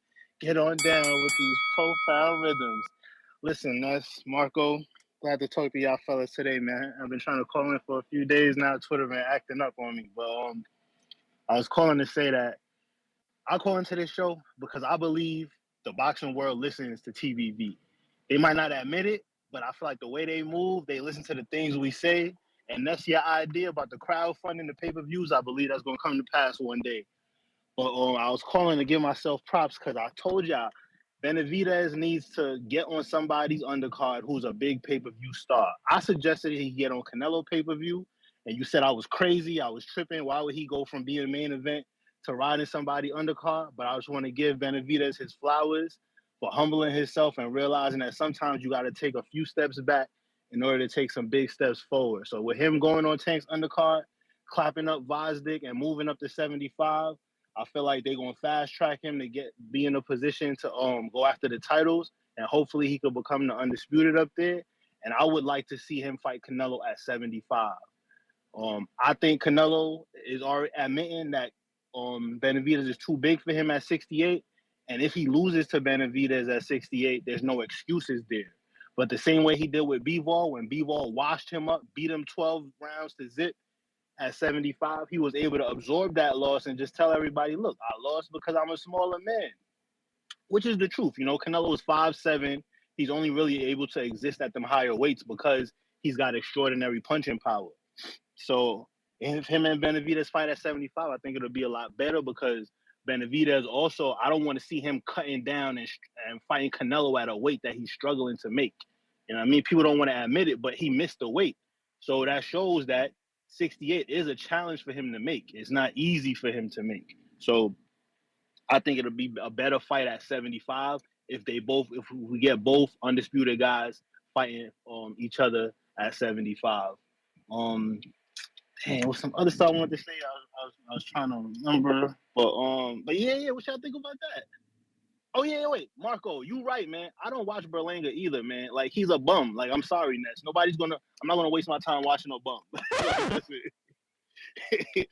Yo, y'all gotta stop this. Listen, is Berlanga a bit or overhyped or propped up? Absolutely. But bum, y'all gotta stop that. Nah, that man is a pretty decent boxer with very, very good power. If he was a bum, we would have seen him stop. Let me get a counterpunch, Ness. Let me get a counterpunch too. Because I didn't know if it was gonna work, so I ain't paying in advance, but I'm gonna pay you. But I was gonna say, Alex, you're right. He's not a bum. Obviously, that's an emotional exaggeration, but he's not worth my time. I tell Ness all the time, I don't buy every pay-per-view. That's why I consider myself a casual, because I don't buy every pay-per-view. Because if a fight is not worth my money, it's not worth my time. And Berlanga is a fighter that's not worth my time. until he get his skills up, until he gets past the level that you just expressed. You didn't say he was a bum, but you said he needs some work, right? Okay, I'm not here to watch dudes develop. That's why I listen to guys like you. That's why I like when you call in, because you be following everybody and you know who developing. So I like when Alex call in. I like when he be on the show, because Alex always giving out good advice. But yeah, I'm not gonna watch it. That's why I listen to you, brother. Well, I appreciate the compliment. You know, I guess it is what it is. Not everybody watches boxing to see development. Some just they want to see what is being scripted as the best fight. So No, they want the finished product, bro. Yeah. Nobody. I mean, ain't it a phrase like that? Like everybody wants to get to the end, but don't want to put in the work or some shit like that. Absolutely. They want the finished Because I product. got stuff to do on a Saturday night, Ness. I got stuff to do. But also I was gonna say, why don't weight classes matter when it comes to Canelo? Everybody understand that weight classes matter. We see Terrence Crawford taking a whole year off to build his body up into the next weight class he's going to. When it comes to Canelo now, everybody they just want him to fight King Kong. They want Canelo to go to cruiserweight. They want Canelo to go to heavyweight. Yo, the dude is only 5'7". Like Floyd Mayweather was taller than him when they fought. Like, why don't people recognize that? Like, I ain't no big Canelo fan. Like, I ain't bought a Canelo pay-per-view since the first Triple G fight. Like, his whole run at 68, I wasn't wasting my time watching them shits. Like I said, I got shit to do. That's why I listen to Ness. But yeah, weight classes matter. If he telling y'all Benavidez is too big for him, like, why that man got to go in there and get his ass whooped at 68? Like, he telling y'all he need an excuse. So make it happen at 75. Like, why is that hard for people to comprehend? Wait, what?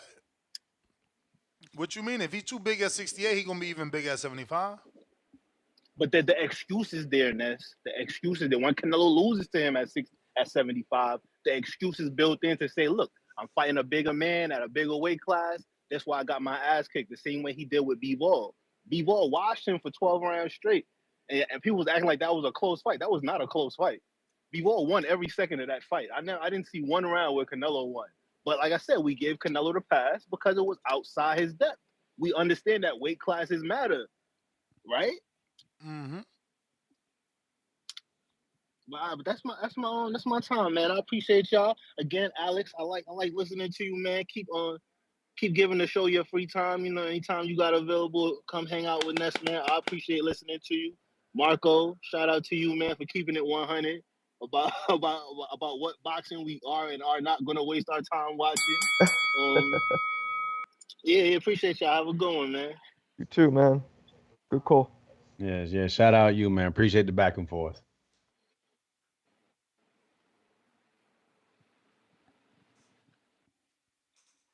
We got. But to say dead air. Nah, my bad. James Benitez. Oh, great.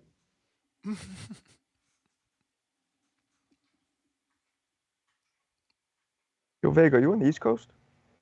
Florida, baby. West Palm, baby. Is that where you're from? Yeah, I was raised here. Okay. Well, my whole family's from up Jersey, though. Jersey, New York. Oh, these Jersey dudes. We got Damien $2. Them BBLs be looking trash. Disappointed asses. No, excuse me, disproportionate asses. But you looking at the wrong BBLs, champ. Stop it. We got William $1. He says, you notice David said when you get your 150 million, not if. No, exactly. And he said at the bottom of that, don't be surprised if this fight happens in September with the Laughing Out Loud. Listen, the writing's on the wall. What is it that C-Dub like to say and his boy Timboski?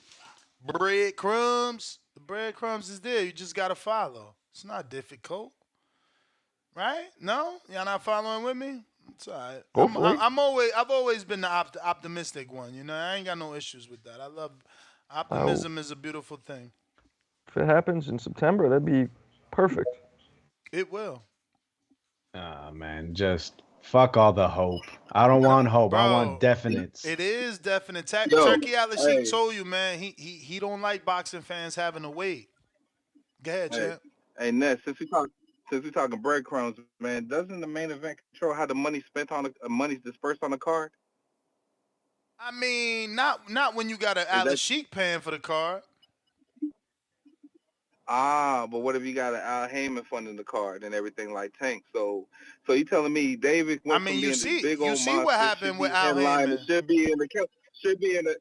should be in the ring with Canelo Alvarez and shit. Now he gonna be getting breadcrumbs from Tank Davis, man. I You mean, fucking kidding me, we man? just building the He's not brand. ready. This is the problem with boxing fans. You putting them No. down. So we You build putting it. them So we down. build it. So You now we putting them building. down. You So putting now them we build down it. for trying to make the necessary How the fuck? changes to get the How the fight. fuck we building?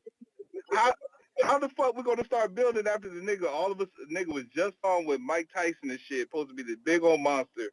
His profile ain't really enhanced that much, but we still building. I think his profile's already built. It's only the fear that make y'all hate on David like this. It's only the fear that make y'all hate on David like this. But think about it. I am thinking about it. We got guys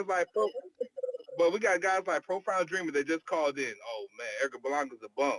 He's selling out Orlando, an untapped market, Vega. You know. And also, on top of that, how much money he's getting paid from? He's not getting no breadcrumbs from there. How much money did he make from his last fight? What you say, Ness? 1.2? Who? 1.2, is that correct? Yeah. 1.2, 1.5 or some shit like that in Orlando? That was don't sound like a motherfucker. rumor. That don't sound like a motherfucker getting breadcrumbs. Oh, okay. That sounds like a motherfucker's on his way to full-blown stardom, unlike the other way. You know what I'm saying, man? Yeah, it is what it is, man. Get over it, man. But he getting one person on the right 1.5 and where they David going? getting 5, man. You out here wilding. You heard it. Fighting against who? Who you seeing it? Who the fuck he fought, man? You seeing fought, it? Pride Drive McCoy? Man, come on, bro. That's not even a big name. It's a good fight, but it ain't a big name. He getting that kind of money for that in Orlando? Man, come on, man. He's showing you he's on the right track for superstardom, unlike some of the other fighters people want to call out all the time over and over, man. Like, look, Benavidez, he can say all he want and everything like that. He can make close to $5 million. I don't believe it. You know, and then what? He's going to get that money for this pay-per-view? I don't think so, because Tank gonna really eat, man. It is what it is, man. Benavidez ain't the star like y'all think he is, or make y'all want to believe. And Marco, man, I ain't mean to dish you like that on the last call. I want to give you flowers, man. Hater. I respect you on this panel. Nah, I really appreciate man, you. It is what it is. And Marco, man, I respect you on this platform and everything, man. And you do add value, man. Even though sometimes you may be out of whack with your opinions and shit. But hey, man, I appreciate you coming back, man. Hey, man, I appreciate that. Opinions are subjective. You know what I'm saying? Mm-hmm. It is. All our opinions are subjective, man. It is, you know. And next, man, I'm definitely not a hater. I just speak what I believe to be truthful, man. Shout out to Belonga, shout out to the community, shout out to everybody. And for Brown Dreamer, man, you need to really watch boxing, man. It like you only want to watch people when they full blown stardom and shit, man. You need to watch the top ranked cards because ain't nothing but goddamn built prospects on that shit every other 2 weeks. Pro box and then overtime. Hey Ness, man, real quick before my call's over with. Do you think the overtime card on the 29th is better than the PBC card on the 30th? I say yes. I ain't even getting no. Where's the real that's announcement for that shit? Is it fully out? I ain't see no full blown announcement. I just see fighters announcing shit. What? Yeah, but even the fighter card, don't you think that fighter card is better than what PBC is giving us? I mean, last email I got from them was in January, bro. So they did announce. All right, man. Shout out to y'all, They did announce man. a March 29th OTE arena in Atlanta, but yeah. Let me see. I don't see no names on this, so they haven't sent the new release out. But Avis Griffin, who's trained by Bomac, is scheduled to be on the April 19th OTX card. Okay. Because they got one March 29th, April 19th, May 31st, and June 28th. Even though the May 31st is labeled as a Red Owl Boxing in Houston. So they're going to use that arena in May. And all the other 3 events are in Atlanta at the OTX arena. So Profound Dreamer, you're going to see at an OTX event, you're going to see BBLs, ass shots, all that beautiful shit, and you're going to see good fights. Better than some of the shit you're going to see on the PBC card on the 30th. I'm out, Ness. All right. Avis Griffin is taking on undefeated puncher Jose Vargas Quintana. Who is this? Thunder Studios. That means he fought on a Marv Nation card last. Got a knockout over a 14-0 fighter. Malik Birdsong. Never heard of him. Other than that, the resume is fluffed up. I know he's not saying the OTX card before the day before PBC's card is going to be better. That's wild. Yeah, you know he's a PBC hater. It's more like troll. He just be trolling, I guess. Angel. So your boy Truck is on there though. Oh, is he really? I see the Truck is training with Ronnie Shields. He's in camp with Ronnie Shields and with my friend Vito Menelecki Jr.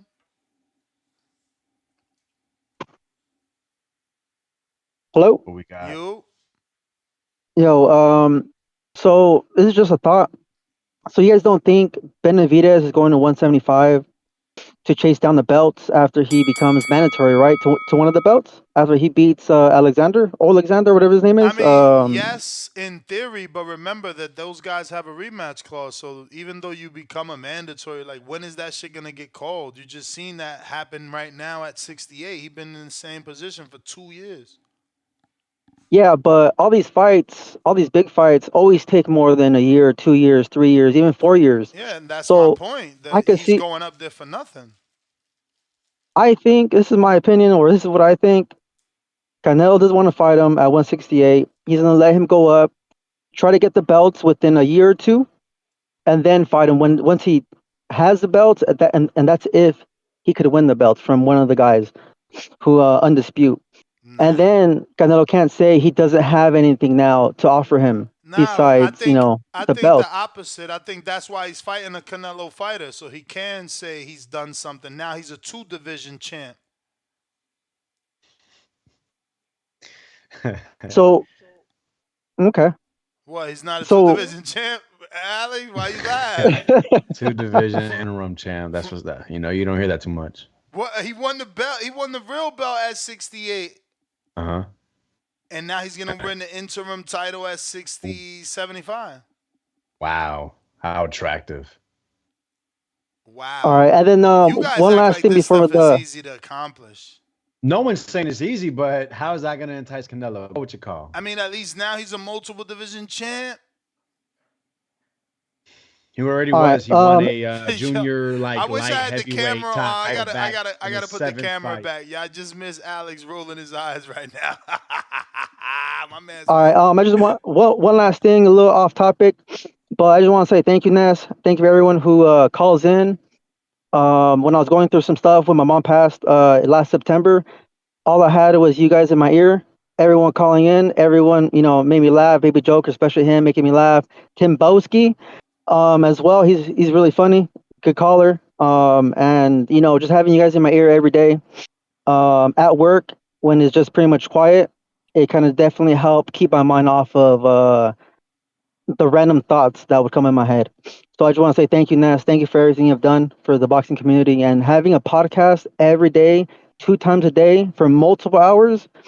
Hey man, that definitely helps lives and helps people's mental health for sure. I'm not gonna lie. Thank you very much, and that's my call right there. Man, appreciate you, bro. My condolences on the passing of your mother, man. Hope you feel better, and thank you for listening to us, bro. Hope you're feeling better, though, Yeah. for sure, man. Oh yeah, definitely. Especially with 2 podcasts a day, more than 4 hours each. I listen to you guys on Spotify mostly, just because of work. It's easy to pause, talk to my director, and just kind of go back and forth, and talk to other people there. It's just easier to pause. But today I wanted to get that off my chest with my mom, and then also with Benavidez going a different route. Nah, appreciate you, man. Salute, bro. Appreciate you. Thank you Yeah, for the thank you, kind bro. Thank you. words, man. Thank you for the kind words. From your lips to God's ears, and hopefully, a millionaire reacts, man. I still want my fancy studio with all the bells and whistles. Like, the Howard Stern or the Breakfast Club. I want my shit like that. H-Town, what up? Can you stop? What up, Ness? What up, Ness? Chilling. Can you hear What me? up? Yep. We hear you. I want to salute the only real boxer who people say ain't Mexican, who people say is a model. Because if he fights Haney, then fights Shakur, I need everybody to shut up about Ryan not having that Mexican heart in him because he's the only one fighting killers. That's crazy, man. I don't know if you heard about they agreed to fight after the fight. But everybody else, man, is full of shit. Who agreed to fight after the fight? Ryan and Shakur after the Haney fight. Oh They yeah, did it on yeah, like yeah, Twitter yeah. or whatever. He said if he wins though. He says if he doesn't get the Tank rematch. Yeah, if he wins and he gotta not get the Tank rematch. He ain't gonna get the Tank rematch. We already know that. So come on. You come on. If he beats Haney, he getting a Tank rematch. I don't think, believe it or not, call me crazy. I don't think Tank wants to fight him fully hydrated. Yeah, no, you crazy. Because Call you crazy? Okay, crazy. yeah, there's a reason Tank got to shrink everybody down, man. Nah. That's just A side shit. But when he already seen the money it made to talk to Ryan, like he ain't playing around. They want that fight. It'll be nice, but hey, far as this Canelo and Benavidez said, hey, show me the money. Show me the money, Ness. Mm-hmm. Like, He ain't even asked for this much money to fight Triple G, pobrecito. It's crazy. Hey, but did you hear the rumor saying that Fury's getting about 170 million I to ain't hear fight? 70. I ain't hear. I definitely seen the report that says excess of 100 million, but I ain't see 170. But no tiene cojones. Nah, I don't know about that, bro. No tienes huevos. Who doesn't have the huevos? No eres chingón. I don't know. Hey, if when Canelo stops David, you gonna be all, that's my dog. That's my dog. I'm just saying, yo. My dog would have took the fight.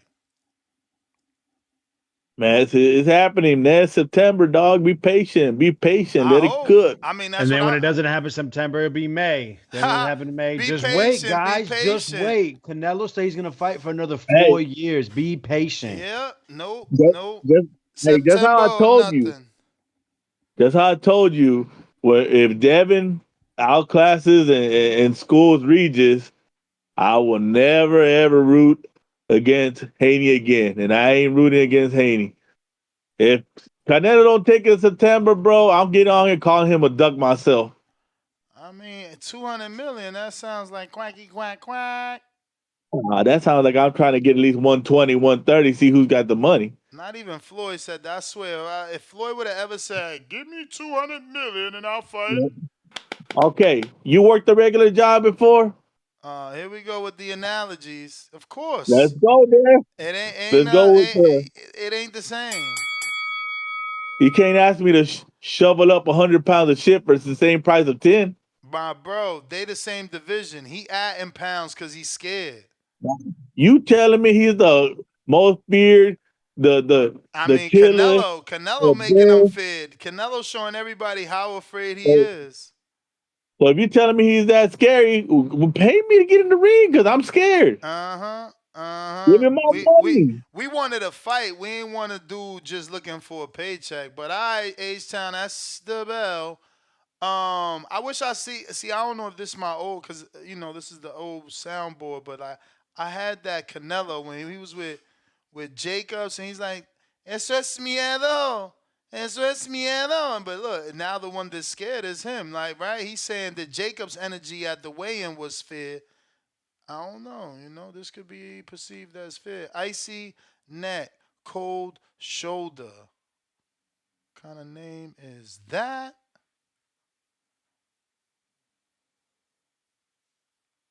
You gotta unmute. You got that Berlanga chain? Hey yo, what up, guys? It's actually Dom off Twitter. This is just my Discord. But what up, TBV? What up? And Canelo, he's without a doubt, he's ducking. But the ducks, they get the bucks sometimes. And if you're gonna be a duck, shit, he's being Scrooge McDuck. 200 million? That's a lot of pesos to swim through, Ness. He knows his worth. And whether we accept it or not, he knows he's towards the tail end of his career. So, you know, he's at the mountaintop. And when you're running out of opponents to conquer and the Benavidez's and the Crawfords come knocking, it's going to come with a heavy price tag. So we need turkey, egg, and cheese to send that check. Saudi got it. Canelo knows it. We gonna disrespect the only man that's putting up the bread. Look, man, he's going to pay regardless of what I say. And, you know, the money's different over there. Them guys, they try to pay that soccer player $1 billion in one season. And you can pay him $250 million, you know. And this David fight is huge. And Canelo admitted that Canelo respects him. You know, he said, well, I could fight anybody for that. So he rates Benavidez. He just admitted it. So I feel like the fight's in the pressure cooker right now. You know, David knows it. He's on the gas pedal. He's apologized to who? I mean, he's coming harder with that Instagram post. So I think with him fighting a Reynoso fighter, you know, we got something going on in the back. Something they can't really let us privy to because the PBC might not be involved on the level, you know, when a turkey comes in. And, you know, we'll see what happens. I think we get this fight this year. They certainly involved. I mean, Eddy Reynoso. I didn't finish playing. I'm going to have to finish playing the audio, but they certainly involved. And Eddy Reynoso certainly said they opened to Saudi Arabia. And this was yesterday. Yeah, that's what I'm saying. We get it this September. You know, the gap is becoming too far. The roads are starting to fork. If it doesn't happen this year, I feel like we should let it go. You know, come next year, Canelo will be closer to fighting Jake Paul than he will David. And, you know, he's got a couple big fights left.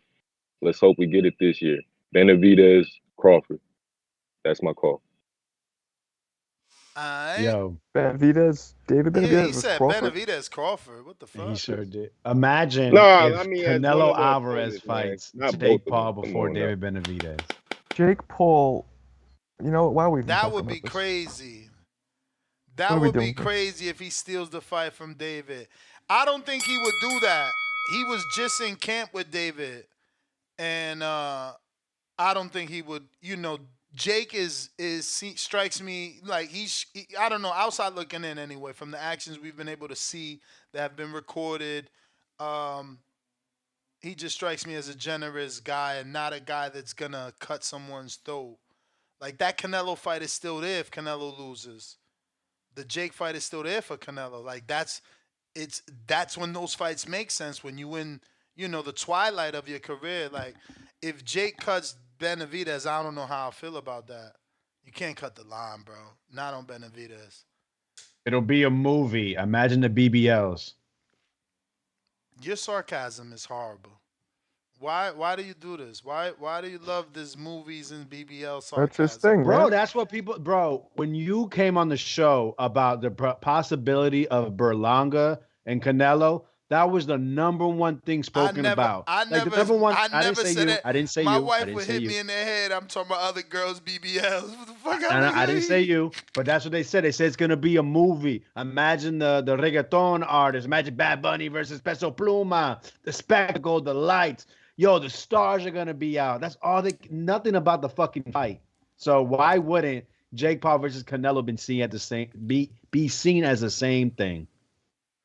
Listen, Berlanga lands that right hand, and we finally listen. The last Puerto Rican to make Canelo shake was a Puerto Rican. So don't let Berlanga get hands on Canelo, man. That's all we know. For all we know, his kryptonite is a Puerto Rican.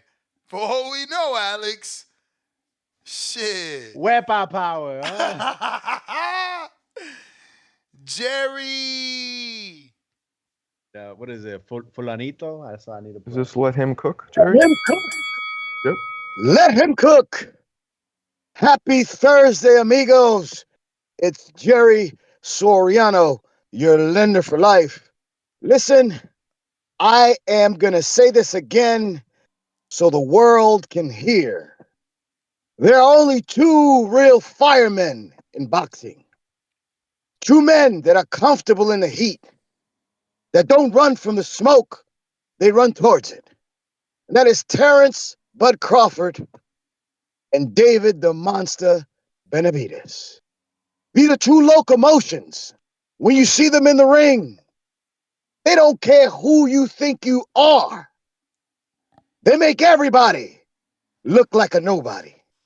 So when that locomotion is heading down the tracks, you can get on it, you can get off it, or you can get run the hell over. So what I would tell Canelo and his fans is this: pick your poison. Because you ain't gonna fight Crawford and then fight Benavidez. You ain't gonna fight Benavidez and then fight Crawford. Because both opponents will treat you like a piñata and beat you from post to post because they don't care who you think you are. They don't care who the people say you are. You are what they want you to be that given night. Another opponent that's gonna say, I had an off night. I don't know what it was. I just didn't feel like myself. No, you are yourself. You're just another opponent in the game that we call the arena, the fight to the fittest. Only the strong survive. Bud Crawford didn't care who you thought Spence was July 29th, 2023. He was going to make Spence who he wanted him to be. Just another opponent. The last 11, like I say, have all had an off night. An off night hosted by Terrence Bud Crawford. An off night hosted by David the Monster Benavidez. We are who we want you to be. The next contestant up for an off night hosted by the two real firemen in the business who are comfortable in the heat. We don't run from the smoke. We run towards it. This is Jerry Soriano, your lender for life. Let him cook. I want to make a recommendation. Whenever there's like a hype video for the next Border Wars, hit up Jerry. I think he'll do a fantastic job. Soriano, baby. Lender for life. All right. What up? Yo, what's good, Ness? What up with you? Man, I didn't get to call in yesterday. So, but yeah, man, Canelo a clown. You know what I'm saying? He did a lot. He did a lot in the sport, but he holding up the sport, man. Just drop the belt and move on. This man talking about all Benavidez can bring is 25 pounds. But you fought Kovalev, who damn near a cruiserweight, and you fought Bivol. So you basically saying you're afraid of Benavidez because of his skill, not because of his weight, because you fought bigger fighters. You was about to fight Badu Jack, who was a cruiserweight. That was talking about Canelo fighting Usyk at one point. So I don't understand the issue with him fighting Benavidez. It's just a duck, and like I said, I'm not buying this fight. I buy fights that I don't want to go watch. But I'm not buying this fight. Hopefully he fight Benavidez in September. But yeah, he just ducking, just drop the belt or whatever, man. You know what I'm saying? Then you got the WBC. You basically tell them what to do. So it's just all corrupt, man. He just running from Benavidez. It's really sad to see. But he running from him because of his skills, not because of his weight. So he need to stop bringing up weight. But that's my comment. All right. We got Timboski.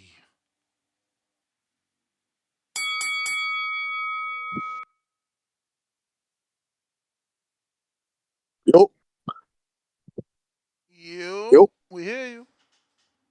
Ooh, ooh, ooh, ooh. Hey, salute Ness. Vega. You get me? Ring walk. And the TBV community. Fuck all the fake fraudulent fans, man. And I got a special shout out for, I think his name's Angel M, that said that he lost his mom, you know what I'm saying to you, in a catastrophic moment in his life. I appreciate him. He's a real boxing fan, you know what I'm saying to you. It's very hard to take that type of loss. And you get me, you have to have a real mental fortitude, you know what I'm saying to you, because if I lost my mom, I don't know how I'll deal with that, you understand? So shout out to him, man. And yeah, Ness, man. Obviously, I had a bone to pick with you, you know what I'm saying to you.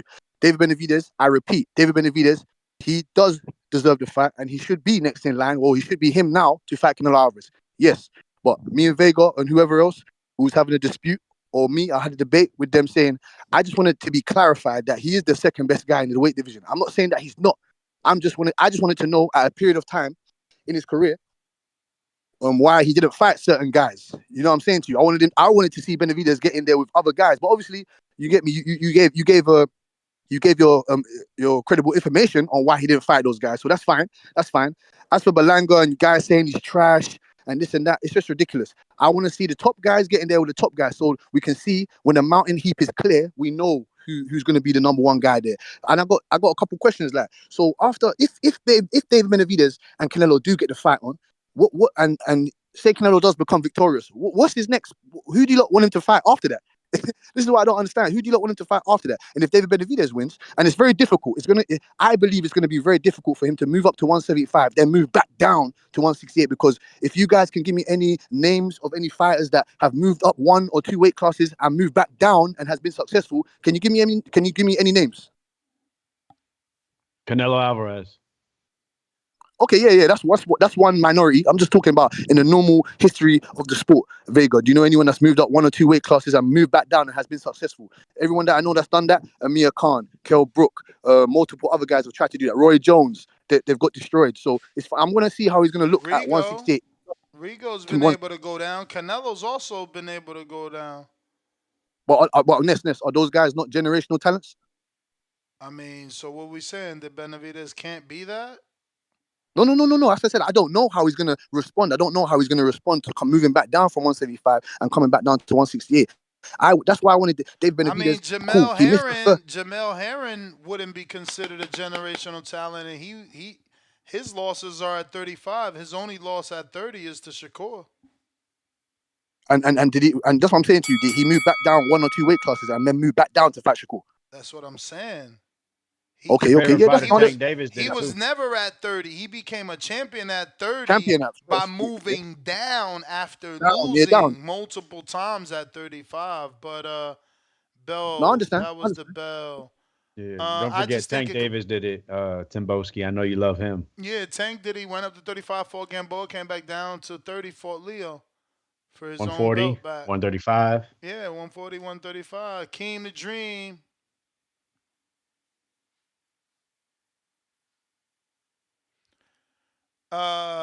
JT says he nominates Jerry for Caller of the Year if he keeps it up. Shout out to Jerry. Can y'all hear me though? Yes. We hear you. What up? Shout out to Vega. It's the Starcastics. What we got to deal with all the time. This fucking guy, he's just a party pooper. He don't like the movies.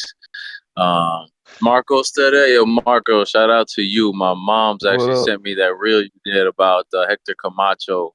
Came across her algorithm, man, and I checked your page out. You make some dope reels, man. Fun fact, my Discord picture, young me with Hector Camacho at a La India concert, real Puerto Rican shit. Yo, I used to spar Camacho's son, so yeah, I'm a big Camacho fan. That's what's up. Yeah, Camacho was a super cool guy. He was like real good friends with my mom's ex-husband, so I got to hang out with him a couple times as a kid. Super cool dude. Like it. But yeah, look, man, I think Canelo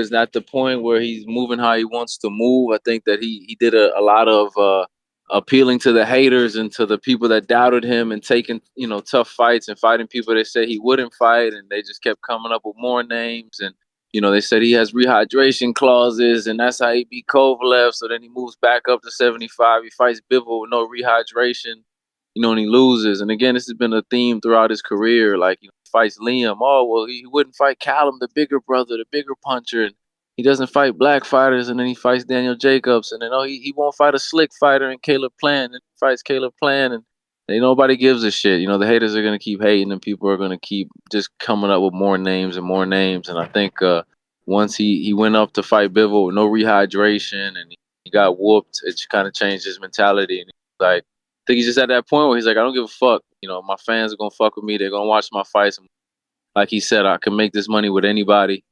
Now, I know he lives a lavish lifestyle, and he deserves that. He works hard for that. So I think he's at the point where he's like, I'm going to keep getting these big checks. and fuck what y'all got to say and who I don't fight and what I don't do. And as for David, I think honestly, yeah, he wants to fight, and it would be great for his career. But I think Davis is gonna make his own lane, bro. He's gonna make his own legacy. He's gonna continue to move his own way, and he's already been a champion at 68. I see him being a champion at 75, and he's a young kid. He's a big kid. I could definitely see him, possibly finishing his career at heavyweight or cruiserweight. Big dude, and he's still young. So in 10 years, who knows? 10 years ago, I wouldn't have thought Canelo would be at light heavyweight. So in 10 years, who knows what David could be? He could be a heavyweight, and he can finish his career a legend and still be great. And I think he's the type of guy he's gonna carve that lane. Like Wilder at one point it was all about AJ, and then he said, "Fuck the AJ fight, I'm gonna do my own thing." And he went and had a trilogy with Fury, and has made a ton of money, and he still became a massive star in boxing. When people said he wasn't a star, he made his own lane. He said, "Fuck it." And I think David's got that kind of mentality where he's gonna go off and he's gonna do his own thing. Regardless of Canelo. So, we want to see the fight, but I don't know. We might still get it. But we ain't getting it now. We know that for a fact. So it is what it is, man. And that was all I had on that. Oh, Border Wars, man. Throwing it out there, man. Don't forget about Border Wars. Y'all talk a lot. Sign up. Get y'all fat asses to the Who do you doctor want and to get a fight, physical. though? Call him out now. I'll take Spider Rico, man. I was talking to Adrian this morning about that. I would love the Esteban fight. Esteban, I respect his skills. He's well known in the Border Wars world. We're about the same weight.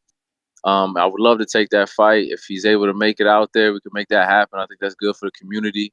He's made himself into a character calling in every day. People enjoy his calls and whatnot. And we got a little history. He was in my corner my last fight in Wisconsin. He actually worked my corner. So this can be it's a little storyline to it. And Ness knows we've talked about this fight before in the back end, and I think it's a good fight. We're about the same size. He's a southpaw, more orthodox. We could definitely make that happen. I think that'd be a good fight. If I can't get that fight, if we can't make that happen, then we'll just we'll figure something else out. But that's a fight that I want. I think that's a good fight for the community. It's a good fight. It'll be pleasing to the eye because we're both good boxers. We're not trash cans like some of y'all dudes. So get y'all. But again, man, get y'all fat sloppy asses to the doctor. Go pass a physical. Get your USA book and join Border Wars, man. Because it's going down September, man. Like I said, I was talking to the promoter, the man himself, Adrian, earlier today. He's, you know how he is when he plans something. He takes it very serious. So yeah, let's get it. I want to see Vegas, a little chubby ass, lose some weight and get in the ring too. Stop bullshitting. Ness needs to make a comeback. You know what I mean? I ain't lying. What you laughing for? You need to get your ass out there and keep running. All right, get your ass in the ring. Stop all this I'm retired bullshit. You feel me? Let's get back in the ring. We need what's your nickname? The Dominican Nightmare, Young Ali, whatever you call yourself. Let's get back in the ring, man. You know what I'm saying? If people want to see Ness fight, and I know you still got the itch here and there, man. Don't act like that. But some footage of Ness fighting. Nah, Ness got the power. He got the power in the right hand. That's for sure. He big dude. I want to see it. But yeah, man. So I'm gonna try to keep talking about Border Wars, man. Let's not forget that. It's good for the community, man. It's entertaining, and yeah. So that's all I had, man. Appreciate y'all. Man, if only Benavidez took that approach that Keem did for Spider Rico, for Benavidez to fight Canelo. That's how you got to treat a Mexican businessman. Nice and respectful. Hey, man, Keem, always a good call, man. We look forward to the next one in 2 months. Yeah. But again, we are reporting that Eddy Reynoso says they could keep their apologies. He's not interested in their apologies. So, the safe route or the apologetic route is not going to work this time around. James Benitez counterpunch.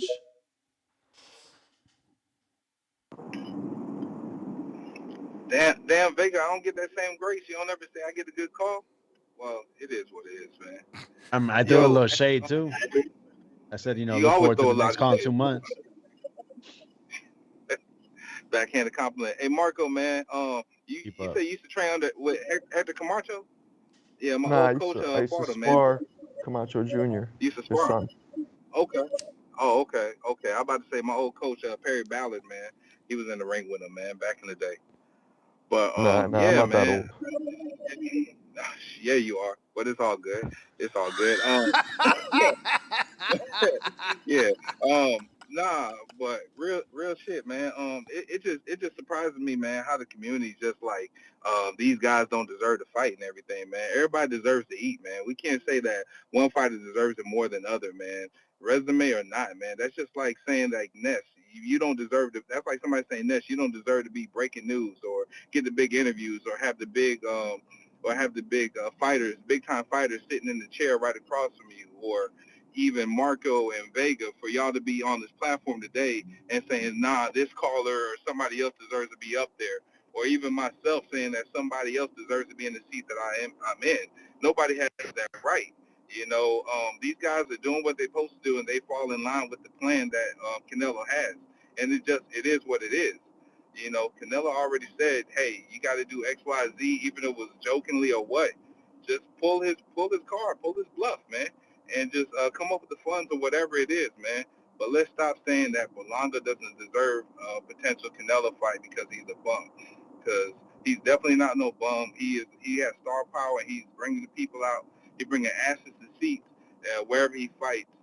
Jaime Munguia, he defended that WBO 5 times and shit. And he put in work, and he has an unblemished record. So you got to give him credit as well. And whoever else may get the fight going forward, man.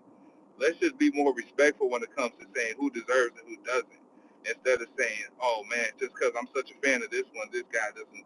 Man, fuck all that. Put in your own personal perspective, man, before y'all speak sometimes. Shout out to you. Shout out to the community. I'm gone. You made a mistake. He doesn't put asses in seats. He puts BBLs in seats. Hey-o.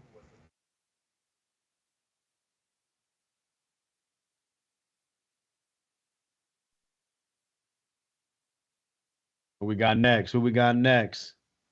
Josh was there. Now we got Zorro.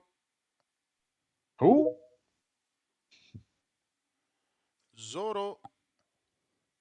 Hey, yo, Ness, you can hear me or it's hella wind? You good? Alright, yeah, it's Yoko.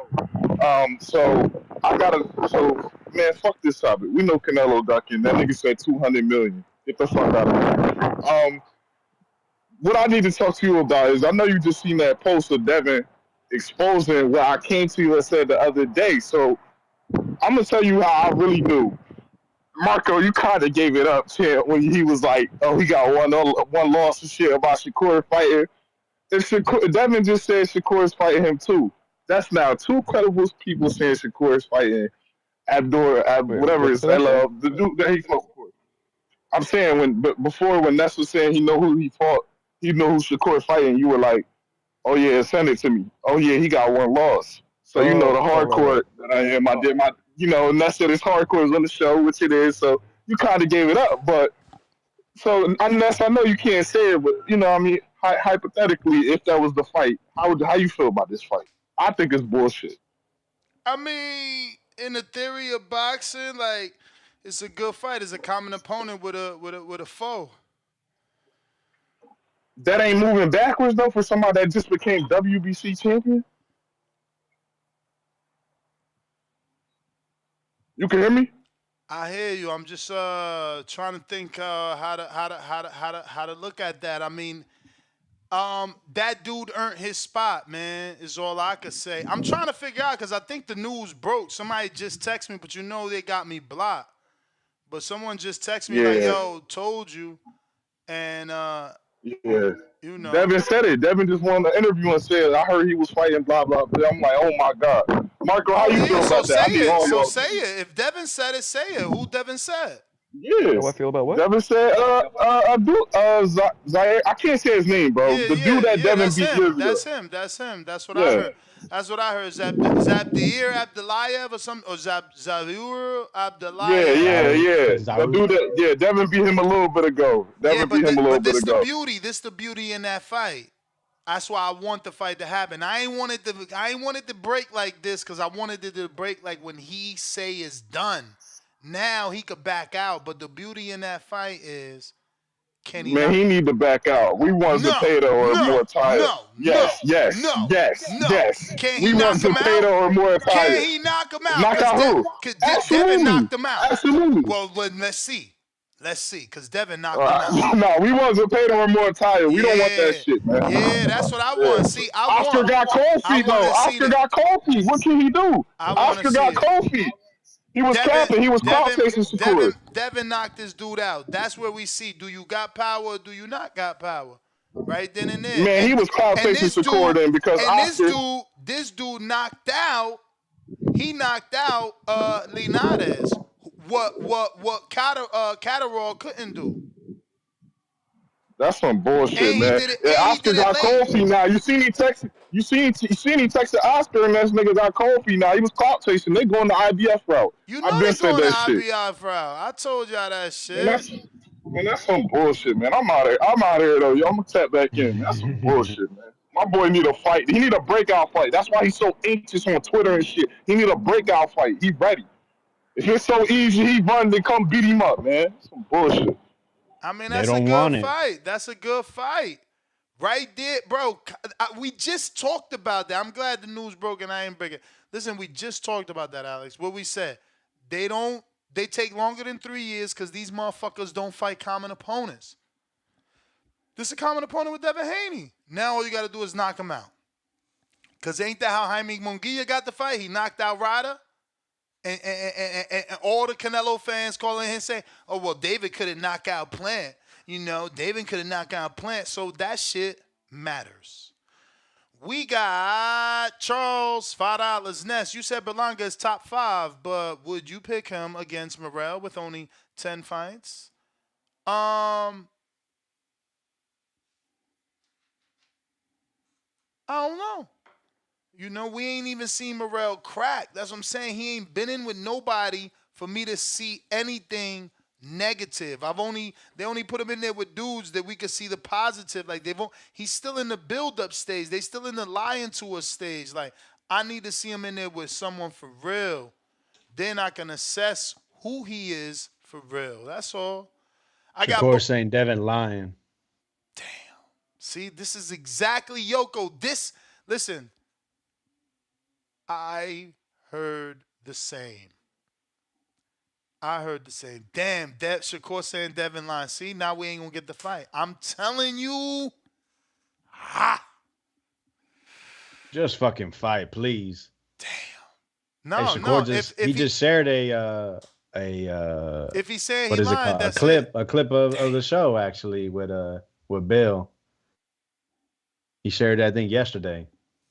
Saying what? So, it was just some bullshit about, about the 25%, the offer that was never really offered. But like people say, man, they watch. They always watching.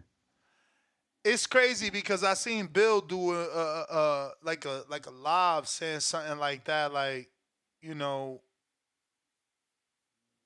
basically he not going back to the table with him because of how he acted with the last offer. This business, is so difficult because everybody gets upset. Like, remember that happened to Andre. Oh, we ain't fucking with him. He had a signed contract. He walked away. PBC ain't fucking with him. And that's how it was for a long time because he walked away from that Jermell Charlo fight. It's like, yo, you do one thing wrong, you done. Look at Stephen Big Shot Shaw. His father says some shit. Got him cut off that Al Heyman team. Now look at him. I seen he actually has a return fight. I forgot where it was. Yeah, and it ain't even on Top Rank. It's like in San Diego, right? In his hometown. On Something the like club that, level. yeah. So I'm saying, man, shit get wicked out here in these streets. Bones 13, $2. Danny talks more on Mill City than here. Shaking my head. Edmund, $2. Do you watch boxing or do you just skim through it, Marcos? Hardcore Marv, $2. Marco wouldn't have made his own radar. Huh? I don't get that, but cool. Marco wouldn't have made. Oh, I think I get it now. You know you get it now. Yeah, I had to read it twice too. God damn, that's dope. $5. Berlanga. Drew says, Berlanga, baby. Wepa. Hit the music, Ness. Bro, I'm a block Drew. it's been so long since we had like a Puerto Rican we could root for, bro. And I get it. Y'all wrapped up in Subriel Matias. y'all wrapped up in him not getting the consistent knockouts anymore. And I'm more in like, yo, he's way better than Felix Verdejo. And unlike about Subriel Subriel? Matias, unlike Subriel, he didn't suffer early loss because he was what is Canelo praising Jaime for? Discipline. So what was Subriel? Undisciplined. But you see, we pick and choose who we want to ride with. Because you know what? Knockouts sell. Just like y'all picked and chose to ride with Belanga when he was getting the knockouts. The minute he ain't, he a bum. Like, that's crazy. People go 10 rounds and 12 rounds every day, B. Daniel Vega, $2. Did you guys talk about the Dalton versus Zepeda? You know what? I just got the email about that. It's fight week for that. I don't know I don't know what Chon got left. Like, come on. They Dalton Smith needs a name. This is the name. But where is Tip Bellis? You supposed to call in sometime this week to pick against Dalton. You said you are not picking any UK dudes over Mexicans. You said none this year. All year you riding against the UK dudes versus Mexicans is what you said. Chon Cepeda is going to have to show us, like, is he done? Because what, his last loss was to Catterall, no? No. His last fight was Hitchens. Damn, he ain't fight since then? I thought he lost to Catterall. That wasn't that long ago. That was October. I thought he lost to Catterall after. I guess Catterall He never fought him. That was Linares that fought. Yeah, no, that's what I'm saying. I guess I'll say this with the fight. With Dalton Smith, they've been kind of building him, at a kind of a slower pace. But this is a jump. I swear he was just fighting basically domestic level, and now he's skipping European and jumping to the world level. And with Chon, we've seen Chon is a quality fighter. Yeah, but what he got left at this point? How many rounds boxed at this point?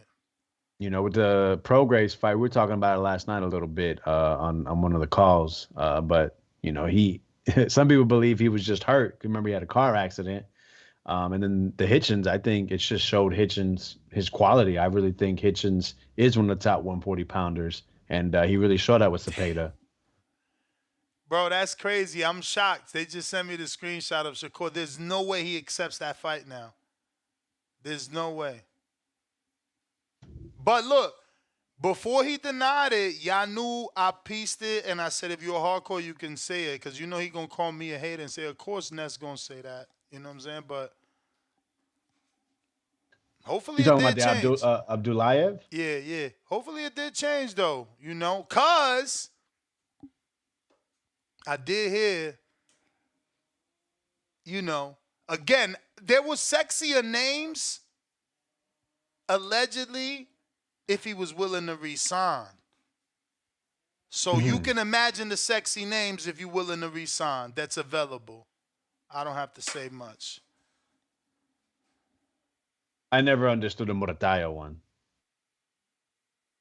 Well, speaking of that, what, you don't like that? He's young, 35, Mexican, power puncher. He's trained by Robert. What's wrong with that? And Robert... you mean kind of like a David Morrell? No, he got more names than David. He's got more names. Oh, he don't? Because he got some... And he got common opponents with the person in question. Hey, man. And I ain't even use him. I ain't even use him box, right? Eric Bazignan. Well, tell Morrell go fight Eric Bazignan. Why are you trying to get him to fight Morrell? They don't want that fight. They won't even fight him, Billy. Okay, but why are you trying to get him to fight David if he got common opponents with Bazignan? I'm just saying, man. I just don't think Morataya has gotten to that level yet. I mean he's number two. Dude fight, he's number Galindo two.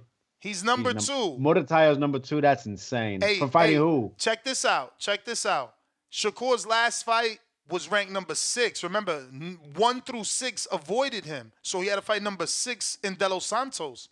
So this is the way it works. So how is he number 2 then? Okay, so the news broke already. Raymond Murataya on March 29th is fighting Doc Dondini. No, I already knew this. I just couldn't say that. He's fighting Doc Dondini, who my guy been for. Sign my guy. Justice for Tito Mercado. The unranked, true fucking murderer at 35. Okay? They gave the prospect of the year to Mason, and now their prize jewel, and Murataya is fighting somebody my boy already done did dirty. Like, you feel me? I mean, bringing the guy down in weight, switching the opponent, a few weeks before the fight. 1 week, really. Listen, it is what it is. My man is here. You know what I'm saying? That's the opponent, B. Murataya gets another name. But, you know, Dagdondini is just as good as Alantes Fox. They've both been in with world-class level fighters. He also fought and knocked out Jeremiah Nakatilio. He also knocked out Humberto Galdino, which is a good little journeyman. Yeah, Galdino was good. Galdino knocked him down that first round. Contreras, Jeremy Hill from NO, New Orleans. You hear? You heard? Like, nah, stop playing Murataya like he's just some little fake prospect. And he got more fights than Morrell, which is experience. More fights than Morrell. I mean, look, you made me compare him. I mean, Morrell got a title, though. He doesn't. I mean, we about to go for the title shot. That used to be the Canelo route where he has a title. We about to go for the title shot. If Murataya beats this fight, he get in the core fight. So what was the other names then? Because I just remember hearing Murataya, really. Well, I mean, Murataya and, you know, who Shakur saying no. Huh. Oh, I mean, shit.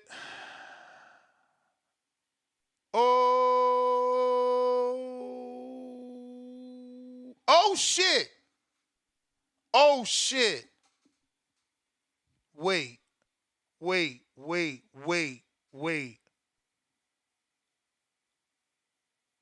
No, fuck, he's German. Oh, no, he is Armenian. Oh,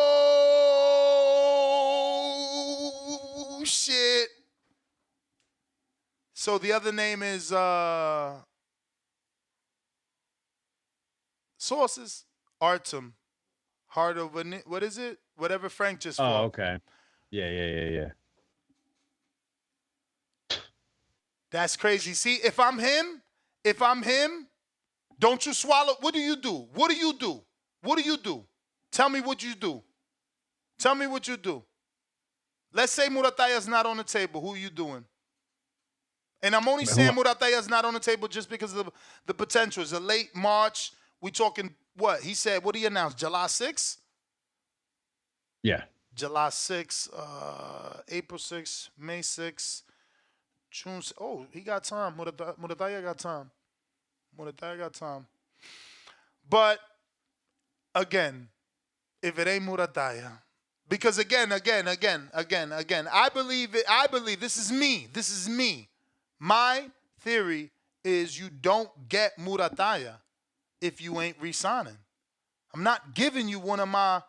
Oh my God, Murataya! What a great. No, man, nobody's fucking saying that. No. What I'm saying is, I don't believe Top Rank will give him Murataya if he's not willing to re-sign. That's what I'm saying. Do you agree or But no? why would he even care to fight Murataya? Isn't that what kind of prompted him to go ahead and say fuck him? It ain't about caring, but is it not a bigger fight? Murataya compared to these other guys? Yes. Well, Zaire, I don't know. Abdulayev. He fought in an interim fight with the current undisputed, former undisputed champion. Who's more known, player? Who's more known? Who is more known? Yeah. You don't. Okay, I like it. I like this pushback. He ain't believing in the Mexican fan base. All I know is the West Coast cats. They love to talk about Murataya. Oh, he's with Robert. What's his name? Robert Garcia. And Murataya's Mexican, so he's like, that's it. He gets a title He's shot. so good. How many headlines? I mean, we could play this game because I've heard these discussions on this show plenty of times, being a long time listener. So how many times he's headlined? How many times he's been on ESPN headlining? Never. Oh, okay. So Abdulayev has been on the Zone headline, right? Yes. Okay, then. So listen, there's a push on Murataya. Robert Garcia speaks so highly of him. Super. Right? Right. He says you put him on everybody, but I swear, every time Shakur name comes up, I feel there's a little hesitation.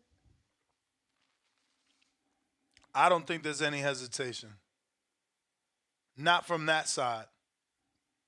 Not from Robert.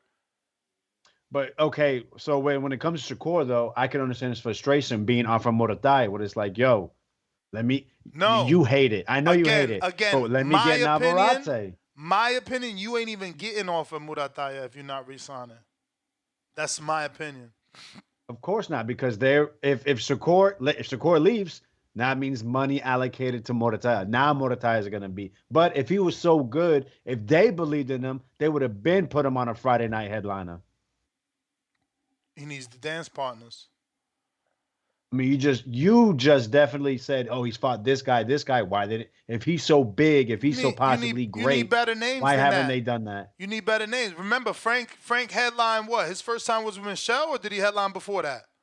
Frank, the first headline was definitely Michelle Rivera. You need put together show. And that was a Cosmopolitan 2,000 people. You need a good little dance partner, man. You need a good little dance partner. Look at Berlanga. He had to do 3,000 with McCory. Like, you need a good dance partner. That ain't even a good dance partner. I just bring up Berlanga to keep showing y'all he a draw. If they believed in him, though, they'd be willing to overpay. Bro, it's business. We ain't trying to lose if we believe we willing to overpay. Nah. Just build them. But if you get the right opponent, like you said, overpay him, bam, boom. Not everyone's talking about, oh, he beat that guy. Listen. The boxing streets listen to what's about to happen, okay? I hate to have to say this, but this is what's about to happen. He's about to knock out Dog Dondini. And he's going to look better than, Barboza just went 10-2, right? Barboza Haney. stopped him in the 9th or 10th. Okay. Corner stoppage. Okay, good for him. At 140. Good for him. So I think Murataya separates, does it sooner. His power's real. He's the goods. I think Tito is, but I think that Murataya might be slightly more polished, even though he don't got the names that Tito Mercado got. No, I see it. Murataya he's patient, he's polished, like you said. Who's he fighting? But that comes from guess what? Guys with a pulse, guys that are actually going in it to defeat him. Galinda was the only one. Come on, bro. And now he about to get in there with Dag Dondini. Oh my God! Put fears in the streets, bro. Listen. You see, I don't know, man. We all look at things differently. Like, in the beginning, I guess it was different. But then, like, as time goes by and you see how difficult shit is, like, I always give Dag Dondini and people that beat him credit because Devin fought him at, like, 27 fights, right? How many fucking fights he had in? Mm-hmm. So it's like, now the dudes that are fighting Dag Dondini are doing it at 10 fights. This kid got 19 fights. Like, I value that. Someone who we consider and who proved to be elite, world class, didn't challenge that fighter while he was undefeated until a certain amount of time in his career.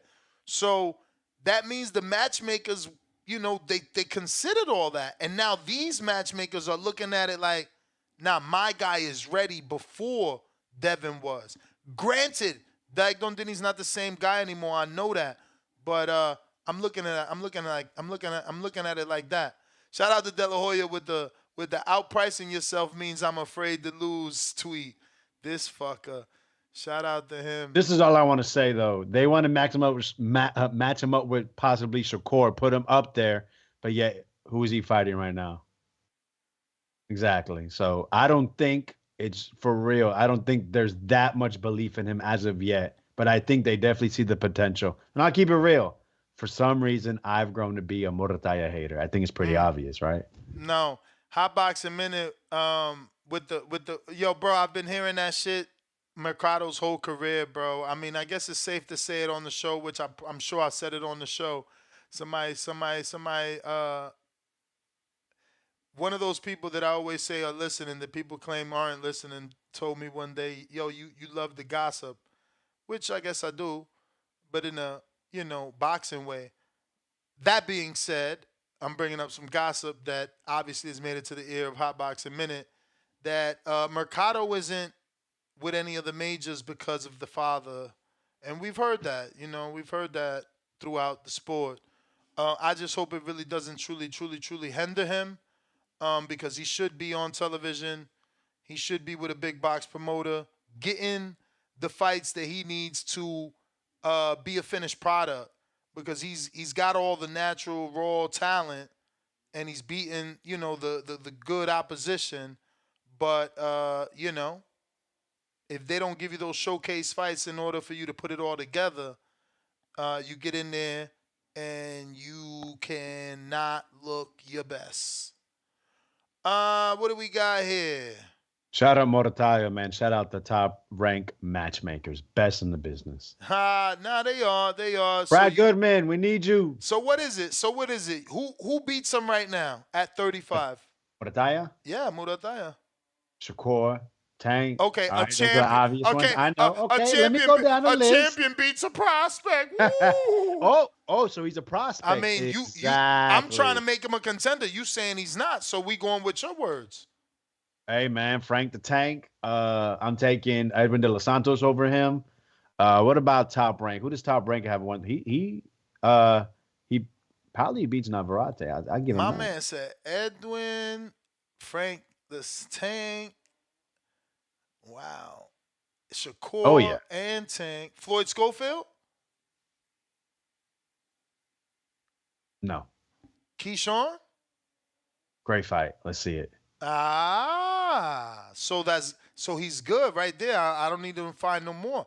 I didn't say he wasn't good. No, all right then. You sound like you're saying that. I'm glad we got here, because it sounds like you're saying he's not good and he's some sort of hype job. But if you don't think he can beat a silver medalist, or you don't think the silver medalist can beat him, he might be better than you thought. Damn, Morataja is 27 years old. Wow. Damn. What? When did just he start? Just like Frank was, huh? Frank out here finally leaving just left prospect level. Well, Frank's 29. Cut the shit. I'm saying he just left it, the end of I know it's only 2 years. 2022? I know it's only 2 years, but like when you say it out loud, 29 is super closer to 30 than 27. No, for sure. Yeah, man. God damn, I didn't know he was 27. See, this is what I'm saying. I always use this on the show. It's my reference point. Danny Garcia was a two-division champion at 27. At 140, he was 2-3 belt unified plus ring belt. God damn it. These kids don't want to fight, man. Shit, bananas. Shakur's a 3-weight champion at 26. Lord. So did he get a late start? Fuck. Is that what it is? Let me take a look. I mean, because I swear they've been in the boxing streets for a minute. Him and his brother. Fucking hell. That's not good. 2016 turned pro. 2016.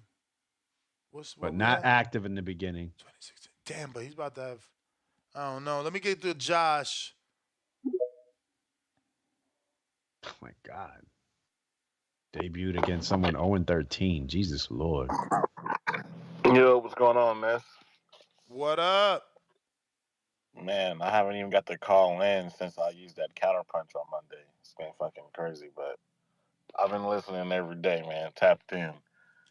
But I messaged I messaged the girl, man, and I asked her about the plant in Charlo. She opened it. She didn't say nothing, but she opened it. So, maybe the plant in Charlo might be coming up, man. I seen Charlo was in camp. So who he'd be fighting, I don't know. But man, y'all been on here talking forever in a day. Y'all just having a good time rambling today, huh? You know it. Shooting the shit, that barbershop. That barbershop hardcore shit, man. You get lost in it. Hardcore shit. That's the positive vibes when Danny ain't here, Ness. Nah, man. We always miss Danny, man. Shout out Sleepy Danny, man. Yes. There's a lot. Don't do it like Danny. that. Sleepy Danny. Shout out Sleepy Danny. But yeah, man. I hope the Tank and Frank fights in Houston. I hope that's real. I'll definitely be in attendance for that. I don't know, man. They saying Houston, other people saying Chicago. Then I see somebody pretty credible talking about, man, y'all know that shit going to Vegas. I'm like, bruh, what the fuck? Vegas. Man, that shit needs to come to Texas, bro. Forget that Chicago shit. Ain't nobody trying to die. Nobody trying to die. It already be cracking at the tank fights too much. Trying to get in that Texas. Tyron I'm is already funny, in. bro. This is insane. Someone made a 10, what is this, 15? 14 reasons why Canelo isn't ducking Benavidez. Oh my God! Hey, that Someone took 200 time for million and that. 150 million shit is crazy. I haven't even talked about the topic. Yeah, Canelo's out of the line. 200 to 150 million. I hope he isn't asking for that to be guaranteed, because he can go kiss one for that one. He ain't even generating that with anybody else, so he's tripping. And I don't want to hear that Pacquiao talk or none of that. Canelo needs to give the people what they want, man. Bring it to Texas, Cowboy Stadium, 100,000 people, pay-per-view, Prime USA, Al Heyman, El Senior Heyman. Did you pray today? I'm out. Whoa,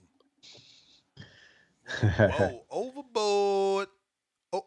Overboard. Damn, Tip, you calling in? I forgot what I wanted Tip to call in for. Something about a card.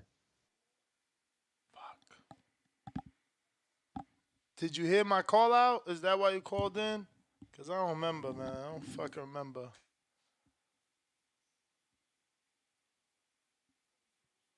Tip, gotta unmute. Tip, gotta unmute.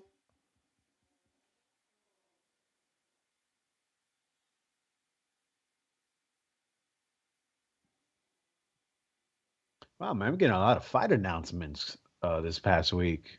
Not always big, Is but that what was the little lower weight class? Is that official or that's just like so gonna happen? you talking about Bam? Yesterday. Yeah. Still not official. Yeah, I figured. But they talking about Sonny and the co-feed, so that'll be nice. Sonny on a co-feature of Bam's? Yeah, against Adrian Curiel.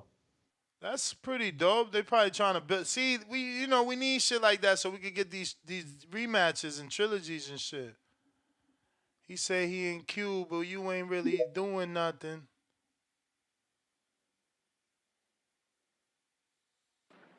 Sam Noakes is not going to be on that 5 for 5, 5v5. I bet, man. Oh, hey, did you listen to the audio? Nah, bro. Oh man, you gotta check it out, man. Nah, I just hope what you said was everything what you said was said, so because that's all that matters. Yeah.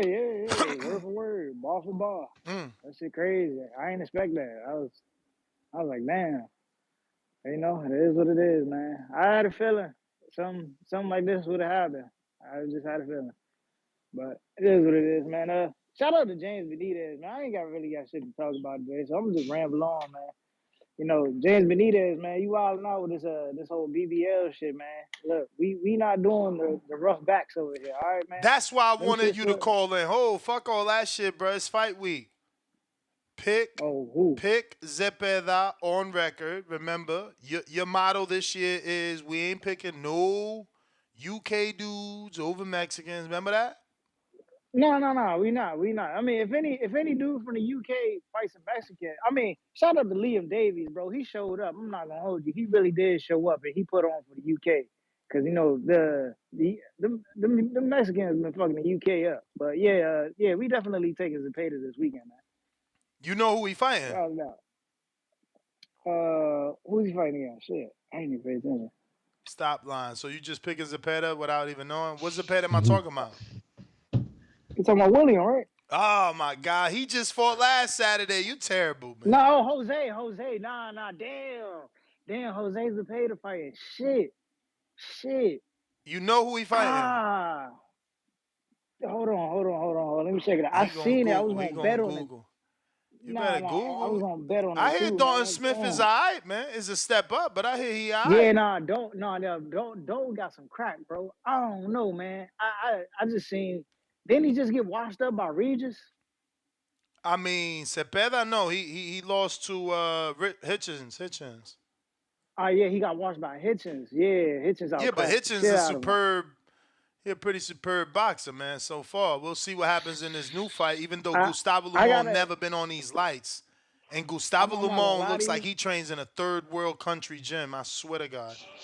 I would have to see who else is on the card just to make that decision. Because I was going to place a parlay last week where I was looking at it, I was like, damn, somebody gonna get upset. And I was like, Jose Zepeda? I was like, I don't really know too much, man. I was like, it was a hard pick, so I stayed away from it.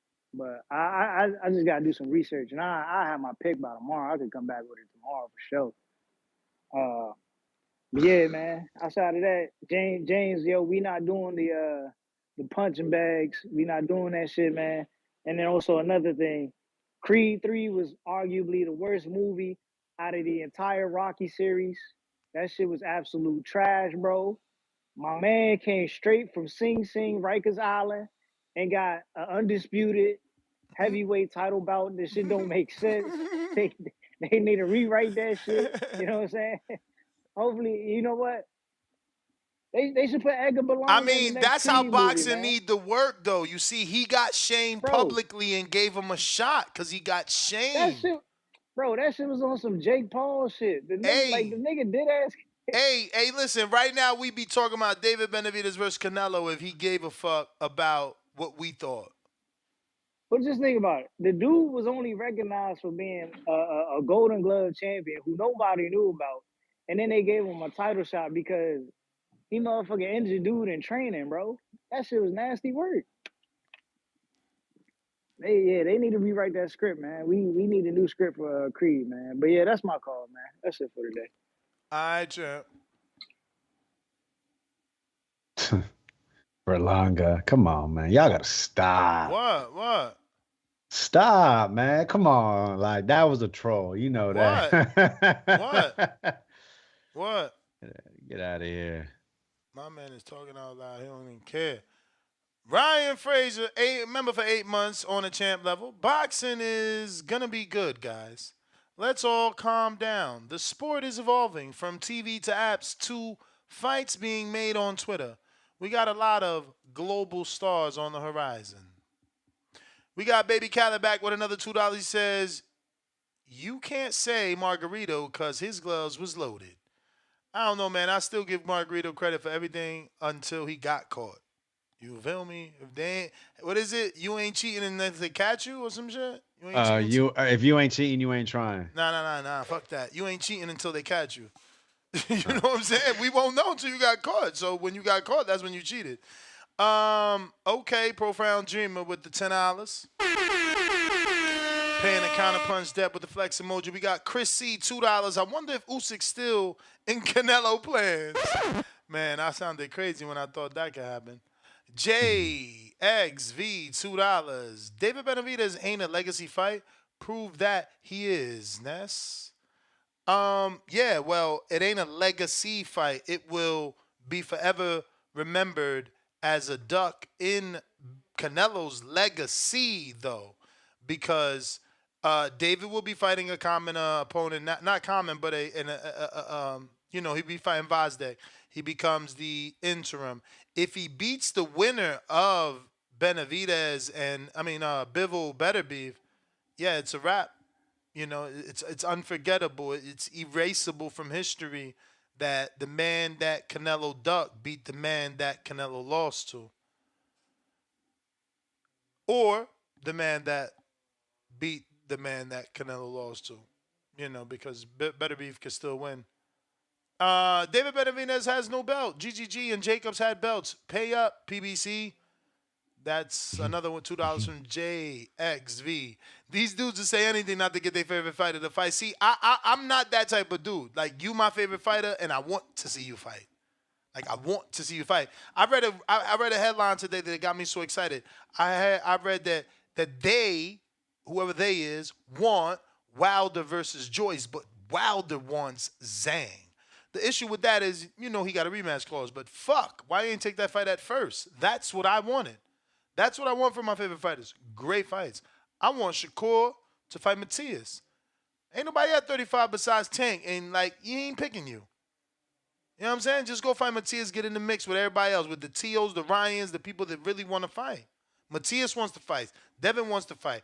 Ryan wants to fight. T.O. wants to fight slightly, depending on who it is. He wants to fight. Just saying.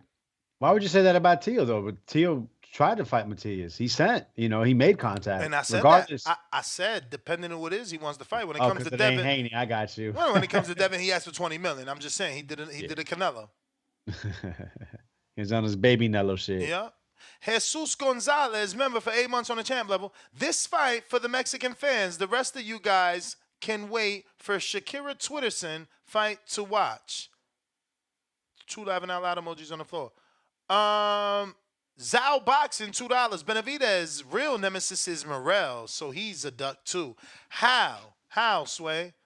Because that's one guy that's called him out? Marcos Escudero's been calling him out longer than Morel's been calling him out. Has he? Swear to God. Yo, he trains out here. He's a trainer down in Del Rey. Yo, he did fucking good. I'm not going to sleep on him. He did good in that. I thought he was going to get stopped. He did very well in Lopez fight. Najee, he gave Najee hell. Najee learned and earned a lot. That was solid. What was that, 10-rounder? Solid 10 rounds, bro. He got that win to me. I don't think it was close. I think he got it.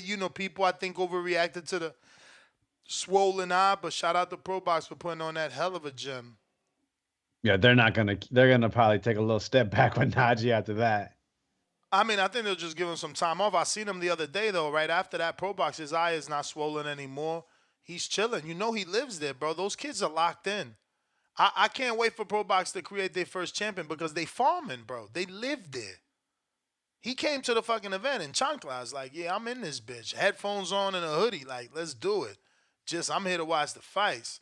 Yeah, again, I want them to get more money, make them the facility bigger, have more seats, make the compound bigger so they can house more fighters. Because there's fighters all over the world that need not only the opportunity but don't have the place to live once they get the opportunity, and that becomes an issue. And that dude's giving these kids fights. Some of these dudes is working right there. Yeah, he's I don't know. Gary's all right, from what I hear. Led if Connor, $2. What if Canelo is waiting for Bivol to beat Ben? Looking emoji. Yeah, I don't know, man. That sounds like a long wait. We got that rematch clause, so we got to stop thinking about that. Baby Joker, $2. David is a 2-division champ at 27. Light heavyweight in 2015 at 68. Okay, so I don't know what he means by at 27. At 27 years old? Okay. Because he won a youth title at 175 in his 10th fight. He's terrible. Bro, here's this little fun fact that someone texted me during the show. Damn, did I fucking? Oh, I left it. Oh no, here it is. Look at this. This is hilarious too because of the meme they used. Screen sharing. You should be seeing it now. And it says 7 years. 7 years ago, Benavidez won the WBC at 168 pounds. Back in September of 2017, Alex. Back in 2017, he won that belt. Guess what else? That same month and year, Canelo fought Triple G for the first time. That's crazy. I didn't fact check it. I just believe everything everyone sends me. But that's crazy if it's true. Definitely Canelo was fighting GGG first time 2017 September. Wow. See, I don't know how to digest that.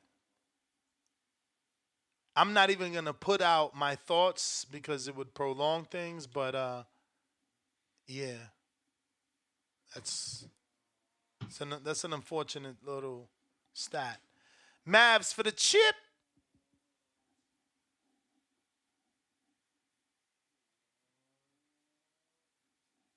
Mavs for the chip. What up? What up? What up? Was good.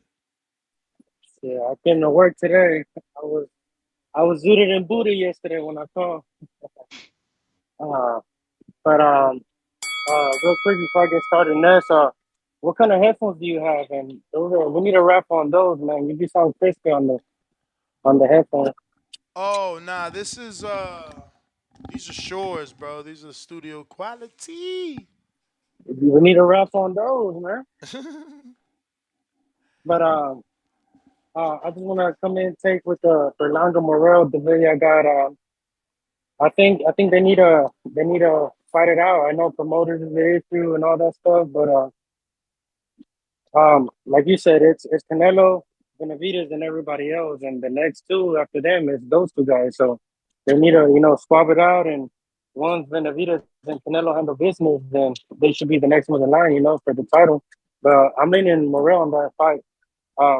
I know, like you said, Berlanga, he's shown to sell more and all that stuff, but I don't know if you noticed in the McCrory fight, I think it was the second or third round. McCrory caught him, and his leg got a little funny. So it just shows that when if you get somebody in there that's gonna power punch him the whole way, um, you can get broken down. That's the way I saw it with that fight. But we haven't seen nobody in there with Berlanga like that. But I'm leaning Morel, man. I think Morel just needs a bigger shot. But when it comes to Andy Cruz, Morel, and Frank Sanchez, they just need a bigger opportunities, man. But those three guys, people got three good guys over there.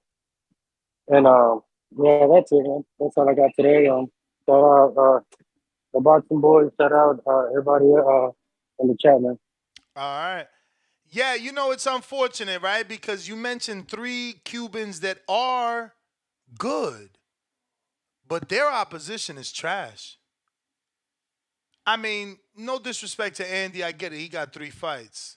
So we can accept who he's fought.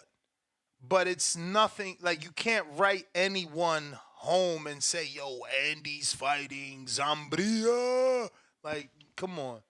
They're going to fucking slap you, and they're going to say they're not going with you to that event. Same for Sanchez. Like Sanchez he's the heavyweight Schofield. He fought Ajagba and started sidestepping and moonwalking ever since. He ain't trying to fight nobody. Like what the fuck? Why ain't he in Saudi? Like we gotta cut the shit. And he was.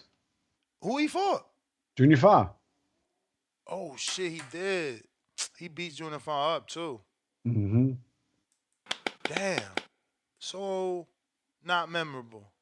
He did beat him up though. But Junior Fa came to that fight looking like shit, bro. So overweight too. He looked horrible, man. They say he had 5 weeks too. Him and Everyone Wilder. had 5 weeks. Yeah, him and Wilder, man. Josh counter. Yeah, no, I like Frank, but yeah, ever since that Jogba fights, the fights haven't made any sense. None, bro. Same for Morel, bro. Who he fighting that we care about? It's like a waste of TV time. Everyone likes knockouts. Yeah. What's up? We hear you. Sorry I be about hating that. when I call in, and then I forget what I wanted to say. I've been waiting since Monday. Ness, bro, you never like reviewed the gloves off or nothing. I don't know if you were waiting for like fight week or whatever, but I don't remember you ever talking about the gloves off. Yeah, nah, I never ended up doing the episode, but I did talk about it on a day episode, not its own episode, but we definitely brought it up. Yeah, I mean it was good. It was good, but I mean none of that shit matters now, right? Like it's not even the same opponent. But I guess did you like the concept? The Rolly stuff was good. I mean, Rolly somehow really has transcended. Like people have accepted him, and they're promoting that fight. I didn't take the dog thing as big as people did, but it worked for him. Like everybody uses that as a talking point or a reference point. Yeah. But yeah, I mean, Zoo was good. I really like Zoo, and I really like Thurman. It's unfortunate that happened. Um, it was alright. It was alright. Can't complain. I like that they dropped 2 episodes back to back. That was pretty weird. Okay. I enjoyed the episodes. I'm not gonna lie. The Esau Cruz. I think you felt that it was a little like of a show, but nah, I was a little heartfelt with when his wife was speaking. Yeah, but the crying didn't look genuine. Like, but I did like the Esau Cruz running in the Mexican mountains with a fucking aqua mask with like fucking lights on it, and then he had all these lights tied to him, I guess, so that he doesn't get attacked by like coyotes. I don't fucking know. It was pretty dope. Yeah, I was in the Discord mad that you were talking about Zepeda on Monday morning instead of the gloves off. We should have had an emergency show for the gloves off. It was pretty good. I'm very I excited mean, to see. Zepeda deserved it. He had a great performance. He was the main event the night before. He Nah, stopped. we had Sunday show too. The Sunday recap. We talked about it. It was a Yeah, long that's the show that's too. the weekend recap. But then you always go into Monday with what's next for that winner. Because you can't ask the people what's next the night after the fight. They want to digest and get off their chest what they just watched. Then the next day you ask them, what's next for that winner? Okay. I hear you. I feel you. But I just wanted to know about the gloves off. Did you like the concept of like the 4 different chapters? Because we're going to be seeing that with Yeah, that was weird, right? That was supposedly weird. with the double like the double main event co-main. That was that was actually weird for me because I watched the episodes backwards. I was unaware. I was unaware they was gonna drop 2, so I just went to their channel. I seen the thumbnail. I clicked. I didn't know I was watching that. The first one was premiering. They were premiering it while the second one just dropped instantly instead of premiering. So they kind of fucked up. Yeah, nothing new, right? It's all good though. I mean, nothing new. Shots It's fired. Shots fired. Espinosa's getting it together. Espinosa's getting it together, man. Word, man. Tell him get that September fight together, please. Fucking tell him get the fucking June 15th in Houston. Fuck, you got a lot of shit to get together, but let's go, man. PBC gang banging, man. I'm out. All right. Do we know what Espinosa's role is with PBC now? He directed the gloves off, so he's something like that. Executive produce. Because I showed up on the credits. I didn't pay attention, so that's interesting. Because I know I seen him at the press conference, and he was out there speaking to people. Who? Espinosa. Yeah, he was there. He was there. We got LV Slugger.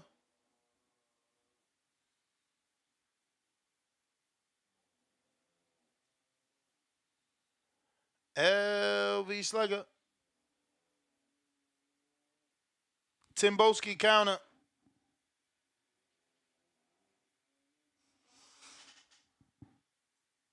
Timboski. Yo. Yeah, salute, man. Vega, Ness, you get me, doing a great job as usual, talking up this barbershop boxing shit, real shit. You understand what I'm saying to you? You spoke about some important fighters. And yeah, Mr. Tip Fakeless, man. You really want to keep up with your bet about this Mexican and English stuff? You don't want to go there. You don't want to go there.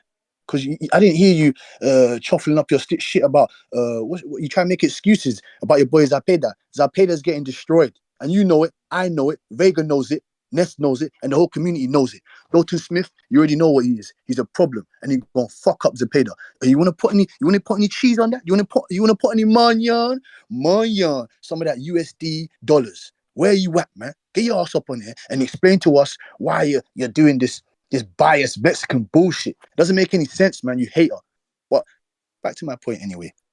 Ness, I'm impressed with Mercado. That's a very interesting matchup. The guy that he's fighting, people don't know. People might not know him. You get me? Daniel Barrio. Listen, Jose Venezuela went in there with him. He went all 10 with him. He didn't knock him out. Power puncher. You know what I'm saying to you? I saw him fight Zayo Abdullayev. I saw him fight Juan Pablo Remero. Undefeated Juan Pablo Remero. That guy's been taking back-to-back tough fights. So I want to see what Mercado can do with this guy. This guy, he's never been knocked out before. You understand what I'm saying to you? He's never been knocked out before. He fought a big power. His best win, Daniel Berrero. His best win is against Rustam Nugayev. Rustam Nugayev is a big power puncher from Russia. Former opponents of, what is it that I see him fight? Former opponents of another common opponent with someone else. But I like Mercado. Big for the weight division. Very big for the weight division. Power in both hands. He's, like I say, with majority of fighters, they're athletic. You know what I'm saying to you? So I think he can go up to 140 and take on your boy, Tip Fakeless, Gary Antoine Russell, and knock him out. That would be a great fight, in my opinion. You know what I'm saying to you? So I like Ernesto Mercado. The same with Murid Tyler. I want to see what they do with him in the 135 division. And another thing, are you guys going to tune into the face-off between Devin Haney and Ryan Garcia? That's going to be very interesting. I want to see what Ryan Garcia has to say, and I want to see what Devin Haney has to say. I want to see how that plays out. You understand what I'm saying to you? I think now it's back on track for the selling of that fight. I like the fight.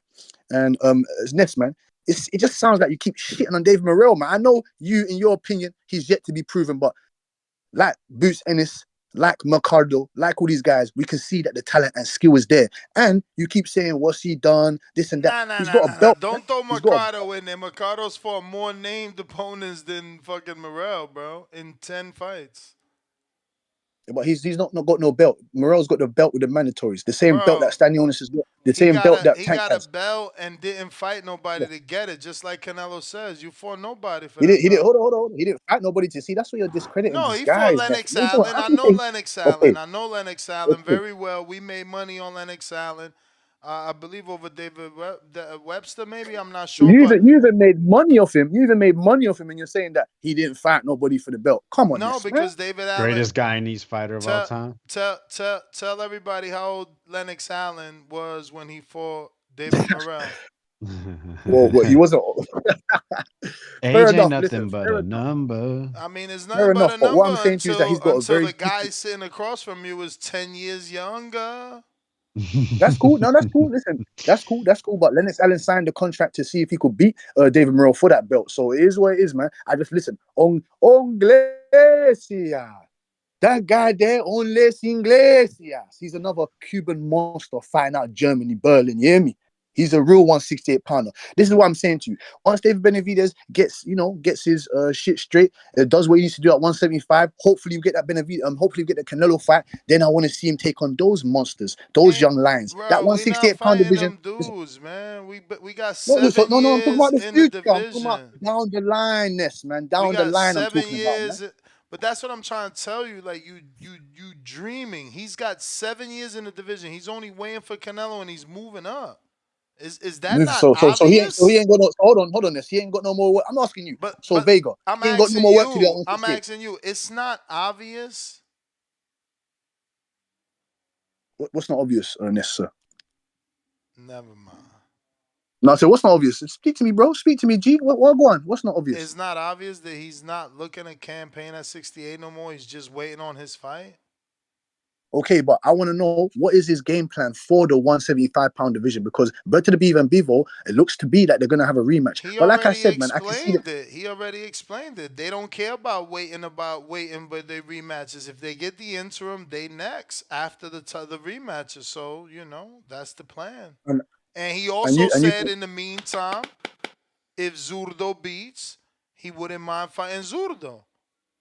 So, okay, Zurdo beats Goulimarian. So what if Goulimarian beats Zurdo? He don't want to fight Goulimarian if Goulimarian beats Zurdo. Well, he didn't say he doesn't, but he said Zurdo would be a big fight because it's two Mexicans. They've never seen that at cruiserweight. You know what I'm saying? It's just never been done. Correct. But I wish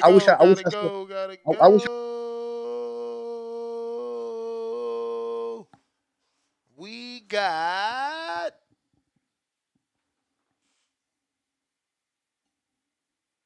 plenty of action at 168, but I mean, David Benavidez, you could just see 175's been calling his name.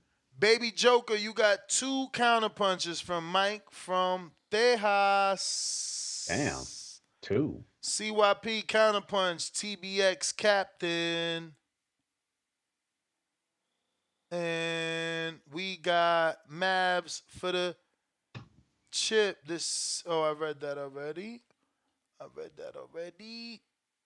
And we got Damien. It says Oscar dragging Canelo on Twitter. Yeah, we've been reporting it. I mean, he's mad. They try to not let him be part of the whole, whole shit there. Let me see.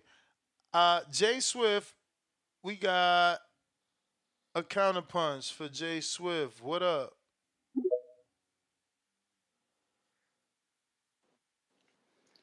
Yeah, 1 2 1 2. 1 2 1 2. I like that Shakur Stevenson because this is what I was talking about before What you when he mean? used to What you really like? well in 2017. Do you know how many times Shakur Stevenson fought in that year? I mean, it's the beginning of his career, Four, man. four times. In 2018, do you know how many times he fought in that year? 5 times. 2019, he started going down. I think it was 3 times. And of course, the pandemic set and he was only fighting twice. But when you fight like that and you actually have to train, because Shakur was in extreme good shape, extremely well in his performance. That's the reason why we was all so big on Shakur. But every time we turn around, the next time, the last 2 years, when we seen Shakur, he was just on social media. And that's the only thing I'm saying. I know he wants that big money. He wants somebody to give him $50 million to fight. And I ain't mad at him. Yes. He wants Tupac, to, man, I ain't mad at you. yo, he wants the Saudi Arabians to give him some real money. And if it's Give 50 who? million, Shakur? yes. 50 million? Yes. You gotta remember he's in Texas right now. He hanging out with all the what's some niggas name? Mob ties.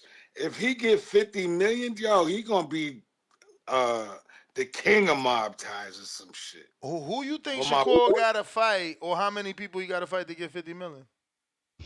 No, Shakur wants Saudi Arabian, the sheik over there, to give him 50 million to fight one person.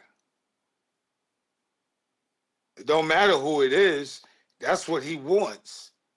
I mean, because everybody else is jockeying for position as well, trying to get 200 million, 150 million. He's trying to jockey for position too. I ain't mad at him, but he got to remember he got to stay his ass in the gym. He need to pin his handcuff one arm to Terrence Crawford, because Terrence is always in the gym. He always fucking somebody up in the gym, and that's what he got to do. And if he does that, he's gonna win more, because he's fighting in a lower class. At super Jay, that's lightweight. the He's fighting. bell player. Yo, I don't know what I just watched here, man. So I'm going to try and watch it with y'all because I can't watch it with the volume on because Jay. But did you see this Evander Holyfield Instagram? It's actually Nah. Hakeem Rockman. I don't know what I'm watching. We about to watch it together.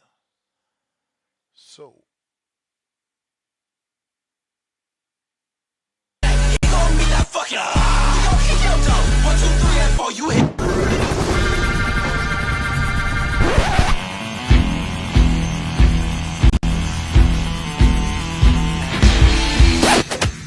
Keep my ear out your mouth.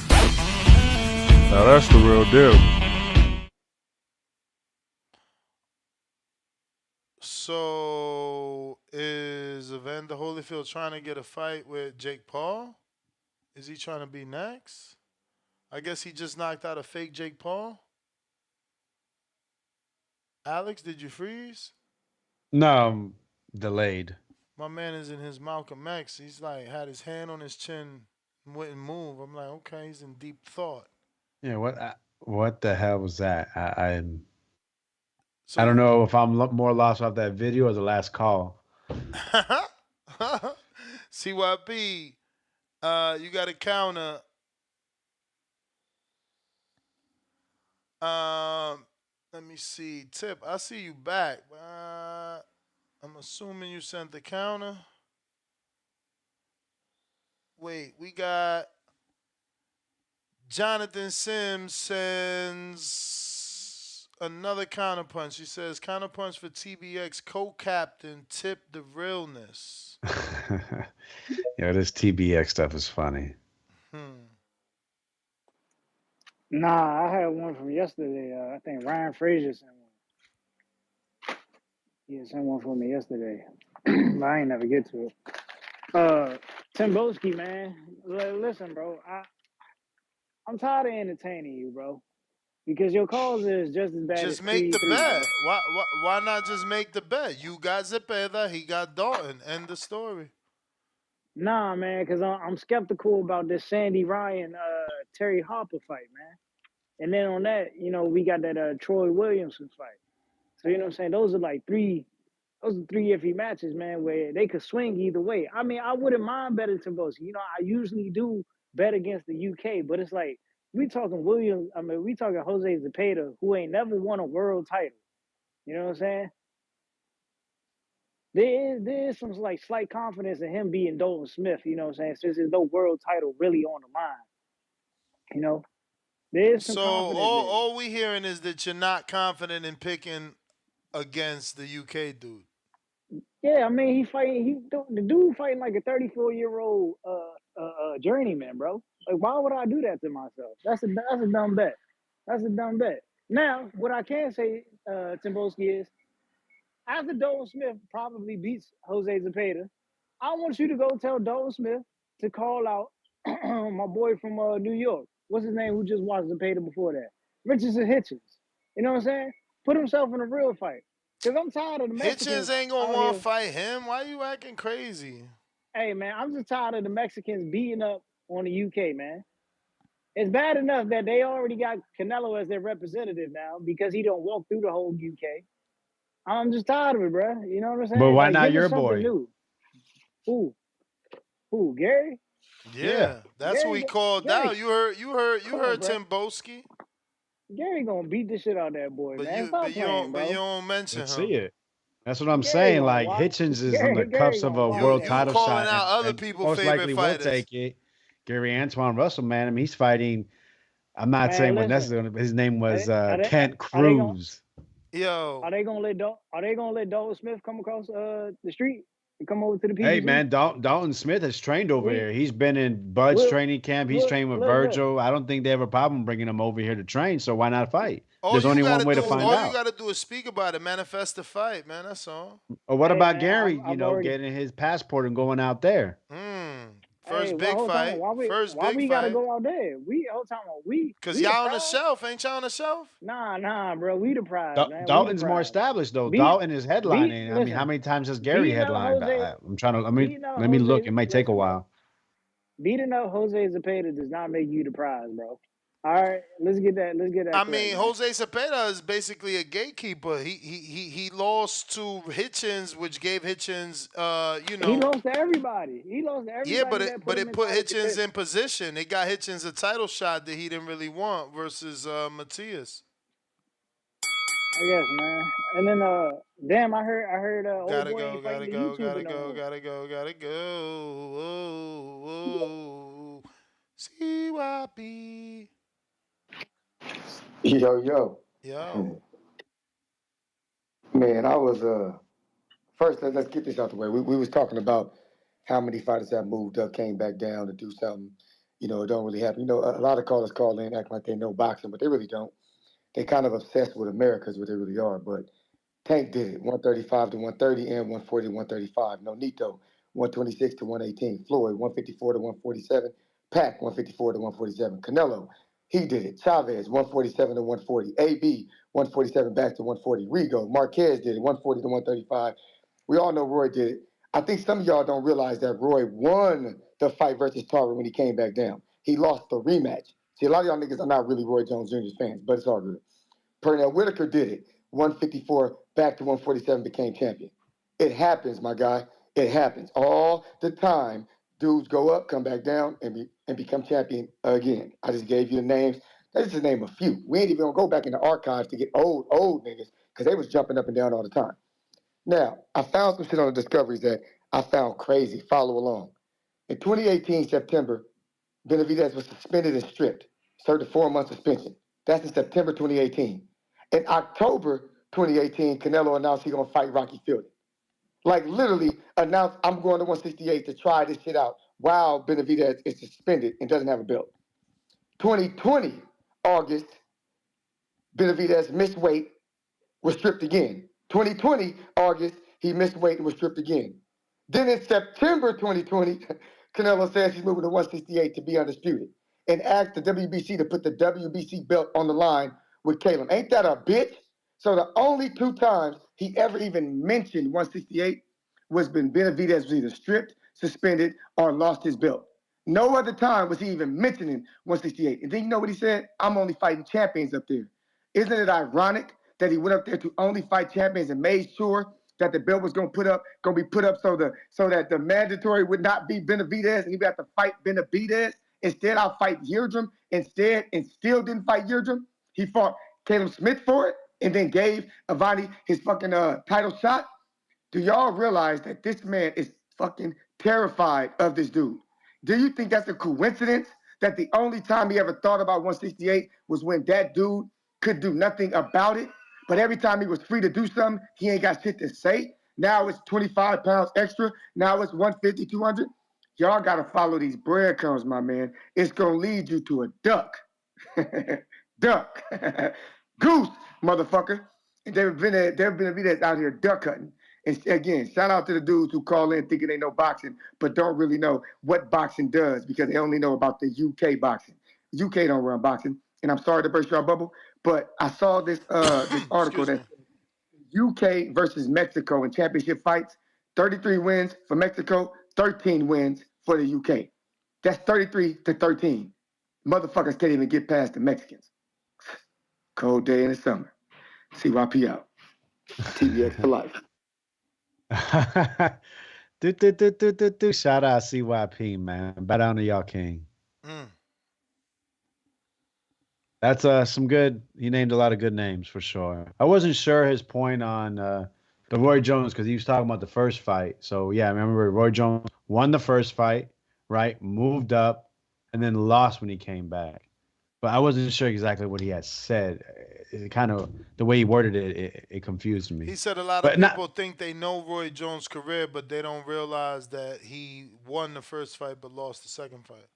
Right. Okay. Which is true. All right. Yeah, man. Moving up and down has been around for a long time. Google, man. Word. Haircut. Don't everybody believe in Google? Go Google that shit. That's someone's name, Haircut? Yeah. Haircut AP. Hey, what's going on, fella? What up? It's Oliver. Oh, Oliver in Cincinnati? Yeah. Oh shit, what up?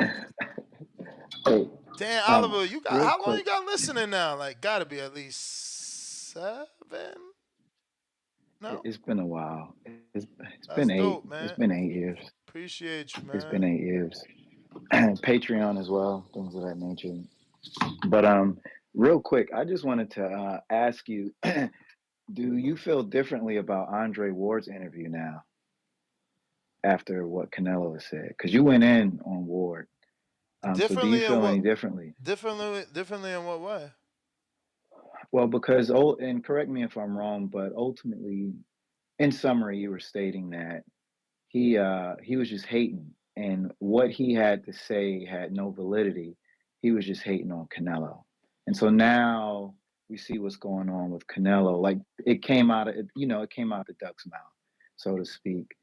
Do you think that what he was saying may not have been completely based on hate, and he like a lot of shit that he was saying is a Nah, lot more man, valid now. nah, because Canelo don't owe us this fight, bro. He just don't. Like, there's very few men in the history of boxing that have fought in more than 4 people that the public demanded. They I know your don't four do that. nemesis, the four nemesis. You Yeah, can, we I we understand that. just don't have that However, in this Ness, sport. So it's like if he walks away and doesn't fight Benavidez, who's I don't know, however much younger than him, I think like I've already said it will affect his legacy depending on what Benavidez does. I don't know about look, affected, but it'll this. be remembered. All right, Ness. Let me put it this way: there's no taking away from what Canelo has already done. Okay, like you can do a bunch of good shit, and that still doesn't mean you can't fuck up in the future. You can't fuck up currently. So let's just agree that Canelo has taken on people that we've wanted to see in the past. So with that said, already a Hall of Famer, what's going on right now as far as Benavidez, who has pretty much been the mandatory for about what 2 years now, is it a duck? And does Andre Ward's interview have more validity? And I'm only asking because you went in real hard, and I'm assuming that you Yeah, you and Ward don't get along too well. again, I don't think that someone who's fought less nemesis than the person in question has the right to call you a duck. But we can say it's a duck. Because I mean, you yourself after the show yesterday, you said it was a duck. Today, Yeah, for you're saying it's a sure. duck. You're like you're Yesterday, demanding. So yesterday and today, I we can think is say a it's a duck duck. because we've never All seen right, anyone ask for that amount of money. I mean, exactly. So, I mean, they did but we remind don't. me of But Fury we're though. not Fury did ask for that shit. He asked for 500. right. Crazy person. We're not Hall of Famer boxers. Me myself, I'm not a fighter. You. So we can say that Canelo's a duck, but Ward can't. Yeah, nah, Ward don't got better wins in my opinion, bro. Like your biggest win, Canelo No, one punched them. Like the fuck are we talking about? Like your biggest win, Canelo one okay. punched them. If look, hey, look, if that's your logic, I Ness, mean, I'm not gonna who got the Hall of argue Fame? with you. But I'm who got saying, the Hall of Famers? yeah, but that's not. Yeah, but that's not the question. All I was That asking is the. was, So what is the there question? was no, oh no. The question simply was there was a lot of ambiguity early on. Like people who said that Canelo wasn't ducking, you might have had a point. There was just a lot of gray area, and those that said that Canelo was ducking, there was still a lot of gray area. Both sides had points. And so the interview with Ward, which you went in real hard, you said all he's doing is hating. And I'm saying now that things are out in the clear, it's an unequivocal duck. Does that interview have more validity? And yes, Canelo, you can say Canelo has had a better career. Canelo has fought better champions. But I'm just simply asking what he was saying, is it more valid now? Because now that it's come out of Canelo's mouth. Again, is not to me because in the same interview he's talking about Canelo never said his name. Like the dude just wants a fight. He just wants a fight.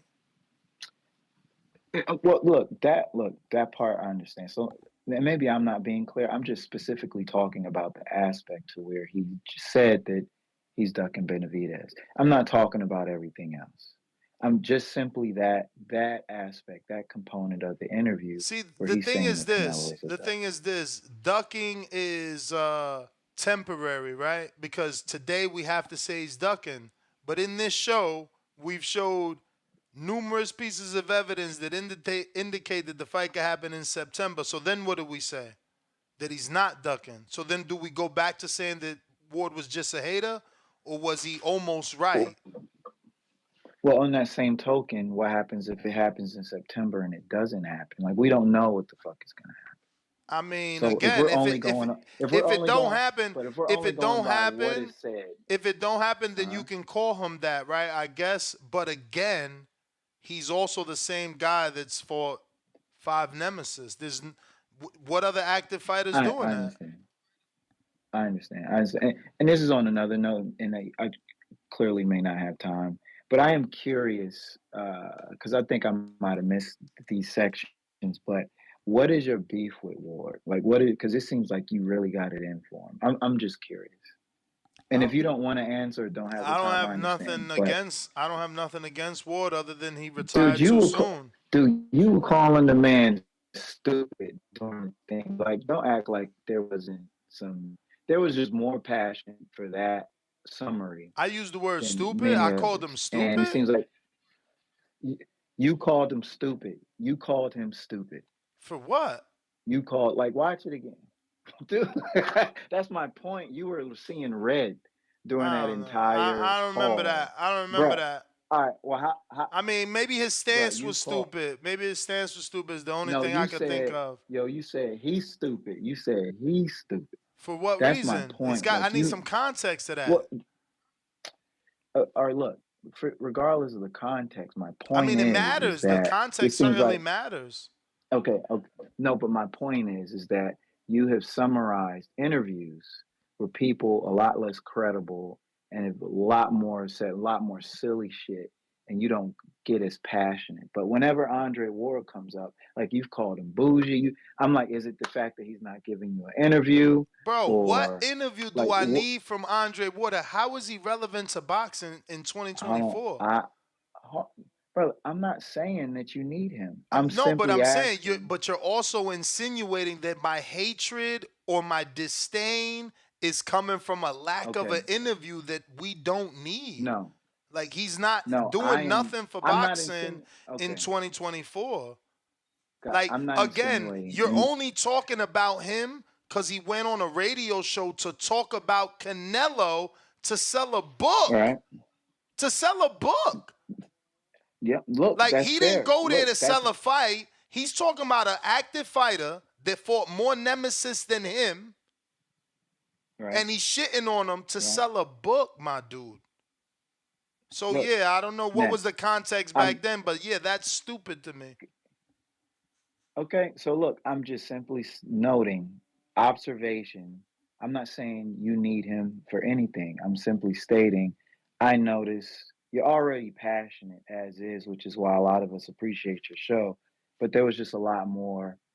It was a lot more visceral. I mean, again, I think it only stems from someone not being on your level, trying to pull you down to his like. Ward hasn't done what Canelo has done. It's just that simple. He just has not done what Canelo has done. He moved up one division, I believe, right? Is it one? Yeah. Like, come on, bro. Like, this shit is not fair. To 175. It's not fair. It's still one division. It's still one division. Like, he fought in two divisions. And mind you, he was a light heavyweight at the Olympics. So he sucked down to win his first title to ensure his second title. That's what Bud did. Look. Bud sucked down to 35 to make sure he gets the title there. Like, we seen him in the sweats and the fucking, wrapped in towels. Like, again, yeah, I'm going to take an issue when you've only done a quarter, maybe.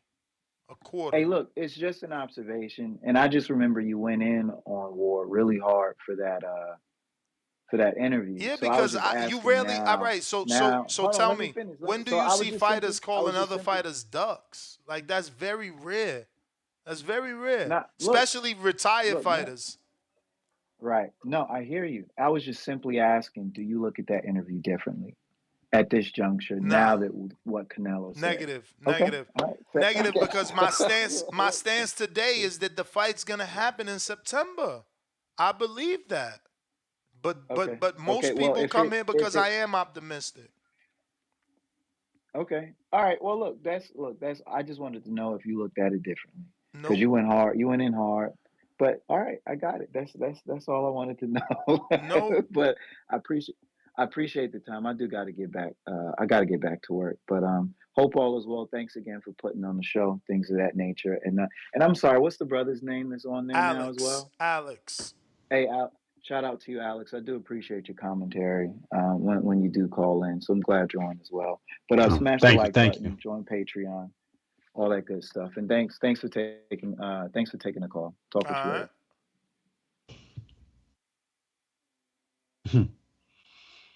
Shout out Andre Ward, man. Probably the greatest 168-pounder I ever watched. Him, Joe Calzaghe. I mean, I just don't know what fights he gave me that I demanded. You know, maybe Frotch.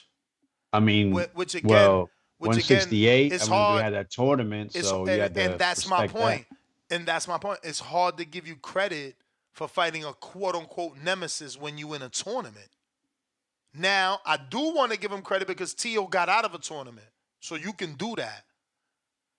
You can beat Teofimo, be in a WBC tournament, and decide you're getting out and go fight for the IBF, and not be in a tournament which will give you a loss or Devin Haney a loss. But we talking about fights the public demanded. Public demanded for him to fight Kovalev. Public demanded for him to fight Triple G. Triple G didn't want to fight. That fight couldn't be made. There was really nothing else. You know what I'm saying? Like, we didn't really demand anything of Ward. But to be honest, man, there just wasn't a strong appetite to see Andre Ward, among the common boxing fan. But somehow there was an appetite to see Zurdo, right? Somehow there was an appetite to see Julio Cesar Chavez. Somehow there was an appetite to see Gennady. You know, like, that was his contemporaries. It's not my fault, you know? What do you mean, an appetite for Chavez? Oh, Julio Cesar Chavez was approved by Triple G to fight with Gennady.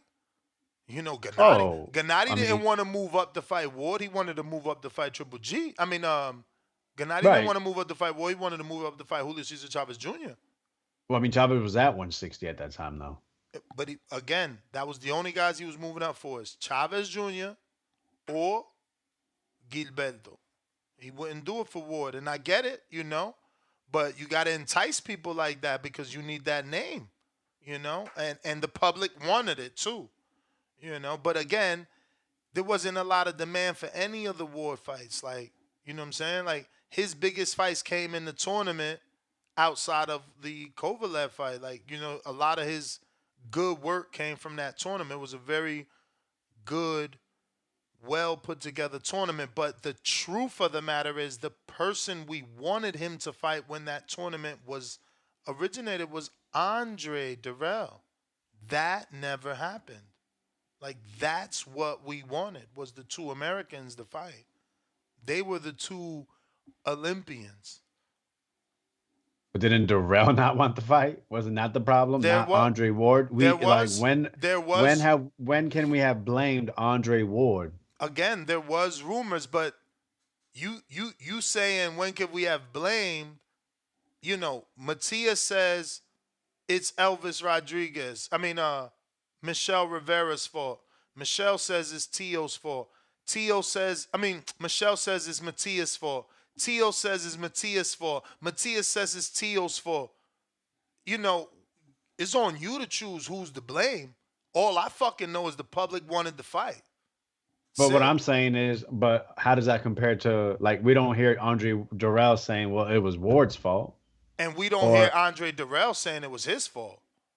But the rumor was actually that Andre Dirrell didn't want that fight. And that's cool. Not that, some rumors say Andre Ward didn't want this fight, and then no, it's always the other guy. Rumors are meant to be exposed. Someone needs to do an interview, because I've been interviewing Andre Dirrell all my life. He never said he didn't want that fight. I mean, I see what you're doing with, like, you know, the comparison to Canelo, but Andre Ward just didn't have that type of career. He was never really the shot caller.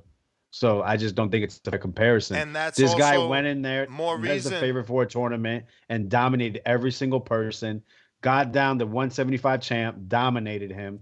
Then he had issues, came back, got tune-ups, exactly what I want to see. I fine-tune everything, went and fought the big bad man, rematched him. Controversy. I think you're mistaken about never being the A side. Let me just give you some I'm not gonna go too far back because I don't really have that time, but I'm pretty sure the Tachi Palace is also in Oakland. But let me just go to the first Oracle.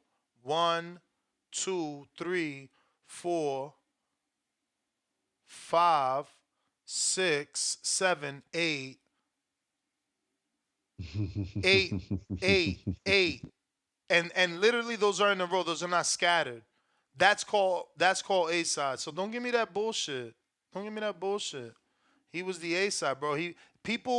I never got mad at War for being a draw or an Oracle. I loved it. I hated that he went through an era where they tried to call that home court advantage and that he was getting his wins because of that. I think that's unfair that a person is a draw. Like, look, Tank is now celebrated for being a draw. For War back then, that was used against him, and he was forced not to have certain fights happen in his hometown. But see something that does show that he had home. That he was an A side, bro. You kidding me? War was a gold medalist. We got Mimic Mage $5. Please don't hurt my Canelo. I want him to fight the winner of Jake Paul versus Mike Tyson. What do you think, Ness? He could fight whoever he wants. Whatever you say, Mimic. I got counterpunch for anyone, Ness. Okay, shout out AB. Joseph says $2. Roy fought Ruiz, then moved down for Tarver, 1. Mimic Mage, $5 more. If Canelo versus Benavidez happens, Canelo's reign is over, and he knows it. Canelo asking for Dr. Evil money out here looking silly. Excuse me. CYP, counter. So we got a counter for anyone. Let me see who's there. LV. LV. LV. CYP.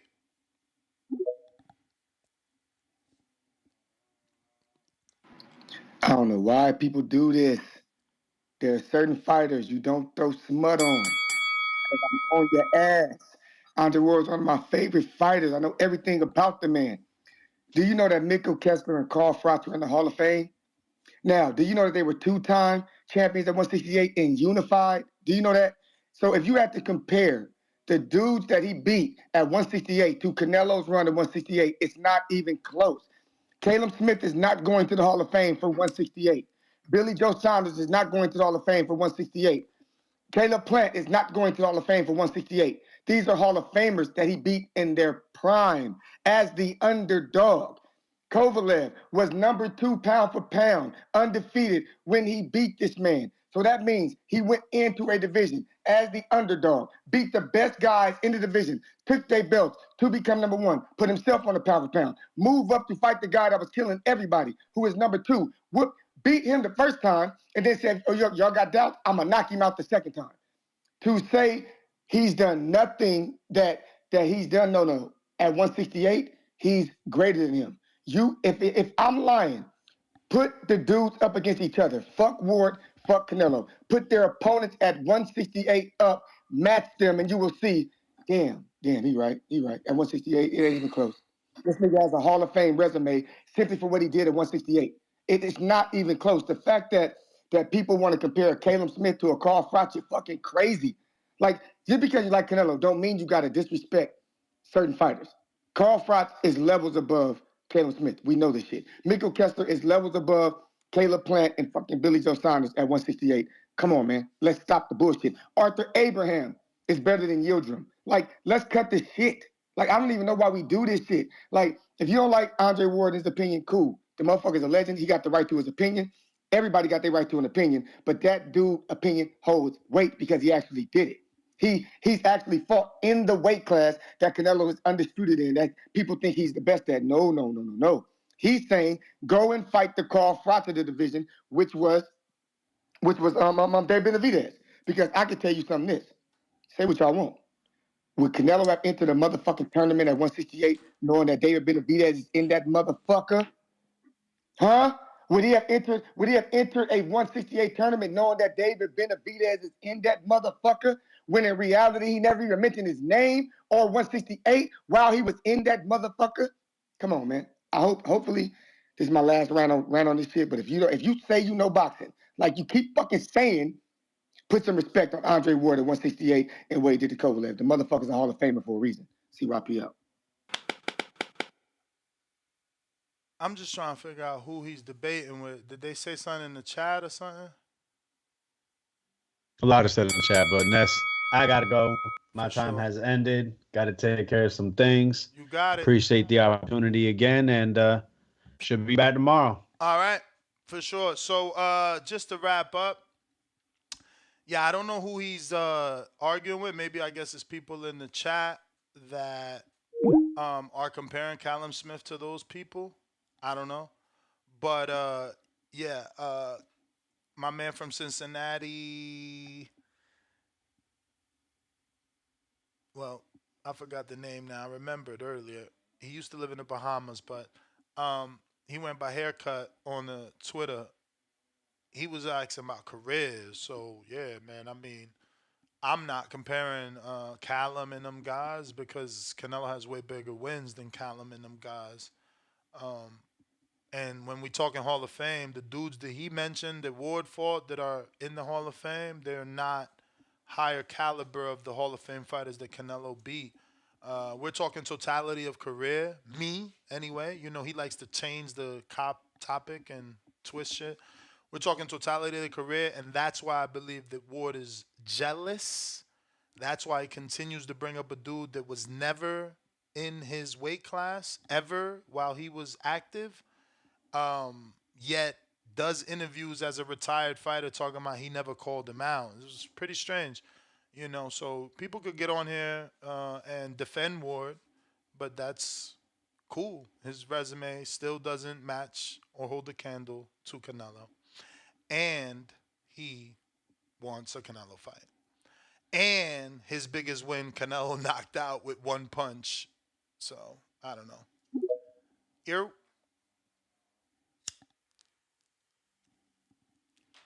Yo, can you hear me? Yeah, Cliff. What's good? I ain't even get to watch the whole show. Like, I'll be in and out, in and out. But I did hear the last two callers.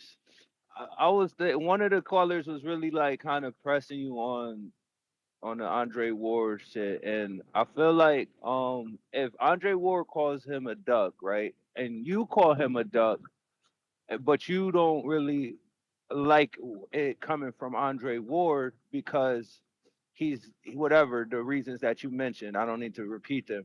But my thing about that is that's kind of reminds me like when I be debating with my fiance. I tell her it doesn't matter where the truth comes from. If the truth could come from the devil, but it doesn't take away from it being the truth.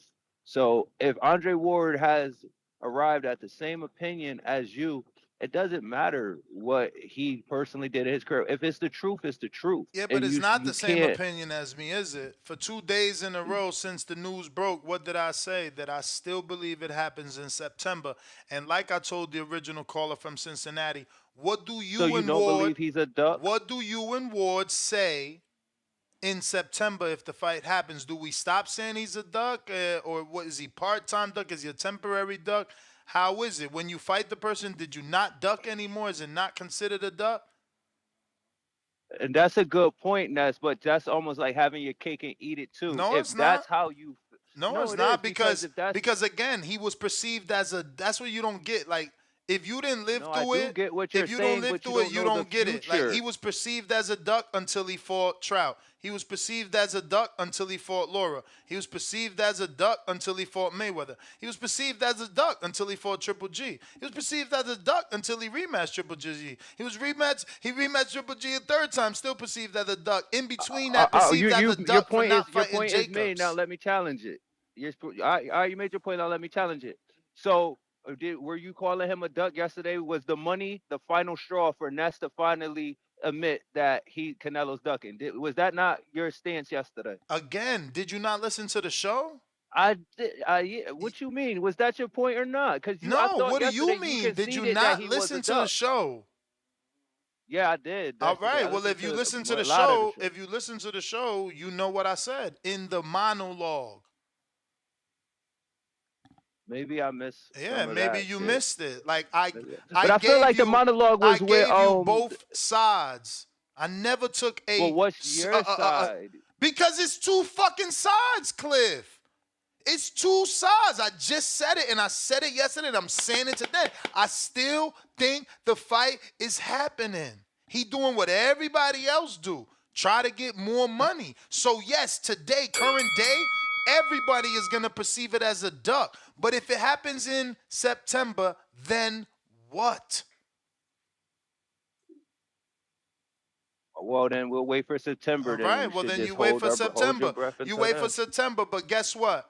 There's only one What? dude in active boxing that every time you thought he wasn't gonna fight somebody, he fought him.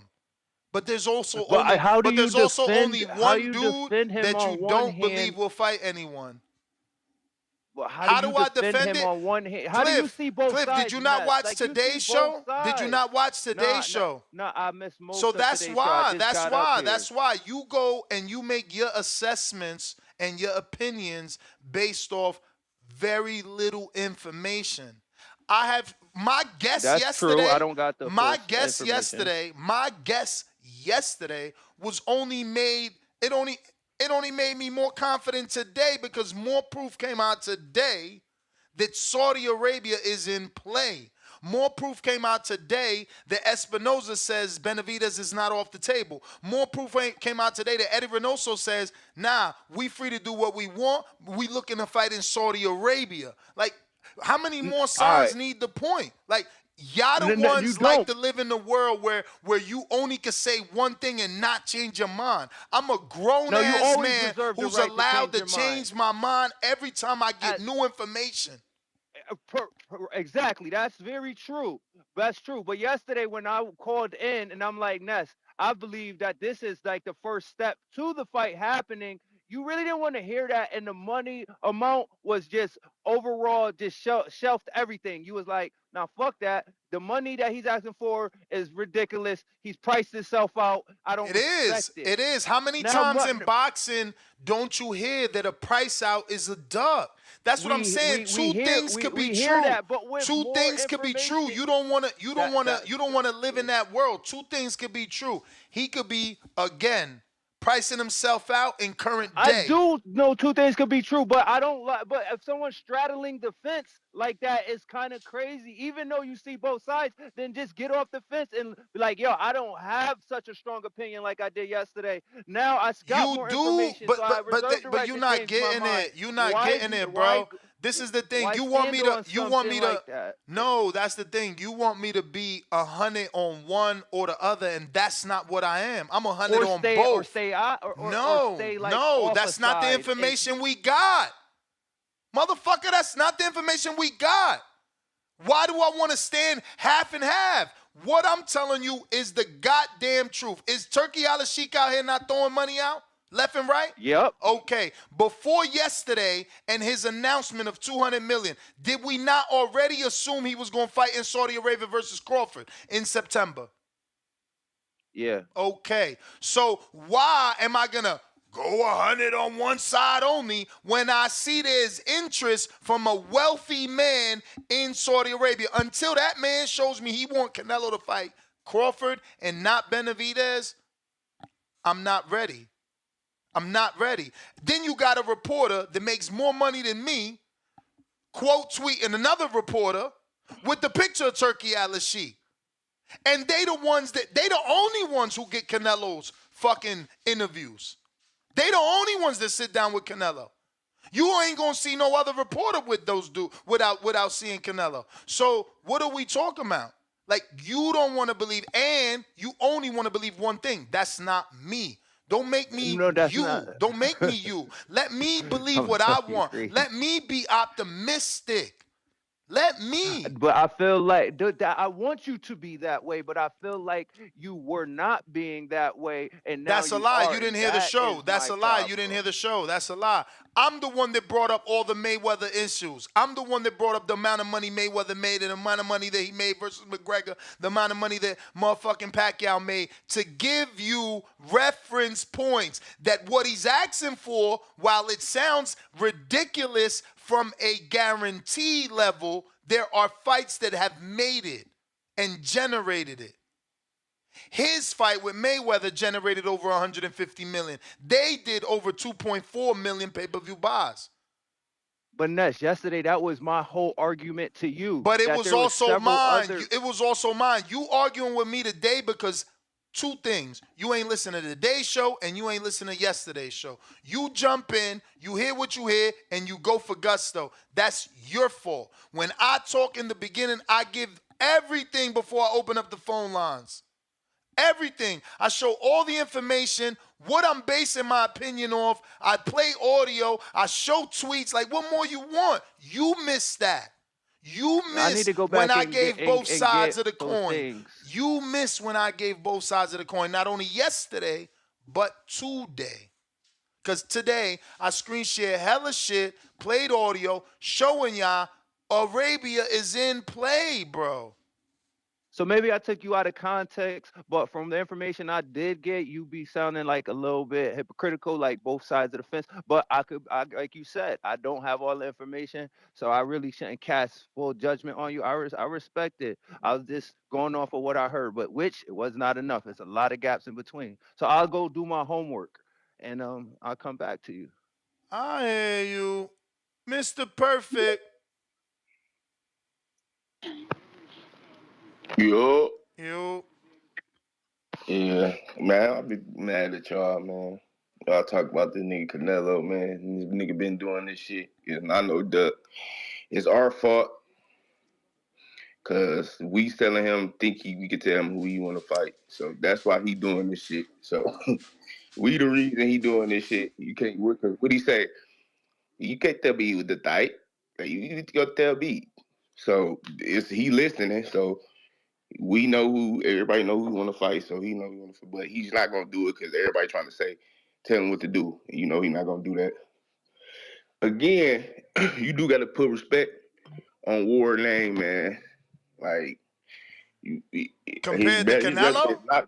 Compared to Canelo. No, his resume not on, but you gotta respect Ward. Though. Yeah, I do, but I don't respect someone who's done less than someone discrediting someone. But he, he undefeated, so he gonna talk however he want to talk. Hey, so. Champ, you undefeated because you ain't take the risk that Canelo took. Like you didn't move up 35 pounds, bro. You moved up 7. Like, right, but.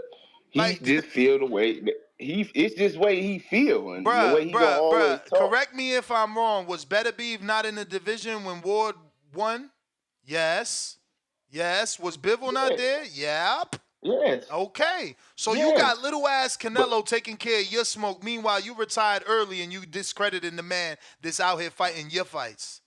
He ain't even in that division. You got to put injuries into that too, though. Whose injuries?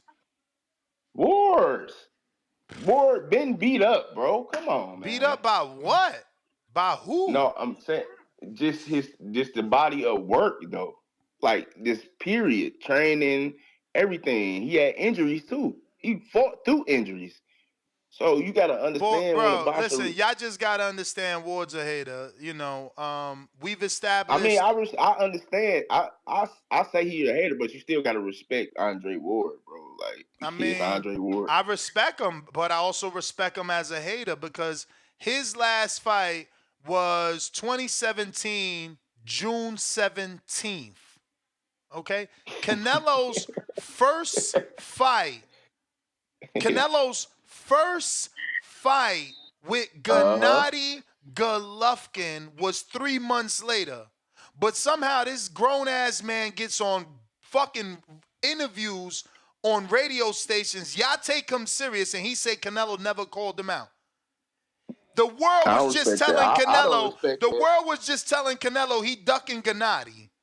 The world say he ain't give us the fight. He gave us the fight a year late because he dropped the belt and he ain't fight Gennady till a year later. Somehow he also simultaneously ducking motherfucking Ward. I mean, I can't make this shit up. Canelo never ducked, bro. I can't make this shit up. But why are you on Breakfast Club? Why are you on Breakfast Club telling Charlie Man? Well, he ain't never called my name out. He ain't never called my name out. You just want a payday, man. That's retarded. That's retarded. But he do, and you know he want to stay in the loop, man. He want to stay in the He loop. was trying to But sell books, man, and that's what I'm saying. Like, I yeah, don't and he give want you to no, stay I'm not giving you no love. You kicking my man back in, who out here cleaning up right. he cleaning up your shit. You left Better Beef Yeah, out here. You left Bivol yeah, out here. And you yeah. kicking his But back you in to can't. sell some books? You, Man, get the but you fuck out of here. you can't. But you can't just go at him though because he retired early. He did fight the nigga that everybody say, oh, Doggy, he ain't he really beat fought him. one dude. Understandable, If but he did do the if rematch. Canelo, yo, They did do the rematch, if but Canelo, you can't. if Canelo fight Benavidez, right? That's Mm-hmm. arguably depending who you talk to.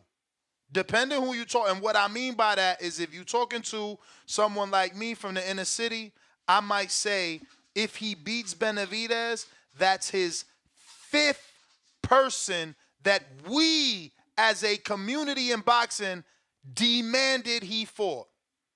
But if you talking to a Mexican born, that will be maybe his eighth. Because you got to put in Julio Cesar Chavez, you got to put in Angulo, and you got to put in Jaime. Then you slap on top of there David.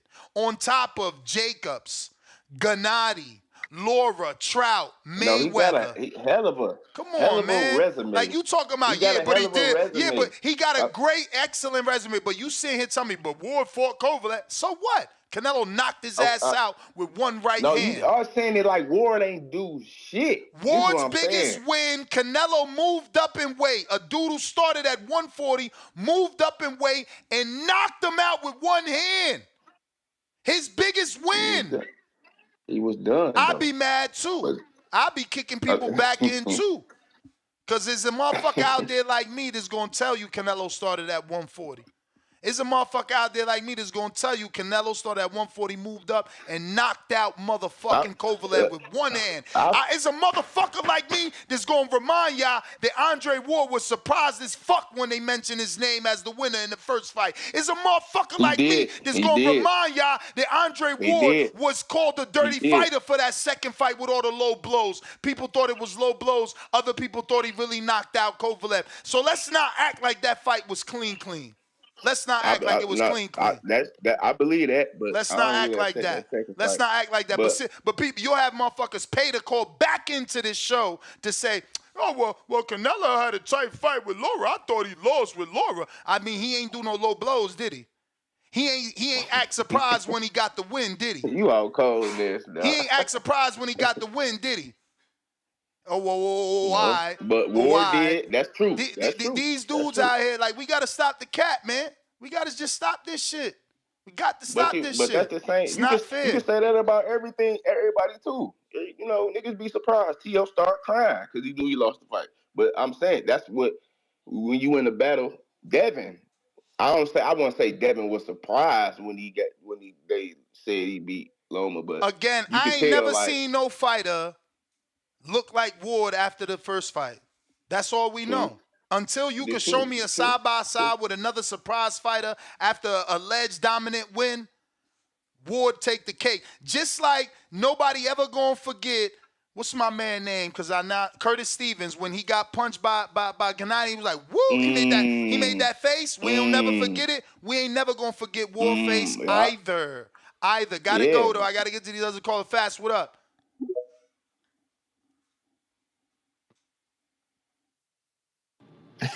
Hey yo, what? Hey yo, am I reading this correctly?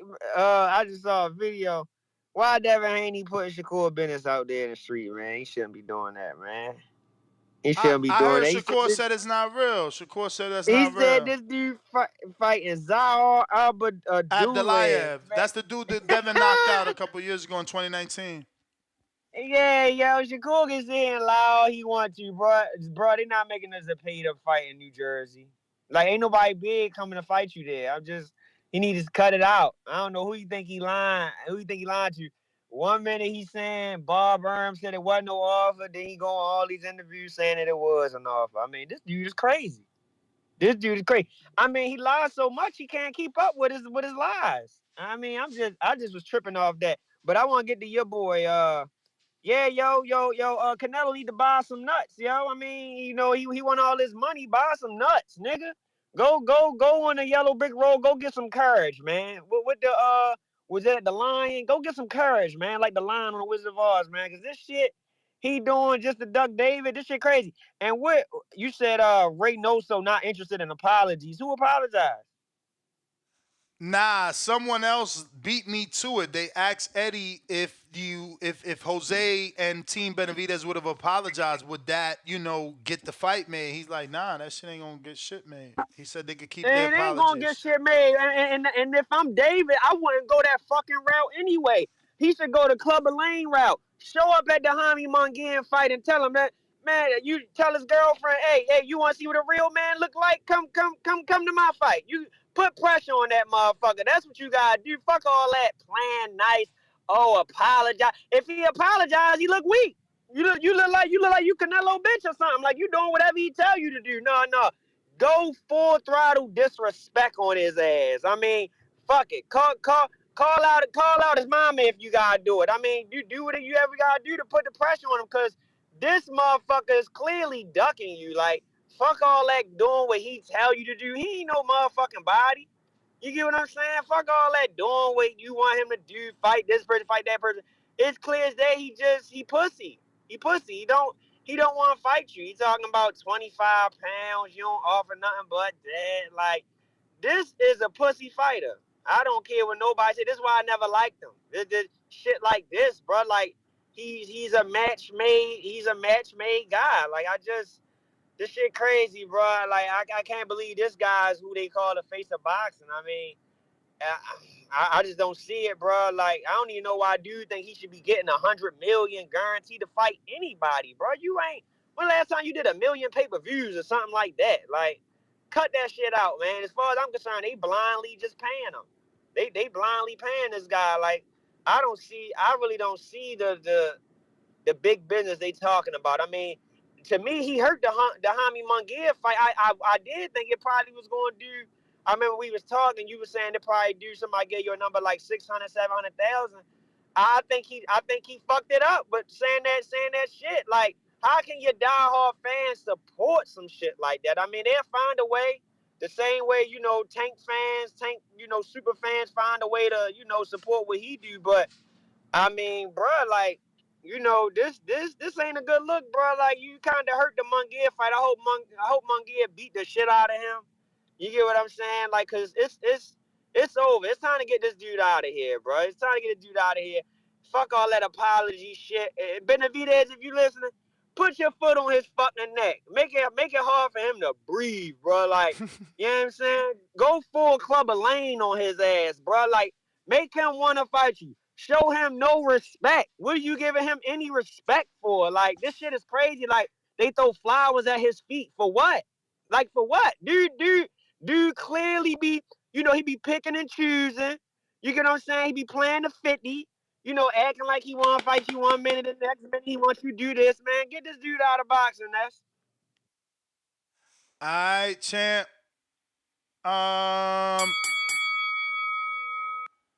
Got a couple more callers, but you got to give me a quick minute intermission here.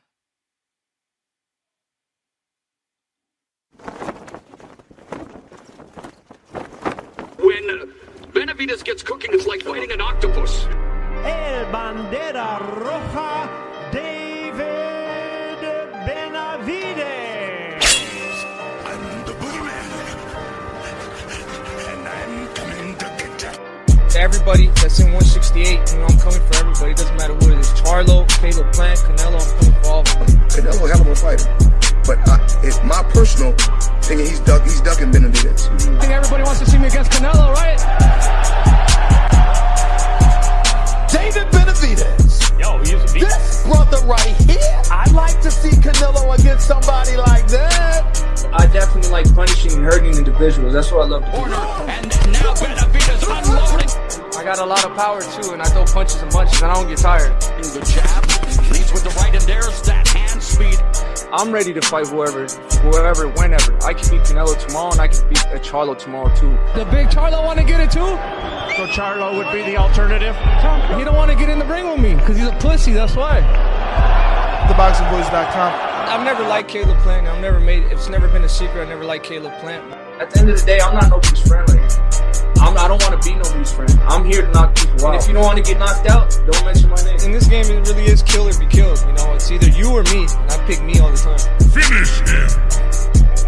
SDS Promotions. I'm the boogeyman, and I'm coming to get you. CYP counter.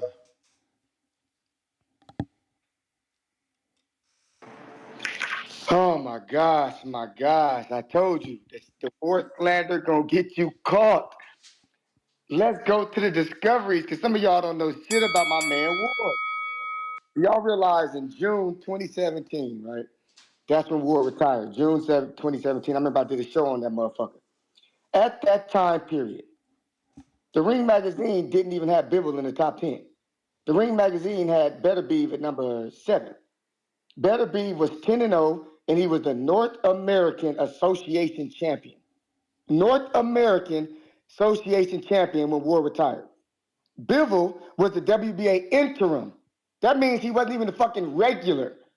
He was the interim. That's who you call Andre Ward running from? Man, they weren't even the top at the division. The top at the division were still Kovalev, Edir Alvarez, Alexander Gaschev, those Badu Jack, those were the dudes that were at the top. Sometimes you just be talking, running from some North American champions that's still fighting in Canada. Don't nobody even know them. I'm so scared. Somebody give me a blankie. I'm scared. Give me a nightlight. I'm scared of the dark. What are you talking about? Andre Ward had nothing to do with them boys. Them boys' future is now. They had nothing to do with Andre Ward when he retired. They weren't even on his fucking radar. Nothing. It's a wrap. If you want to say duck Edir Alvarez, you want to say duck Adonis Stevenson, make some sense with the shit. Don't be trying to help Canelo to the point where you embarrass yourself. Kovalev was an older man, already been knocked out by who? Edir Alvarez. Edir Alvarez was on the Top Ring magazine list when Ward retired. That's the dude who knocked out Kovalev years later. Why didn't you bring him up? Do you not remember that? Oh, you forgot that part. Oh, I get it. Here's what you do. Stop talking about certain fighters because you don't really know them fighters. I'm going to come for you. I'm going to come for your paws in your ass. Pause. For real. Cut the bullshit, man. Cut it out. If you going to disrespect Ward, please get the fucking facts straight. If you think that Better Beef and Bivol was on his radar in 2017 when he retired and he ran from them, you were not watching boxing then. Because I'm hearing this shit a lot. Y'all don't watch boxing. Y'all don't watch boxing fans. I'm starting to realize that that's something y'all niggas say because you don't really watch boxing. Because you're not really a boxing fan. You don't even know shit about nothing that happened before like 2018. Or Wilder. Like, you know shit past Wilder? You didn't know that Roy Jones Jr. moved up to heavyweight, came back down immediately and beat Tarver? You didn't know that? You didn't know that Mikkel Kessler and Carl Frost are Hall of Famers? You didn't know that? Man, I'm done. Y'all have fun with this shit.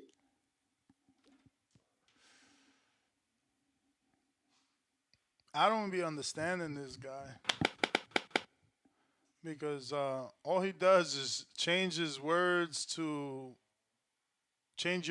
fit his arguments. I never once said Better Beef was on Ward's radar or Ward should have had Better Beef on his radar. So a term and words you made yourself. Same as running. Never said Ward ran from him. No. Only thing I said is that it is Canelo that's fighting Better Beef and Bivol. And somehow, to you, the position that Bivol was in, which is no different than Stanionis and a bunch of others, Colbert, a bunch of other well-known names in the sport have interims and have held interim. Somehow, his interim, WBA, makes him meaningless and not worthy.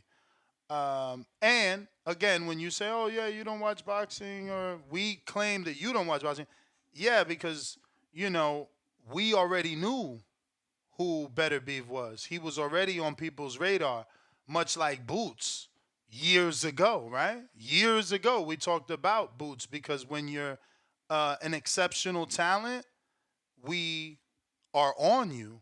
You know what I'm saying? Like when you have, I think it's like 6 fights, and you fight a former champion in Tavares Cloud, people start to pay attention. You know, another former champion in Gabriel Campillo, people start to pay attention. So I don't know. But hey, bro, I'm here for it, you know? Come on back. We got Terrence. What up?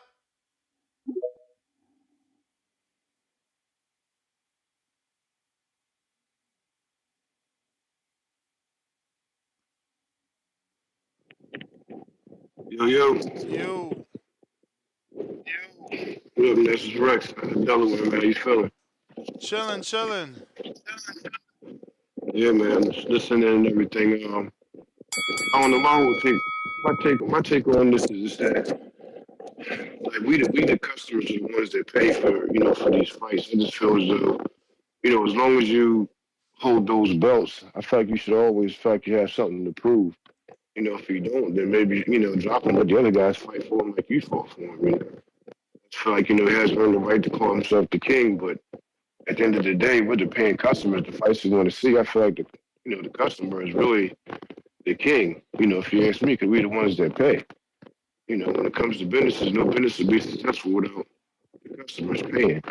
You understand? We're the paying customers. I just feel as though the fans really want to see this fight, and I think that as long as you hold those belts, that you owe it to give that to us, means that we're the ones that's paying.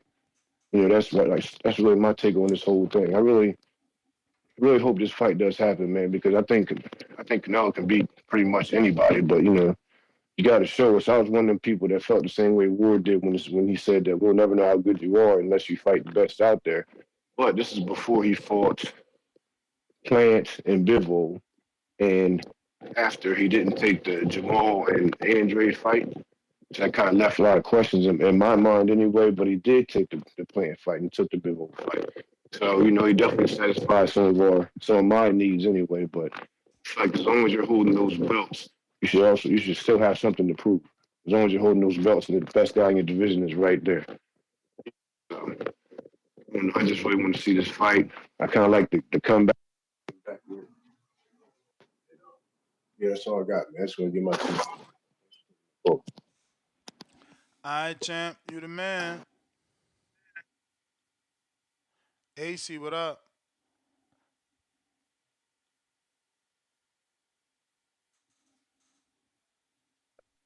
Yeah, you hear me? Yep. Yeah, man. I just wanted to touch in on this little Canelo Benavidez. Personally, I feel like, man, if you call it tripping hard as hell. You got one dude.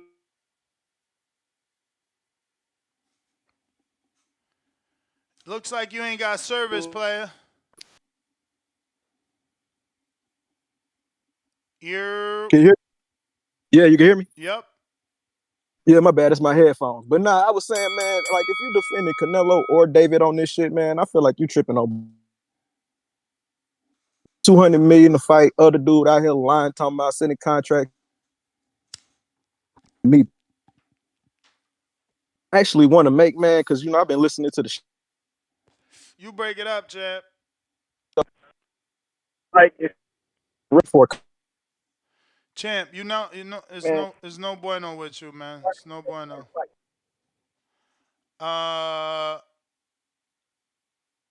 We got high as fuck while raising my kids. $5. Enjoyed yesterday's show. Today also lit. What fight would you do a 24-hour stream for? Oh, I don't know. Anyone, bro. I've been dying to do a 24-hour stream. I remember when I was at Sticky Paws, their boss, the owner, not boss, excuse me, the owner did a 24-hour stream. But it wasn't true 24 hours. They didn't go live 24 hours. So I would try to do something like that maybe for a big fight.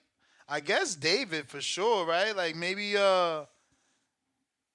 how could we do that? I guess it would have to be like weigh-in, from weigh-in to fight night. That's a lot though, because you're gonna be exhausted and you might fucking fall asleep during the fight, especially if you're on the East.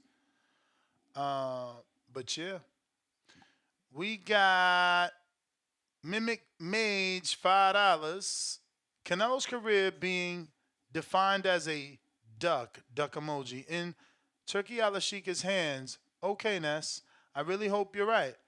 I just don't think 150, 200 million is realistic. I mean, that's not true because you know we've seen fights get to that. Problem is you got to make a lot of money. You got to make a lot of money, and the 200, you know, it's like Fury asking for 500 and landed at 100 plus. You know, hopefully that's what it is. We got William that says, if Canelo fights and beats David, he's pound for pound number one. I mean, look, bro, they put Inoue and Crawford at number one. So, you know, we don't know if he beats David. Would he put him at number one and would they keep him at number one? We got William with another dollar cash up that says, War Duck Undisputed. Stop the cap, Alex. Well, you meant CYP because he never fought Adonis Stevenson. That seems to be everybody. Double check here. Yep. Nes GTO, Instagram, and Twitter. Until the next one.